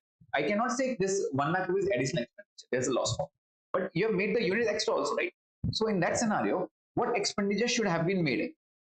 This bracket is known as the absorbed overheads. 4 lakh 80 should have been made. See, 40 rupees expenditure, I was expecting 40 rupees per unit. It should be expense into 12,000. Into 12,000, that means the expenditure should have been 4 lakh 80. But you have spent 5 lakh. That means 20,000 is the loss, and loss is known as under absorption. So basically, when I say FOH cost variance, basically I'm talking about the absorption, whether it is under absorption or over absorption. So how to utilize that? It is very simple. Take the multiplication of these two and subtract this. I asked you to spend 40 rupees per unit. 12,000 units you made. 12,000 into 40 will be 4 lakh 80. 4 lakh 80 was expected answer, but you spent more than that, 5 lakh. 20,000 was a loss. That loss is known as cost variance, that is under absorption. So it was 4 lakh 80 minus 5 lakh. This will give you 20,000 negative answer, that is adverse. 20,000 negative, that is adverse, right? So this 5 lakh is known as the actual overheads, and this 480 is known as the absorbed overheads. Absorbed overheads. This is the point, right? FOH cost. Moving ahead. This is divided into two parts. This is divided into two parts. The first is expenditure balance. This is the easiest of all. FOH expenditure balance. No calculation. Just the difference of these two. Just the difference of these two. How much did I ask you to spend? 4 lakh. How much did you spend? 5 lakh. 1 lakh you spent extra. That is expenditure, right? So 1 lakh is expense. How do you calculate that 1 lakh? It is 4 lakh minus 5 lakh. Now what is that 4 lakh? It is budgeted overheads. And what is this 5 lakh? It is actual overheads. So just write the formula. Expenditure. Expenditure is nothing but the budgeted overheads minus the actual overheads. 4 lakh minus 5 lakh. It's 1 lakh. Negative answer, adverse. Right? Negative answer, it is adverse. Now we shift to FOH volume. Volume balance. When I say volume, you have to compare units. You have to compare units, and point to be noted is you have to think reverse from here. What is reverse? Reverse is nothing but negative becomes favorable, and positive becomes adverse. Why? I'll again explain you in the question. See, when I say volume, it means units difference, right? So can I say units should come first? Yes. So units should come first. It should be budgeted units minus actual units. Minus actual units. And since I'm taking the units, I have to take recovery rate per unit itself. Per unit, right? So what is the answer? I'll explain you in this concept. It is 10,000 minus 12,000 into 40. This. I asked you to make 10,000, but you actually made 12,000. You only think, is it favorable for you? You are making extra units. So I guess it is favorable, right? So 10,000 minus 12,000. I asked you to make 10,000, but how much did you make? 12,000. So 10 minus 12 is 2,000. 2,000 extra units you made, and the benefit was 40 rupees per unit. So it will be 10,000 minus 12,000 into 40 rupees. So when I say 2000 to 40, obviously you are getting the answer as negative, but you cannot say it is adverse. It's favorable for you, right? Because the laborers have worked extra and they have made extra units. It is favorable for you. I asked you to make 10,000, but you are making 12,000. Obviously, that is favorable for you. Now, is the equation getting matched? See, you are getting the answer as negative, but I wrote positive. The only point is the game changes from volume. The volume starts with reverse, right? This is the point. Now I'll explain you how did I calculate all these three. See, first I have to write OUDH. I haven't written the D and the H point, right? I have only calculated all the three balances with the help of O and U. How did I calculate? Please pay attention. 12,000 into 40 minus 5 lakh will give me the cost balance. 12,000 into 40 minus 5 lakh will give me the cost balance. See, 12,000 to 40 is the absorbed overheads. This should have been done, but you actually spent 5 lakh. This is the first one. Okay. Next is the difference of these two, expenditure. And the third part is this difference into this, right? So if I tell you, I'll mark them with different colors. The first one is this bracket minus this. This is the first one. The second one is 4 lakh minus 5 lakh. And the third one is 10,000 minus 12,000 into 40. This is how you calculate the three balances. This is how you calculate the three balances. Okay. Now I hope you got this point. Now this volume is divided into further three parts. This volume is further divided into three parts. The first part is calendar. The second part is known as capacity. And the third part is known as efficiency. See, so we have a total of three parts: calendar, capacity, and efficiency. Calendar, capacity, and efficiency. As the name indicates, calendar means the difference of days. The difference of days. Again, the rule is similar.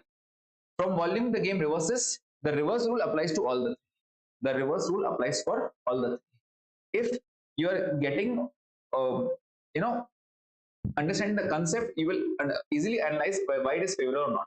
If not, then just try to remember the shortcuts.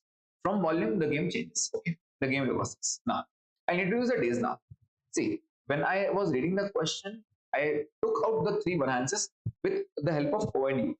Now I'm using the days. I asked you to work for 25 days in the sorry in the month, 25 days, but you actually work for 23. May it be for anything, may it be public holiday, may it be any Sunday or something, right? I work for any sudden holiday. Okay, I asked you to work for 25 days a month, but you actually work for 23 days. Obviously, there is a loss. What you have to do is the recovery rate. Recovery rate is always on budget, not on actual. So it will be 4 lakh divided by 25. So it is 4 lakh divided by 25. This will give you the answer as 16,000 per day. That means per day my expense is 16,000. Can I say you wasted 2 days of my? That means 32,000 is a straightforward loss. 16,000 per day was my expenditure. You took off for 2 days, right? If the factory was shut down for 2 days, that clearly indicates that 32,000 has been lost. So that becomes the calendar. As the name indicates, calendar, again standard always comes first. So it will be budgeted days minus actual days into recovery. Recovery of what? It will be recovery rate per day this, because you are using days, right? So how many days did I ask for? 25. But you actually work for 23. Into 16,000 was the per day expenditure. Can I say the answer is 32? Now comes the question. You write favorable or adverse. Although the answer is positive, but you write negative. Why? I asked you to work for 25 days, right? You are working only for 23 days. That means, can I say 2 days was lost for me? Loss is negative, right? The adverse one. So even if the answer is positive, I have to write adverse, right? And now this part was very simple. The cost variance, this one.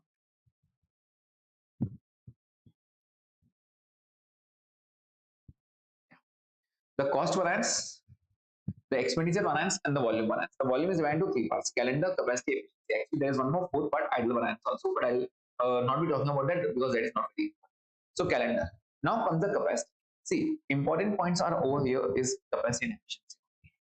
When I say capacity, I'll write the keyword over here: hours and days. Right? I'll write the hours and days. See, I'll tell you what is the difference between capacity and efficiency. I'll try to make you understand the concept. What is basically, let's say the exams are around the corner, right? Exams are around the corner, and I ask you to sit for 8 hours a day and continuously study in front of me. Early in the morning, you came to the class and you were sitting for 10 hours. Can I say you were sitting more than your capacity? The answer is yes. So obviously it is favorable situation, but that does not indicate you are efficient. That does not indicate you are efficient. For example, in 8 hours, I told you that you study one question in 1 hour.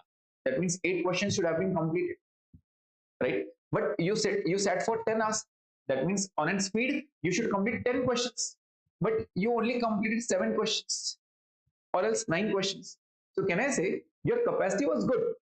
You sat for more hours, your capacity was good, but you were not efficient. Why? Because if you were sitting for 10 hours, you would have completed 10 questions. How many did you complete? Only 9 questions. That means, can I say you are not effective? You are not effective. Although I accept you had a capacity to sit for more than your capacity, I asked you to sit for 8 hours, but you were sitting for 10 hours. You were sitting more than your capacity, but you were not effective. So there's a difference, right? When I say capacity, I'm comparing the hours basis. When I say capacity, I'm comparing 8 hours and 10 hours, right? I'm comparing the hours. But when I say efficiency, I won't compare hours. I will compare units. That is the questions done by you. That is the units made by you, right? This is what is the difference in capacity and efficiency. So I gave you the concept. Now, what is basically the formula? It is standard always comes first.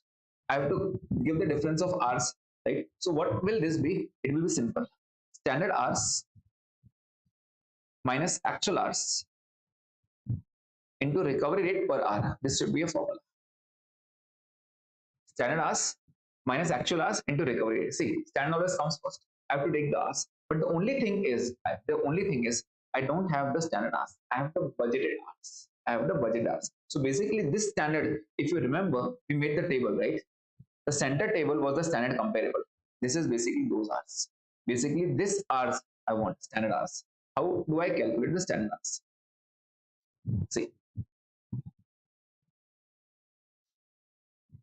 I'll give you the fourth information now. I asked you to work for 1 lakh hours. 1 lakh hours.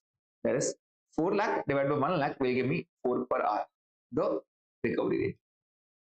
That means I told you you have to spend rupees 4 lakh and you have to work for 1 lakh hours, right? But you worked only for 95,000 hours. You worked only for 95,000 hours. Instead of 1 lakh, you worked for 95. This is the point. But actual hours is given. I cannot say 1 lakh minus 95 into 4. No, I cannot say because over here I cannot take budgeted hours. This is the budget hours. I don't want budget hours. I want the standard. If you have noticed one thing, everywhere I have written budget. See, budgeted, budgeted, and over here is also budget. But now I have written standard. So I want standard. How will I calculate standard? So I have written the keyword, just pay attention, go reverse. How to make this calculation? So it is very simple. Budgeted, actual, and just make a T. What to write? Just go reverse. First write days and then write hours. Always this will be the question mark. The fourth point will be the question mark. Budgeted actual days and hours. How many was the budgeted days? 25 and 23. The budgeted hours were 1 lakh. So you just have to cross multiply. How many hours should have been spent? Let's see. If I asked you to sit for 25 days and work for 1 lakh hours, but you came only for 23 days. So in 23 days, how many hours were there? In short, if I tell you what I'm doing, basically I'm doing like this. I'm actually using these figures and I'm cancelling out this figure. I'm just using this figure. 25, 23, 1 lakh, how much? So just multiply 1 lakh into 23 divided by 25. That means if you are coming only for 23 days, you should have worked only for 92,000 hours, but you work for 95, right? If you are coming only for 23 days, that means you should have worked. Yes, you should have worked for how many hours? For 92,000 hours. For 92,000 hours. But how much did you actually work? 95. Now you think. Are you? Is the answer favorable? Are you working more? The answer is yes. You're working more, right? I asked you to sit for 92 only because you came only for 23 days, right? For the standard basis, you should have sat only for 92,000. Sorry, 92,000, but you actually work for 95,000. Can I say you were sitting more than the capacity? Into recovery rate per hour was 4 rupees. So can I say the answer is negative, but I'll write positive because it is favorable for me. I told you to sit for 92, but you were sitting for 95. 3,000 hours you were sitting extra, and that 12,000 becomes favorable. Right? That 12,000 becomes favorable. So I hope you got this point. How to find the standard hours? So basically, capacity is always measured in hours, but I compared hours and days. If you're not able to get this, what you have to do is just go in the table itself and cross multiply over here. Cross multiply over here only. If I don't use this, just cross multiply, and this will give you the standard hours. Right? Okay. Moving ahead. The efficiency. When I say efficiency is always based on units, not on hours. But I will say units and hours. Why hours? I'll tell you in a bit of time. Units and hours, right? So first of all, if I'm comparing units, what should be the formula? Standard always comes first. I'm comparing the units, right? So the formula should be standard units minus actual units. Since I'm taking the units base, obviously the recovery rate per unit will be there. Unit, right? But what are standard units? You cannot say, see, actual units and recovery rate is given to you. Unit, right? Actual units is 12,000, recovery rate is 40. This is given. But I cannot use this 10,000. This 10,000 cannot be used. Why? Because I want standard units, not the actual. So basically, how to use this? Please pay attention. I'm just removing this figure for a minute. Just forget this. This was there. Okay. So basically, I have to use this cross multiplication and I have to use this. See, I asked you to spend 1 lakh hours to work for 1 lakh, but you work for 95, and in 95 you made 12,000. Actually, how many units should have been made? You have to calculate that. So it is 1 lakh into 12,000 divided by 95,000. That means 12631. 1261. Although the answer is positive, negative, it hardly matters. Just 1 minute. Huh? I'll give you the data separately. I'll just bring in over here.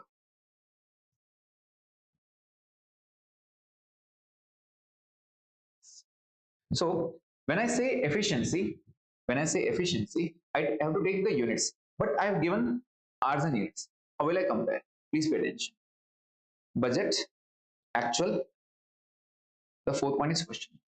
Go reverse. That means write hours and then write units over. What was the budgeted hours? 1 lakh. What was the actual? 95. The budget units were 10,000. What should have been the actual units? So I mistakenly crossed the standard units. It is actual.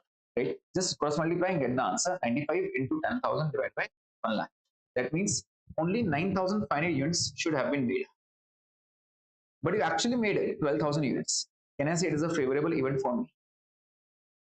See, while working for 95,000 hours, you would have made only 9,500 units because that is the standard units, right? But you were so effective that you, by sitting in 9,500 hours, you made 12,000 units, right? That is extra units you made. Obviously, you were effective enough. You showed efficiency, right? So this answer, 2,500 into 40 will give me 1 lakh rupees. Can I say this 1 lakh is favorable for 2,500 into 40? It's 1 lakh. Now check whether you are getting the same answer. 1 lakh favorable plus 12,000 favorable minus 32,000. Yes, you are getting the answer as 80,000 favorable. See, so I gave you both the solutions. The only important point is over here, capacity and efficiency. I hope everyone got this. Obviously, this is a revision from marathon. I cannot, go on teaching you again the same concepts again and again. Once I taught you, if you have any problem with this, let me know. I'll clarify over here because this will be the last point of the basics. And now I'll be taking the advanced questions. Okay. So if you have any problem till here, please tell me.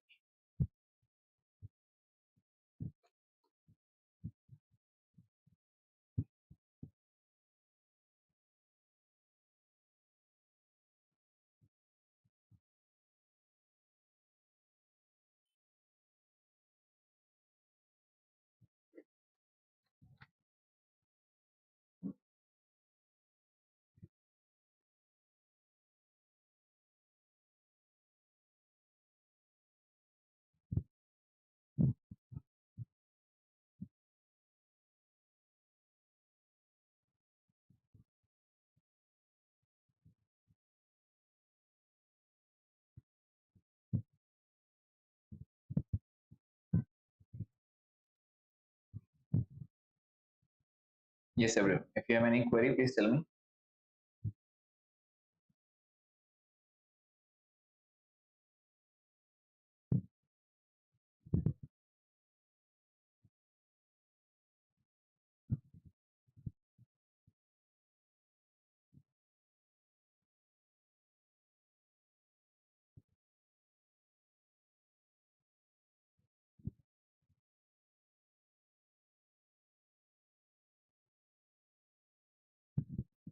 Okay, moving ahead. See, now the next and the last point in this is the reconciliation statement. Now, reconciliation statement can be made only when you know all the balances. I already gave you an idea how to make the reconciliation statement. You always have to start with the budget profit. That is the profit which you decide on the first day, right? Add all the favorable variances, subtract all the adverse variances, and you will land on the actual profit. This is what I taught you on the when I started with standard cost. If you remember,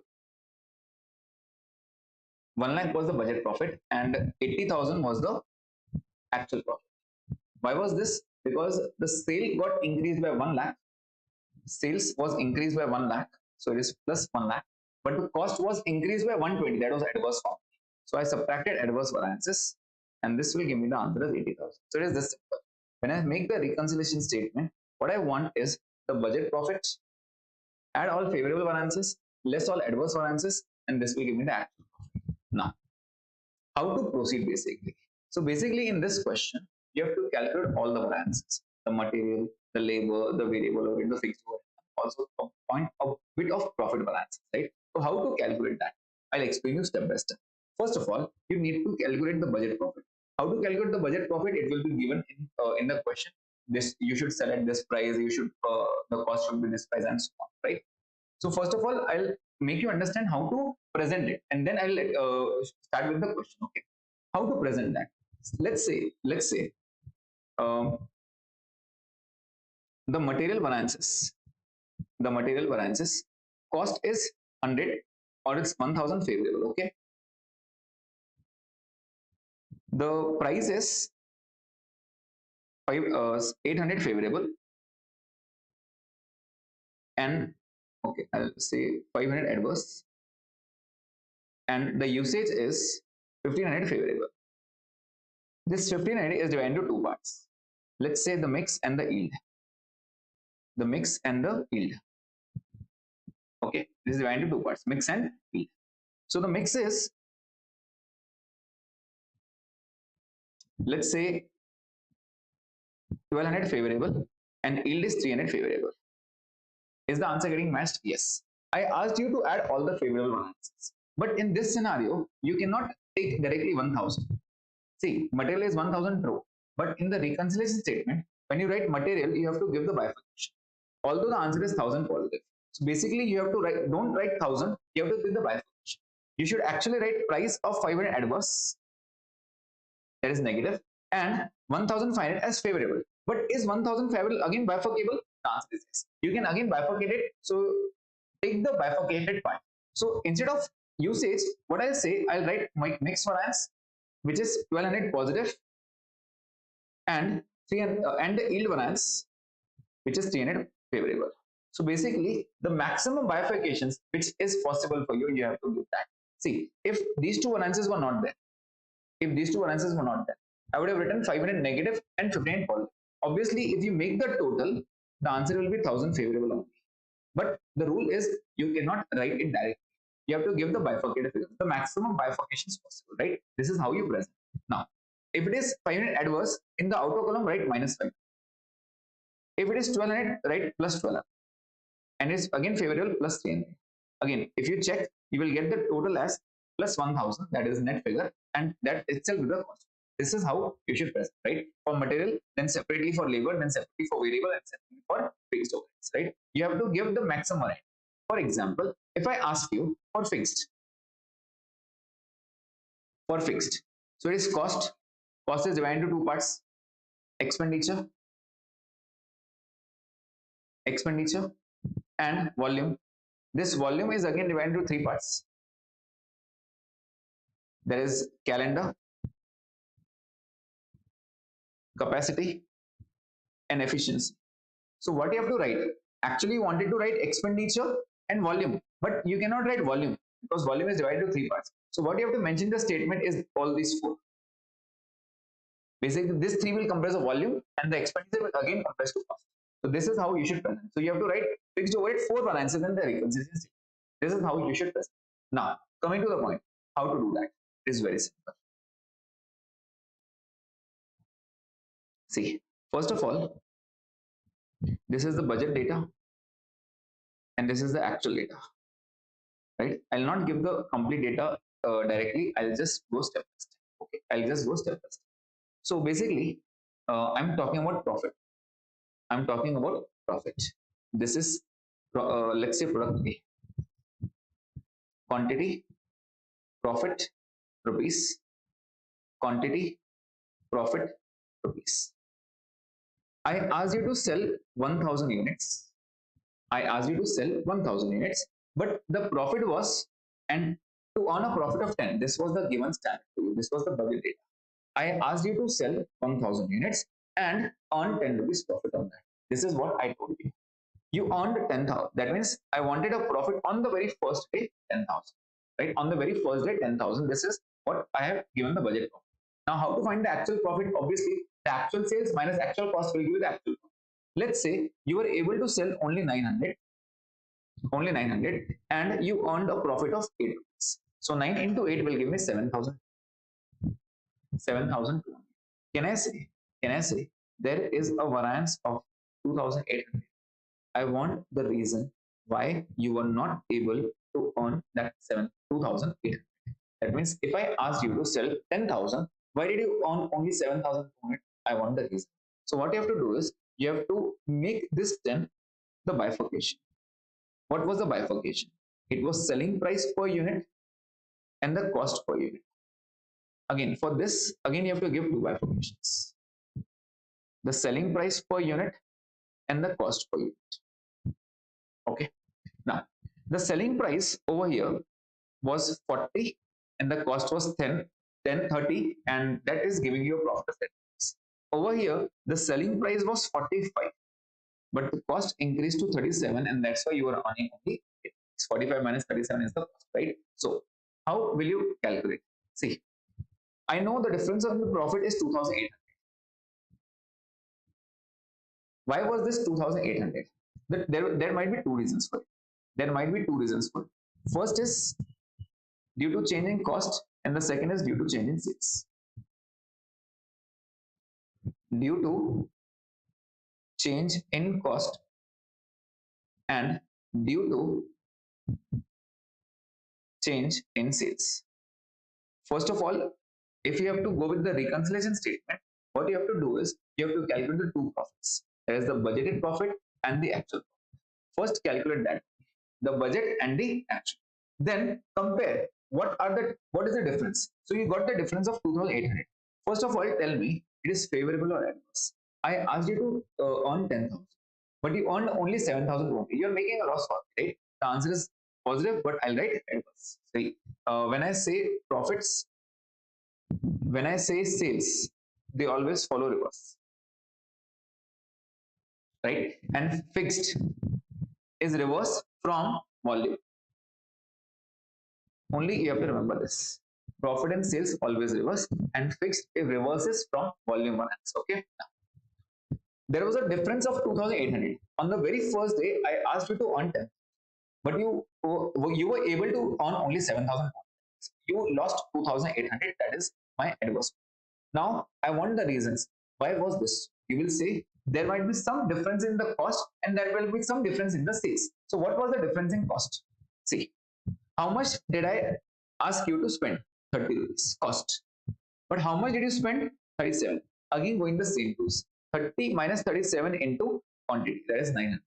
That means the cost variance was something like this: 30 minus 37 into 900. This will give you the answer as 7 into 9, that is 6,300. Adverse. Can I say there was a loss of 6,300 due to the increasing cost? I asked you to spend 30 rupees, but you actually spent 37 rupees. There was a loss, right? So 6,300 was my complete loss, right? Next, moving ahead. Due to change in sales. Sales में दो point आ सकते हैं, and there might be 2 points. Either the price must have changed or the volume must have changed. Due to change in volume, or else I can say due to change in price or due to change in volume. When I say price, you have to take the selling price. Okay, you have to take the selling price. 40 minus 45 into 9. I told you to sell at 40, but you sold at 45. Can I say it is favorable? I am asking you to sell this pen at 40, but you are selling this pen at 45. That means 5 rupees extra profit. How many units did you sell? 900. That means it is a favorable situation for me. 40 minus 45 into 9. Although the answer is negative, we'll go reverse over there. Okay, so 40 minus 45 into 900. That means 4,500 was favorable for me. Are you getting this point? So 4,500 minus 6,300, right? And next, volume. Volume means units. You just have to take the units. Please pay attention on the units. How to take units? It is, I told you to sell 1,000, but you sold only 900. And what profit was that? 10 rupees. So you just have to take 1,000 minus 900 into 10 rupees. Again, the answer is positive. I'll say negative, right? I told you to sell 1,000 units, 1,000 units of this, but you sold only 900. Obviously, this is loss for me, right? Although the answer is becoming positive, but it's adverse for me. It is loss for me, right? So I took the adverse. So is the point clear till here? See, first of all, I took the profit variance. I have to make a statement of budget and actual, right? Budget quantity, profit per unit, and rupees. Actual quantity, profit, and actual rupees, right? This is the profit. First of all, I'll calculate what is the difference in profit. So 10,000 and 7,000, 2,800 was a loss. Now I want what are the reasons behind. So obviously there might be two reasons. One is due to changing cost, one is due to changing sales. So what you do is first you take it cost. So I asked you to spend 30 rupees, but you spent 37. Obviously there was a loss of 6,300. Next one, due to change in sales. Sales may agar change hota hai, so there can be 2 points. If there is a change in sales, there can be volume or there can be price. If you're changing the price, I asked you to sell at 40, but you sold at 45 and you sold 99 units. I asked you to sell at 40, but you are selling at 45. Obviously, you're selling the higher, that is a profit. 5 into 900 will give me 4,500. Is favorable, right? And next is 1,000 minus 900 into 10. That is volume. 1,000 minus 900 into 10. So please check, is the answer getting matched? 6,300 plus 1,000. Total 7,300 negative and 4,500 positive. The answer comes to 2,800 negative, and we are getting the answer as matched. Now, what you have to do is, you have to write the budgeted profit. What was the budgeted profit? The budgeted profit, was 10,000. Add due to change in sales. Due to change in sales. Variance due to change in sales. What were the variances? First was price. Was the price favorable? Yes. Right, 4,500 favorable. 1,000 adverse. Was the volume adverse? Yes. Right, 1,000 negative. And next, due to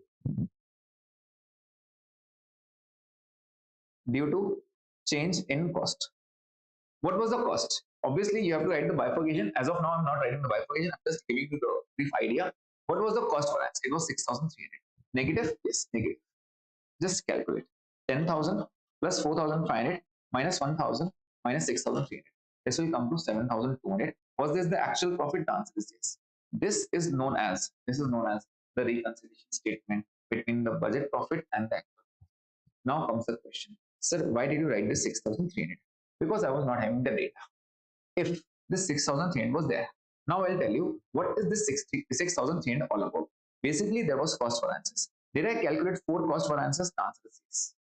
I have calculated the material separate table, the labor separate table for it, VOH separate table for it, FOH separate table, right?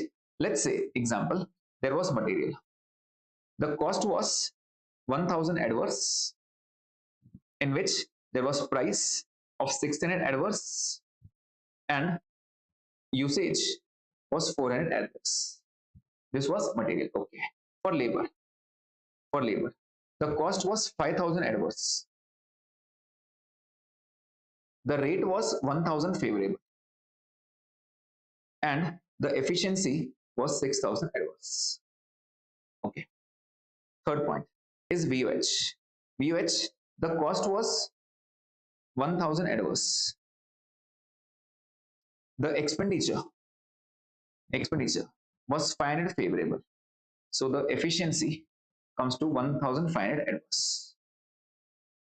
1,500 adverse, right? And FOH. I'm just giving the bifurcation of only 2. Okay.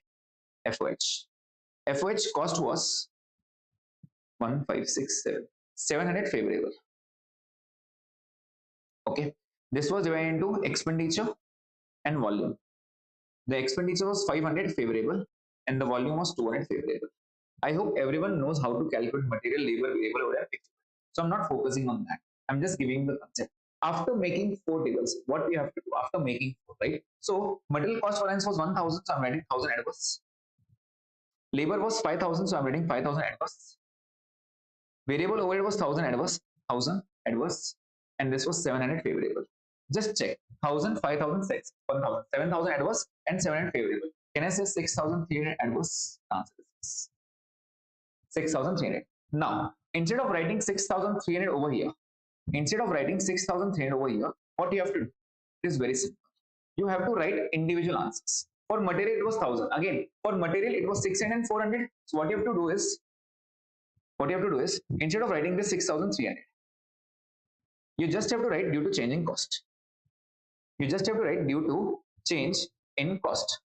In cost of what? Of material. So is the material divided into two parts? Yes. First is price and the second is usage. Just write, if it is favorable, add. Just adverse, subtract. So what was material? Material was 600 and 400. Adverse. Both of them were adverse. So I'll write 600 minus 400 minus. Simple. Next, I will go with labor. Labor had price and efficiency. Price and efficiency. It was 1000 favorable, 6000 adverse. So I'll write 1000 positive and 6000 negative. Right? For the variable overhead. For the variable overhead, what I have to write? Variable overhead. 500 favorable, 1500 adverse. 500 favorable, 1500 adverse. And for the fixed overhead, what was the answer? 500 favorable, 200 favorable. So 500 positive and 200 also positive. And this plus minus will give you the answer as 7200 will be the actual. This is how you solve. I hope the point is clear. Now, there is one more point. What point? See, it is very easy. The answer is, sometimes they might ask you reconcile standard profit with actual profit. As of now, what I've done is I've used the budget profit. But sometimes they might ask you standard profit. In that scenario, what do you have to do? In that scenario, I cannot use budgeted profit. What I have to do is I'll use this quantity into this way. That means you were asked to sell 1000, but I did not sell 1000. I only sold 900, right? So how much profit would you have earned if you sell 900? You should have earned 9000, right? So instead of 10,000, I'll write 9000 over here. The only two changes in this scenario will be this and this. I'll start with standard profit. The standard profit comes to 9000. How did it came? It was 900 units, the actual units into the standard profit. That is 10. That means if you have sold 900, you should have earned 9000 itself. If not 10,000, at earn 9,000 standard profit. In that scenario, rest everything will be same. The volume will come to zero. This is the only change. Why volume zero? Because in over here, I have taken 1000, but now I have to compare by 900. That's it. This is the only change. 900 minus 900 will give me zero, right? So instead of budget profit, I have to take standard profit. The only difference will be 2 points. The first profit will be standard profit, and the second will be volume zero. The rest everything same.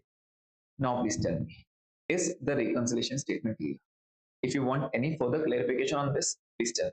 This was the last reconciliation basic point. Now I have to start with the exam questions.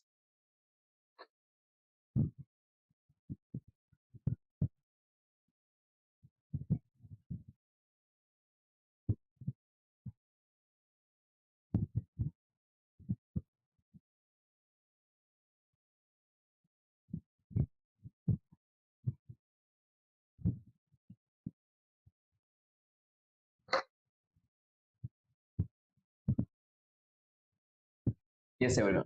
Is the point clear? Still here.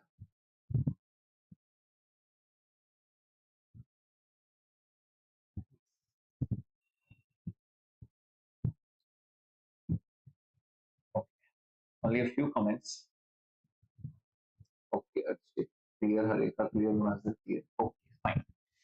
Now we are good to go. We are ready with the standard formats, all the standard formats, and we have to solve a question, exam question now. Okay, so let's come to this question.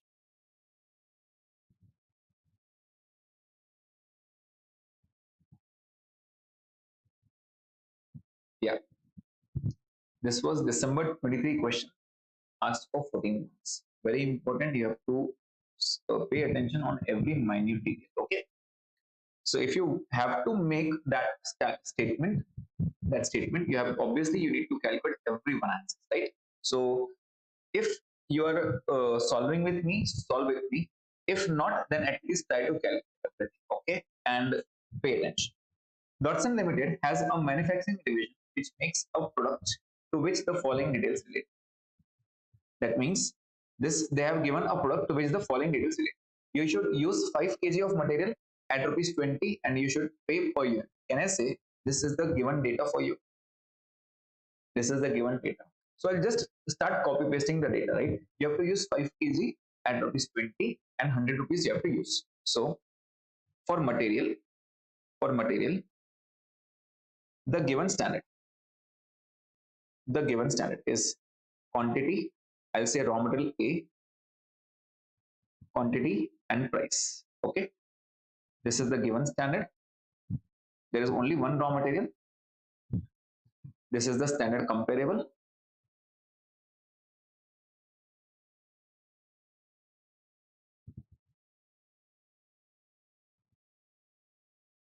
And there is actual data. Okay, now this is the quantity, this is price, and this is rupees. This is quantity, price, and rupees. Whatever data I get, I'll start substituting. Okay, now they have given for 1 unit. For 1 unit, the given data is for 1 unit. You have to use 5 kg at rupees 20. That means 20 is the standard price. Okay, 20 is the standard. This is what I got. Next, labor. Labor 12 hours at rupees 20 to 40 you have to spend. So again, I'll make the same table for labor. The given standard for 1 unit. Let's say the labor is skilled one. So I'll write skilled. Even if you don't write this column, it's okay. The hours is 12 and the rate is what? Again 20 rupees. Okay. The rate is 20 rupees. Then we have standard comparable and the actual data. Okay. Again, for 1 unit, hours, rate, rupees, hours, rate, and rupees. Similarly, you have to make this data for variable overheads also.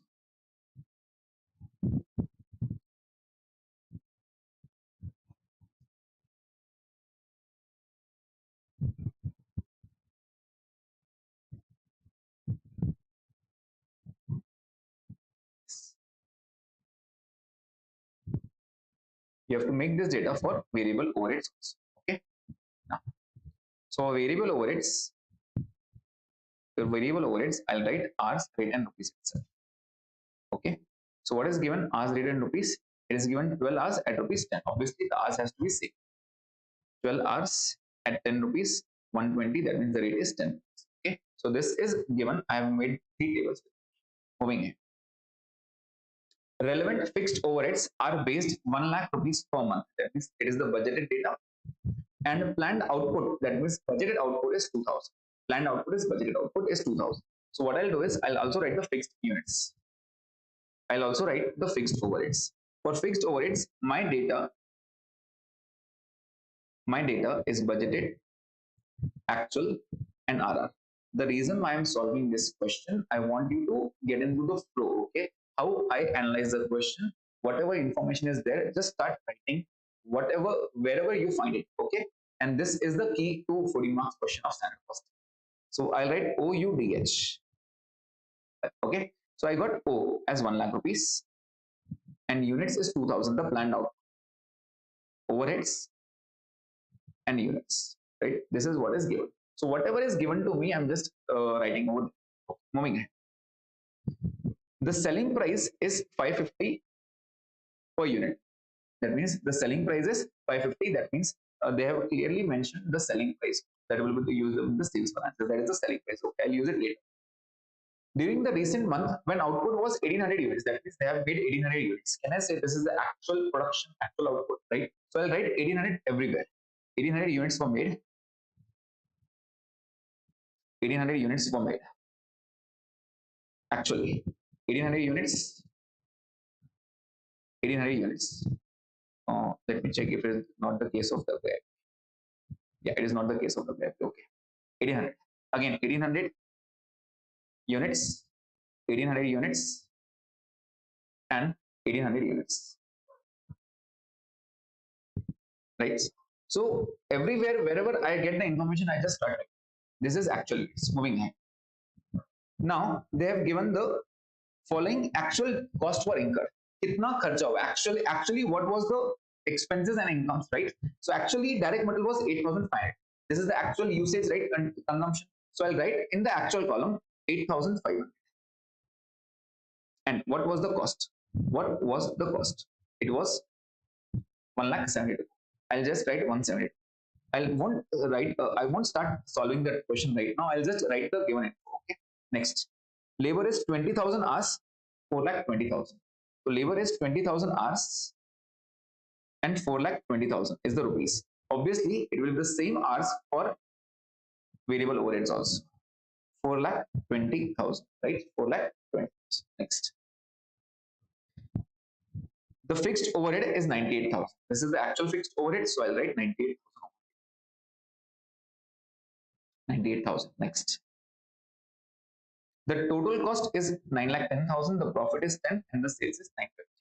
Now, if I ask you what is the actual profit, you will say, sir, 400 is the actual profit, right? Okay. 910 is the cost. 910 is the cost. So what I want exactly, how many units did you sell? Can I say you produced 1800 units and you sold also 1800 units? Yes. So that is the case. I want also the cost and I also want the selling price. So this is 1800 units into what rate will give you 910? In 1800 into what rate will give you the 950? So this will give you the cost and this will give you the selling price per unit in actual, right? And for the variable, for the previous point, I also have the budgeted profit. What was the budget profit? The budget profit was for 2,000 units, right? For 2,000, how much expenditure should have been made? See, if I ask you to check the budgeted profit, what was the expenditure? You tell me. 2,000 units were there, right? So can I say 2,000 units material was 100? 2,000 units the labor cost was 240. 2,000 units the variable cost was 120, and fixed overhead was always fixed 1 lakh rupees. This was the budgeted cost, right? So I'll just check 100 plus 240 plus 120. This will give me 460 into 2,000. That means 9 lakh 20 was the total expenditure over here. That means total of 10 lakh 20 was my cost. Can I say this is the budgeted cost for 2,000 units? That means total cost was 10 lakh 20,000 and total sales 2,000 into the selling price was 550, right? Into 550. This will give me 11 lakhs. Can I say the balance is nothing but the profit? I wanted you to earn 80,000. I wanted you to earn 80,000. Again, I want the per unit rates. 2,000 into what rate and 2,000 into what rate? Obviously, this rate is 550. Selling price is 550, right? That means I wanted you to earn 80,000 on the first day, but actually you earned 40,000. I want all the reasons. Why did this happen? Why did this happen? Right? So I'll make my last table. This is fixed overhead. I'll make my last table. I hope everyone got the point how I calculated the profit, right? How I calculated the profit. If not, I'll make the working also, right? So I'll make the working first. How did I calculate the budget profit? Right? Obviously, if I'm using budget, I'll use all the budget figures. I'll use all the budget figures. So I want the budgeted cost, material, labor, variable overhead, and fixed overhead. Obviously, these are all variables, so it will be 2,000 units into 100 rupees was the budget cost. 2,000 units into 240 was the labor cost. 2,000 units into 120 was the variable overheads, right? I'm not making the totals individual now. This was 920 and this was 1 lakh rupees. So the total budgeted cost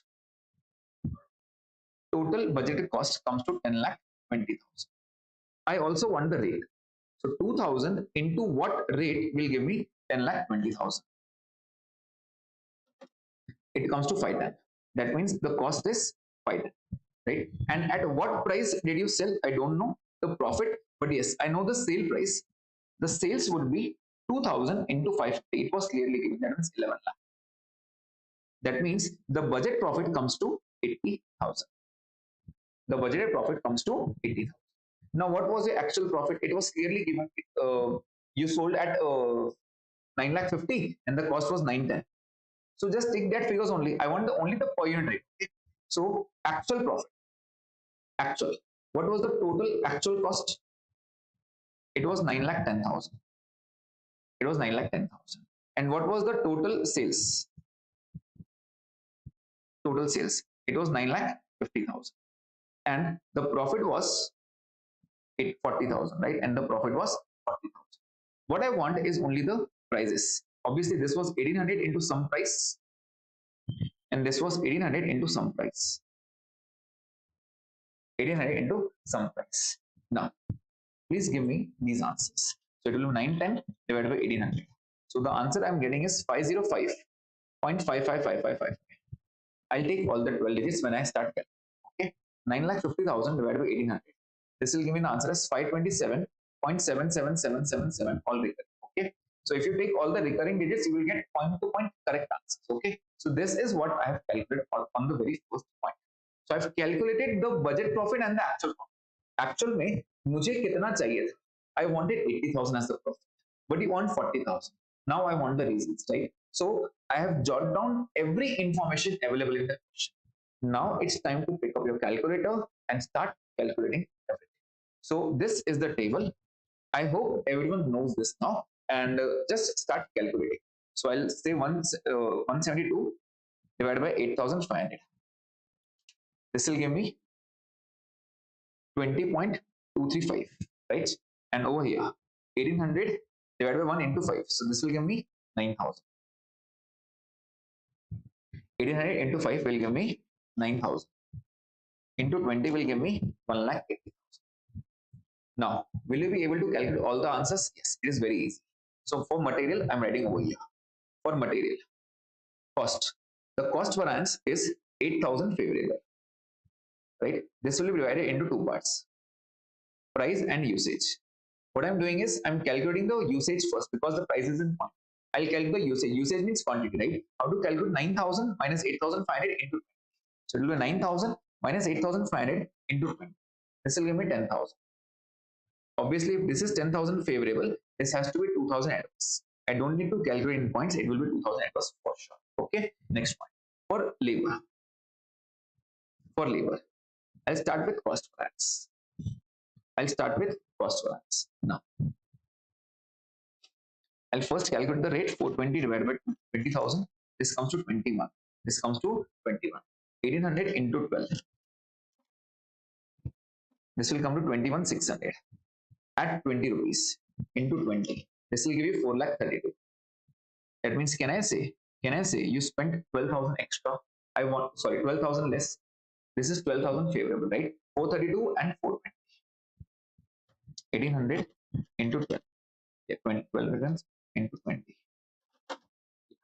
21,600 into 20. 432 and 420, right? So obviously this is 12,000 favorable for me again. This is divided into two parts, rate and efficiency. What is the rate variance? Just check the rate. 20, 21, 20,000. So 1 rupee loss, 20,000 adverse. 20,000 adverse. So obviously the last answer has to be 8,000 favorable. Sorry, 32,000 favorable. How come 32,000 is 21,600 minus 20 into 20? 21,600 minus 20 into 20. This will be 32,000 favorable. Right? These are the two answers. Next, moving ahead to variable overhead balances. Cost. So in the cost, for variable overheads, let me check. Variable overheads were 220, not 4. It was 220. So 220 divided by 20,000. This will be 11. I just copy pasted the hours from about labor hours. Okay. So this will be 21,600, 2,16,000. Can I say 4,000 is spent extra? So 4,000 is the adverse variance. The cost is 4,000 adverse. The cost is 4,000 adverse. Next. Now, 10 minus 11 into 20,000. 10 minus 11 into 20,000. This will give you 20,000 adverse. That is the expenditure balance. 20,000 adverse. That is expenditure balance. Okay. Next is efficiency. Efficiency means hours. So 21,600 minus 20 into 10. 21,600 minus 20 into 10. 16,000 as favorable. 16,000 favorable. So you're getting the answers now, right? You're getting the answers and you know the tricks now how to calculate material labor and variable overheads. Now comes the question of fixed overheads. Fixed overheads again is very easy. I won't be calculating for days and hours now because days are not given. So you can consider anything 25, 25, 30, 30. You can consider anything. Okay. So if days is not given, you can consider anything or you can skip that part. So it is not a major idea. What I want is I'm not calculating capacity and efficiency because hours you can easily calculate and get the answers. What I want over here is only the cost variance. Cost. So how to calculate the cost? It is very simple. First calculate the rate. So it is 1 lakh divided by 2000. It will give me 50 rupees per unit. 50 per unit. How to calculate this? 1800 into 50 minus 90. 1800 into 50 minus 98,000. It is 8,000 negative. That means 8,000 adverse. The cost is coming to be 8,000 adverse. 8,000 adverse. This 8,000 will be further divided into two parts. Further two parts. First is expenditure and the second is volume. I already told you volume, the gear reverses, right? Expenditure. What is the expenditure? It is the easiest one. I told you to spend 1 lakh, but you spend only 98,000. Can I say it is benefit form? You're spending 2,000 less, right? So 2,000 is the favorable form. 2,000 is favorable. Obviously, this has to be 10,000 adverse in order to make the concept clear. Now, see, I asked you to sell 2,000, but you sold only 1,800. 200 was losses, right? 200 into 50 will give me 10,000 as the loss. So obviously, I know what the answer was. Now, see, material, labor, variable overheads, easy. Fixed overheads, easy. You know how to calculate. The important point was to calculate the budget profit and actual profit. Already done. Now, I'll calculate the profit statement. For profit, what you have to do? Please pay attention. Quantity, I'll say budgeted. Quantity, right? Profit and rupees. Actuals. Quantity, profit, and rupees. Even if you don't do this, it is completely okay. But this is the format. Focus on this format itself. Okay. So there will be no mistake made by you. What was the budget data? What was the quantity? I told you to sell 2,000. And how much did you earn on that budget profit? Already calculated. You were earning 40 rupees, right? You were earning 40 because 2,000 into 40 will give you 8,000. So you were earning 40 rupees. So right, 40 over here. That means you wanted 80,000 of profit. But in practice, you sold only 1,800 and you earned only 40,000. So what is the profit? 18,000, sorry, 40,000 divided by 1,800. That means you are earning a profit of 22.2222, right? All recurring, 22.2. Now, what I have shown you is I want the two prices. I want the selling price and I want the cost per unit. I want the per unit. Were you having the budgeted price? Yes, 550 and 5. You have already calculated. Okay. Do you have this price also? Yes, you have this prices because you have calculated an answer. The selling price per unit and the cost per unit. The selling price was 527.7777 and was 505.555. Right? You have calculated over there. Now, so first of all, tell me what is the difference in the profit. I asked you to earn 80,000. What do you earn? Can I say the profit variance? The problem with me is 40,000 adverse, reverse, right? This might be due to two things. First is changing cost, and the second is due to change in sales. Due to change in cost, and the second is due to change in sales. These are the two reasons. If the cost is changing, what you have to do? See, you have to take from the cost, take like this and go with 1,800. Go with 1,800. That means I asked you to spend 510, but you spent only 505.55 and you sold 1,800 units. 1,800 units, right? So what you have to do is 510 minus 505.55 into 1,800. When you take all the days, you get 8,000. Obviously, the answer is 8,000 favorable. Right? The answer is positive, it is favorable. Now, due to change in sales, we have to take a reverse. Okay, just remember, if it is sales, we are taking reverse. Now, there are 2 points over there. Either it will be the change in price or either it will be the change in volume. Either it will be the price or it will be the volume. Now, how to check? If it is price, again, follow this price method. Follow this price over here. I asked you to sell at 550, but you sold at 527. you are selling at a lower price. I asked you to sell at 550, but you are selling only at 527. You are obviously making a loss, right? 5 this minus this into 89. So it will be 550 minus 527.777 into 1800. So when you calculate this, 550 minus 527.77 full recurring into 1800, this will give you the answer as 40,000. Obviously, you're getting the answer as positive, but I'll say adverse. Negative. And what is the volume variance? The volume variance is, I asked you to sell 2000, but you sold only 1800. 2000 minus 1800 into 40. 2000 minus 1800 into 40. This will give me 8000. 2000 minus 1800 into 40. Again, the answer is positive, but I'll write negative, that is 8000. First of all, check, is the answer getting matched? 40, 80, 48, and 8 favorable. Yes, 40 adverse, you are getting the answer. This is how you should present the question, right? Now, profit. Now it's time for making the statement. How to make the statement? Repo statement. First of all, I'll write the budget profit. Budgeted profit. Which was 80,000. Budgeted profit was 80,000. Add, or else variances due to change in sales. Change in sales. What were the two variances due to change in sales? These were the two variances. First is the price, and the second is volume. So the price variance is 40,000. Since it is adverse, put a negative sign. 8,000 again negative, put adverse. Due to change in cost. Change in cost. Before proceeding, just cross check once by adding all the cost variances. You want the answer as 8,000 favorable, right? Add material, labor, variable, and fixed. All the cost variances. If you're getting the answer as 8,000, that means till now you have done completely okay. So just go ahead. 8,000 favorable, 12,000 favorable. So 8,000 plus 12,000 minus 4,000 adverse, minus 4,000.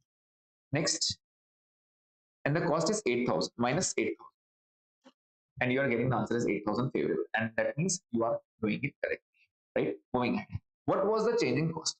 First was material. What was the difference in material? See, material, it was 8,000, but I cannot write 8,000. I have to write two individual answers. The price is 2,000 negative, and the usage is 10,000 favorable. So I'll write that.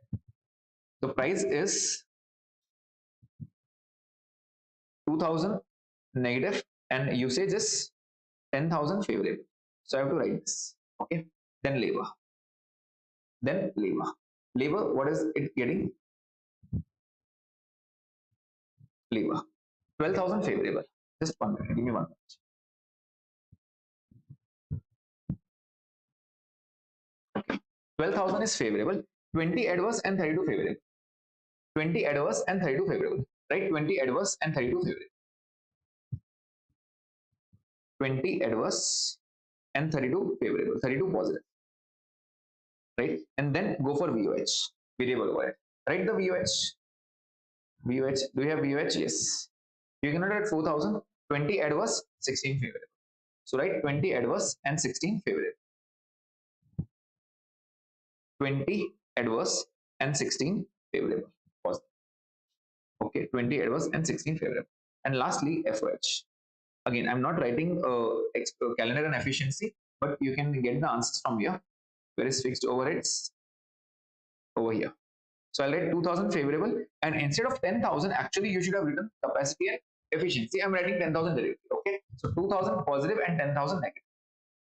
2,000 positive and 10,000 negative. That's it. And this will give you the actual profit. Obviously, if you check the answer, I'm just checking with you. 80 minus 40 minus 8 minus 2 plus 10 minus 20 add 32 minus 20 add 16 plus 2 minus 10. And exactly you are landing on 40,000. This is what is actual profit. So you got the budget profit, you got the actual profit. This is the answer. But if in this question, if they ask, give me the reconciliation statement from standard profit and actual profit. So in this case, only two things will change. This will change and this will change. Instead of budgeted profit, I'll write standard profit. How will I write standard profit? It is very simple. It is nothing but if 1,800 units was sold, you should have earned 40 rupees. If 1,800 units were sold, you should have earned 40 rupees. That means you should have earned 72,000. So standard profit comes to 72,000, and this volume will be zero. That's it. See, 80 minus 8 is 72. So you have written directly standard profit. That's it. And this will give you the reconciliation statement between standard profit and actual. Yes. Please tell me. Is the point clear? Because this was the last question of standard costing, which I have to take it with you. That is the very important one. Exam question asked for 14 marks. Reconciliation statement. Reconciliation statement. I've explained you with budget and actual. I also explained you with standard. If you want any clarification or if you have any query regarding any question, you can ask now. Any question with standard, any question with other chapters, you can ask now.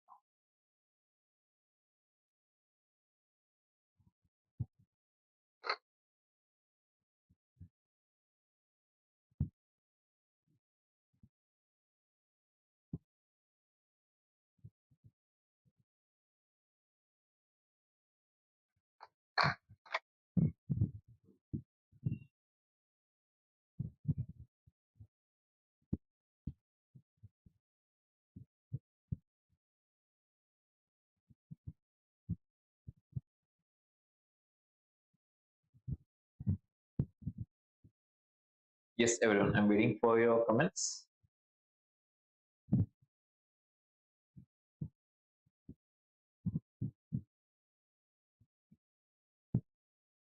I've given the solution over here. I've already given you the solution, so I'll share this proper solution. I just wanted the way of flow.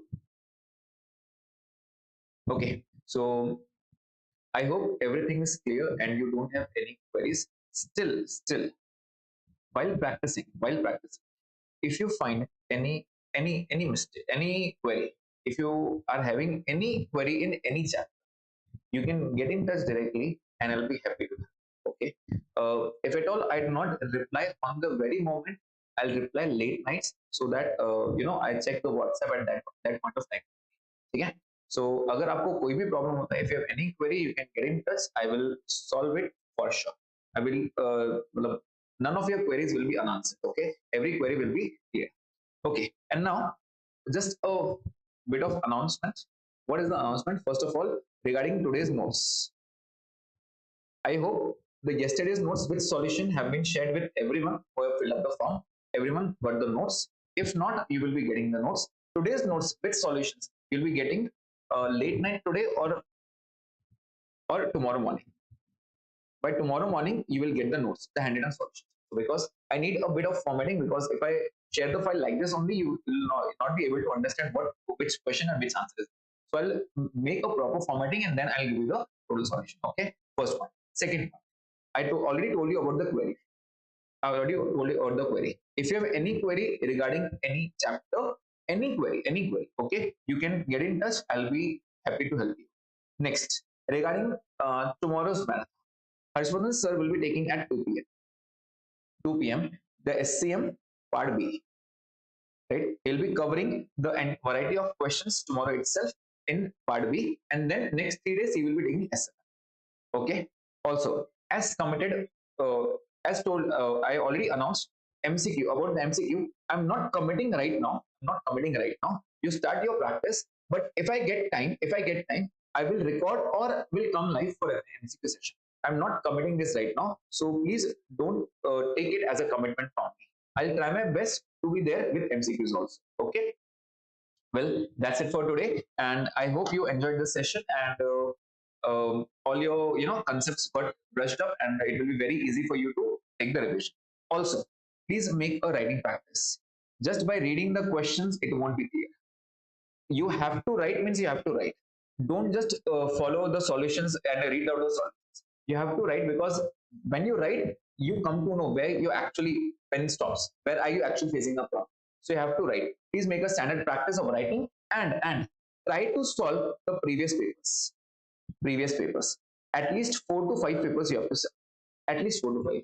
If you try solving 4 to 5 papers on stopwatch, then only you'll be able to complete the paper in examinations. So 4 to 5 papers minimum, I'm telling you have to solve.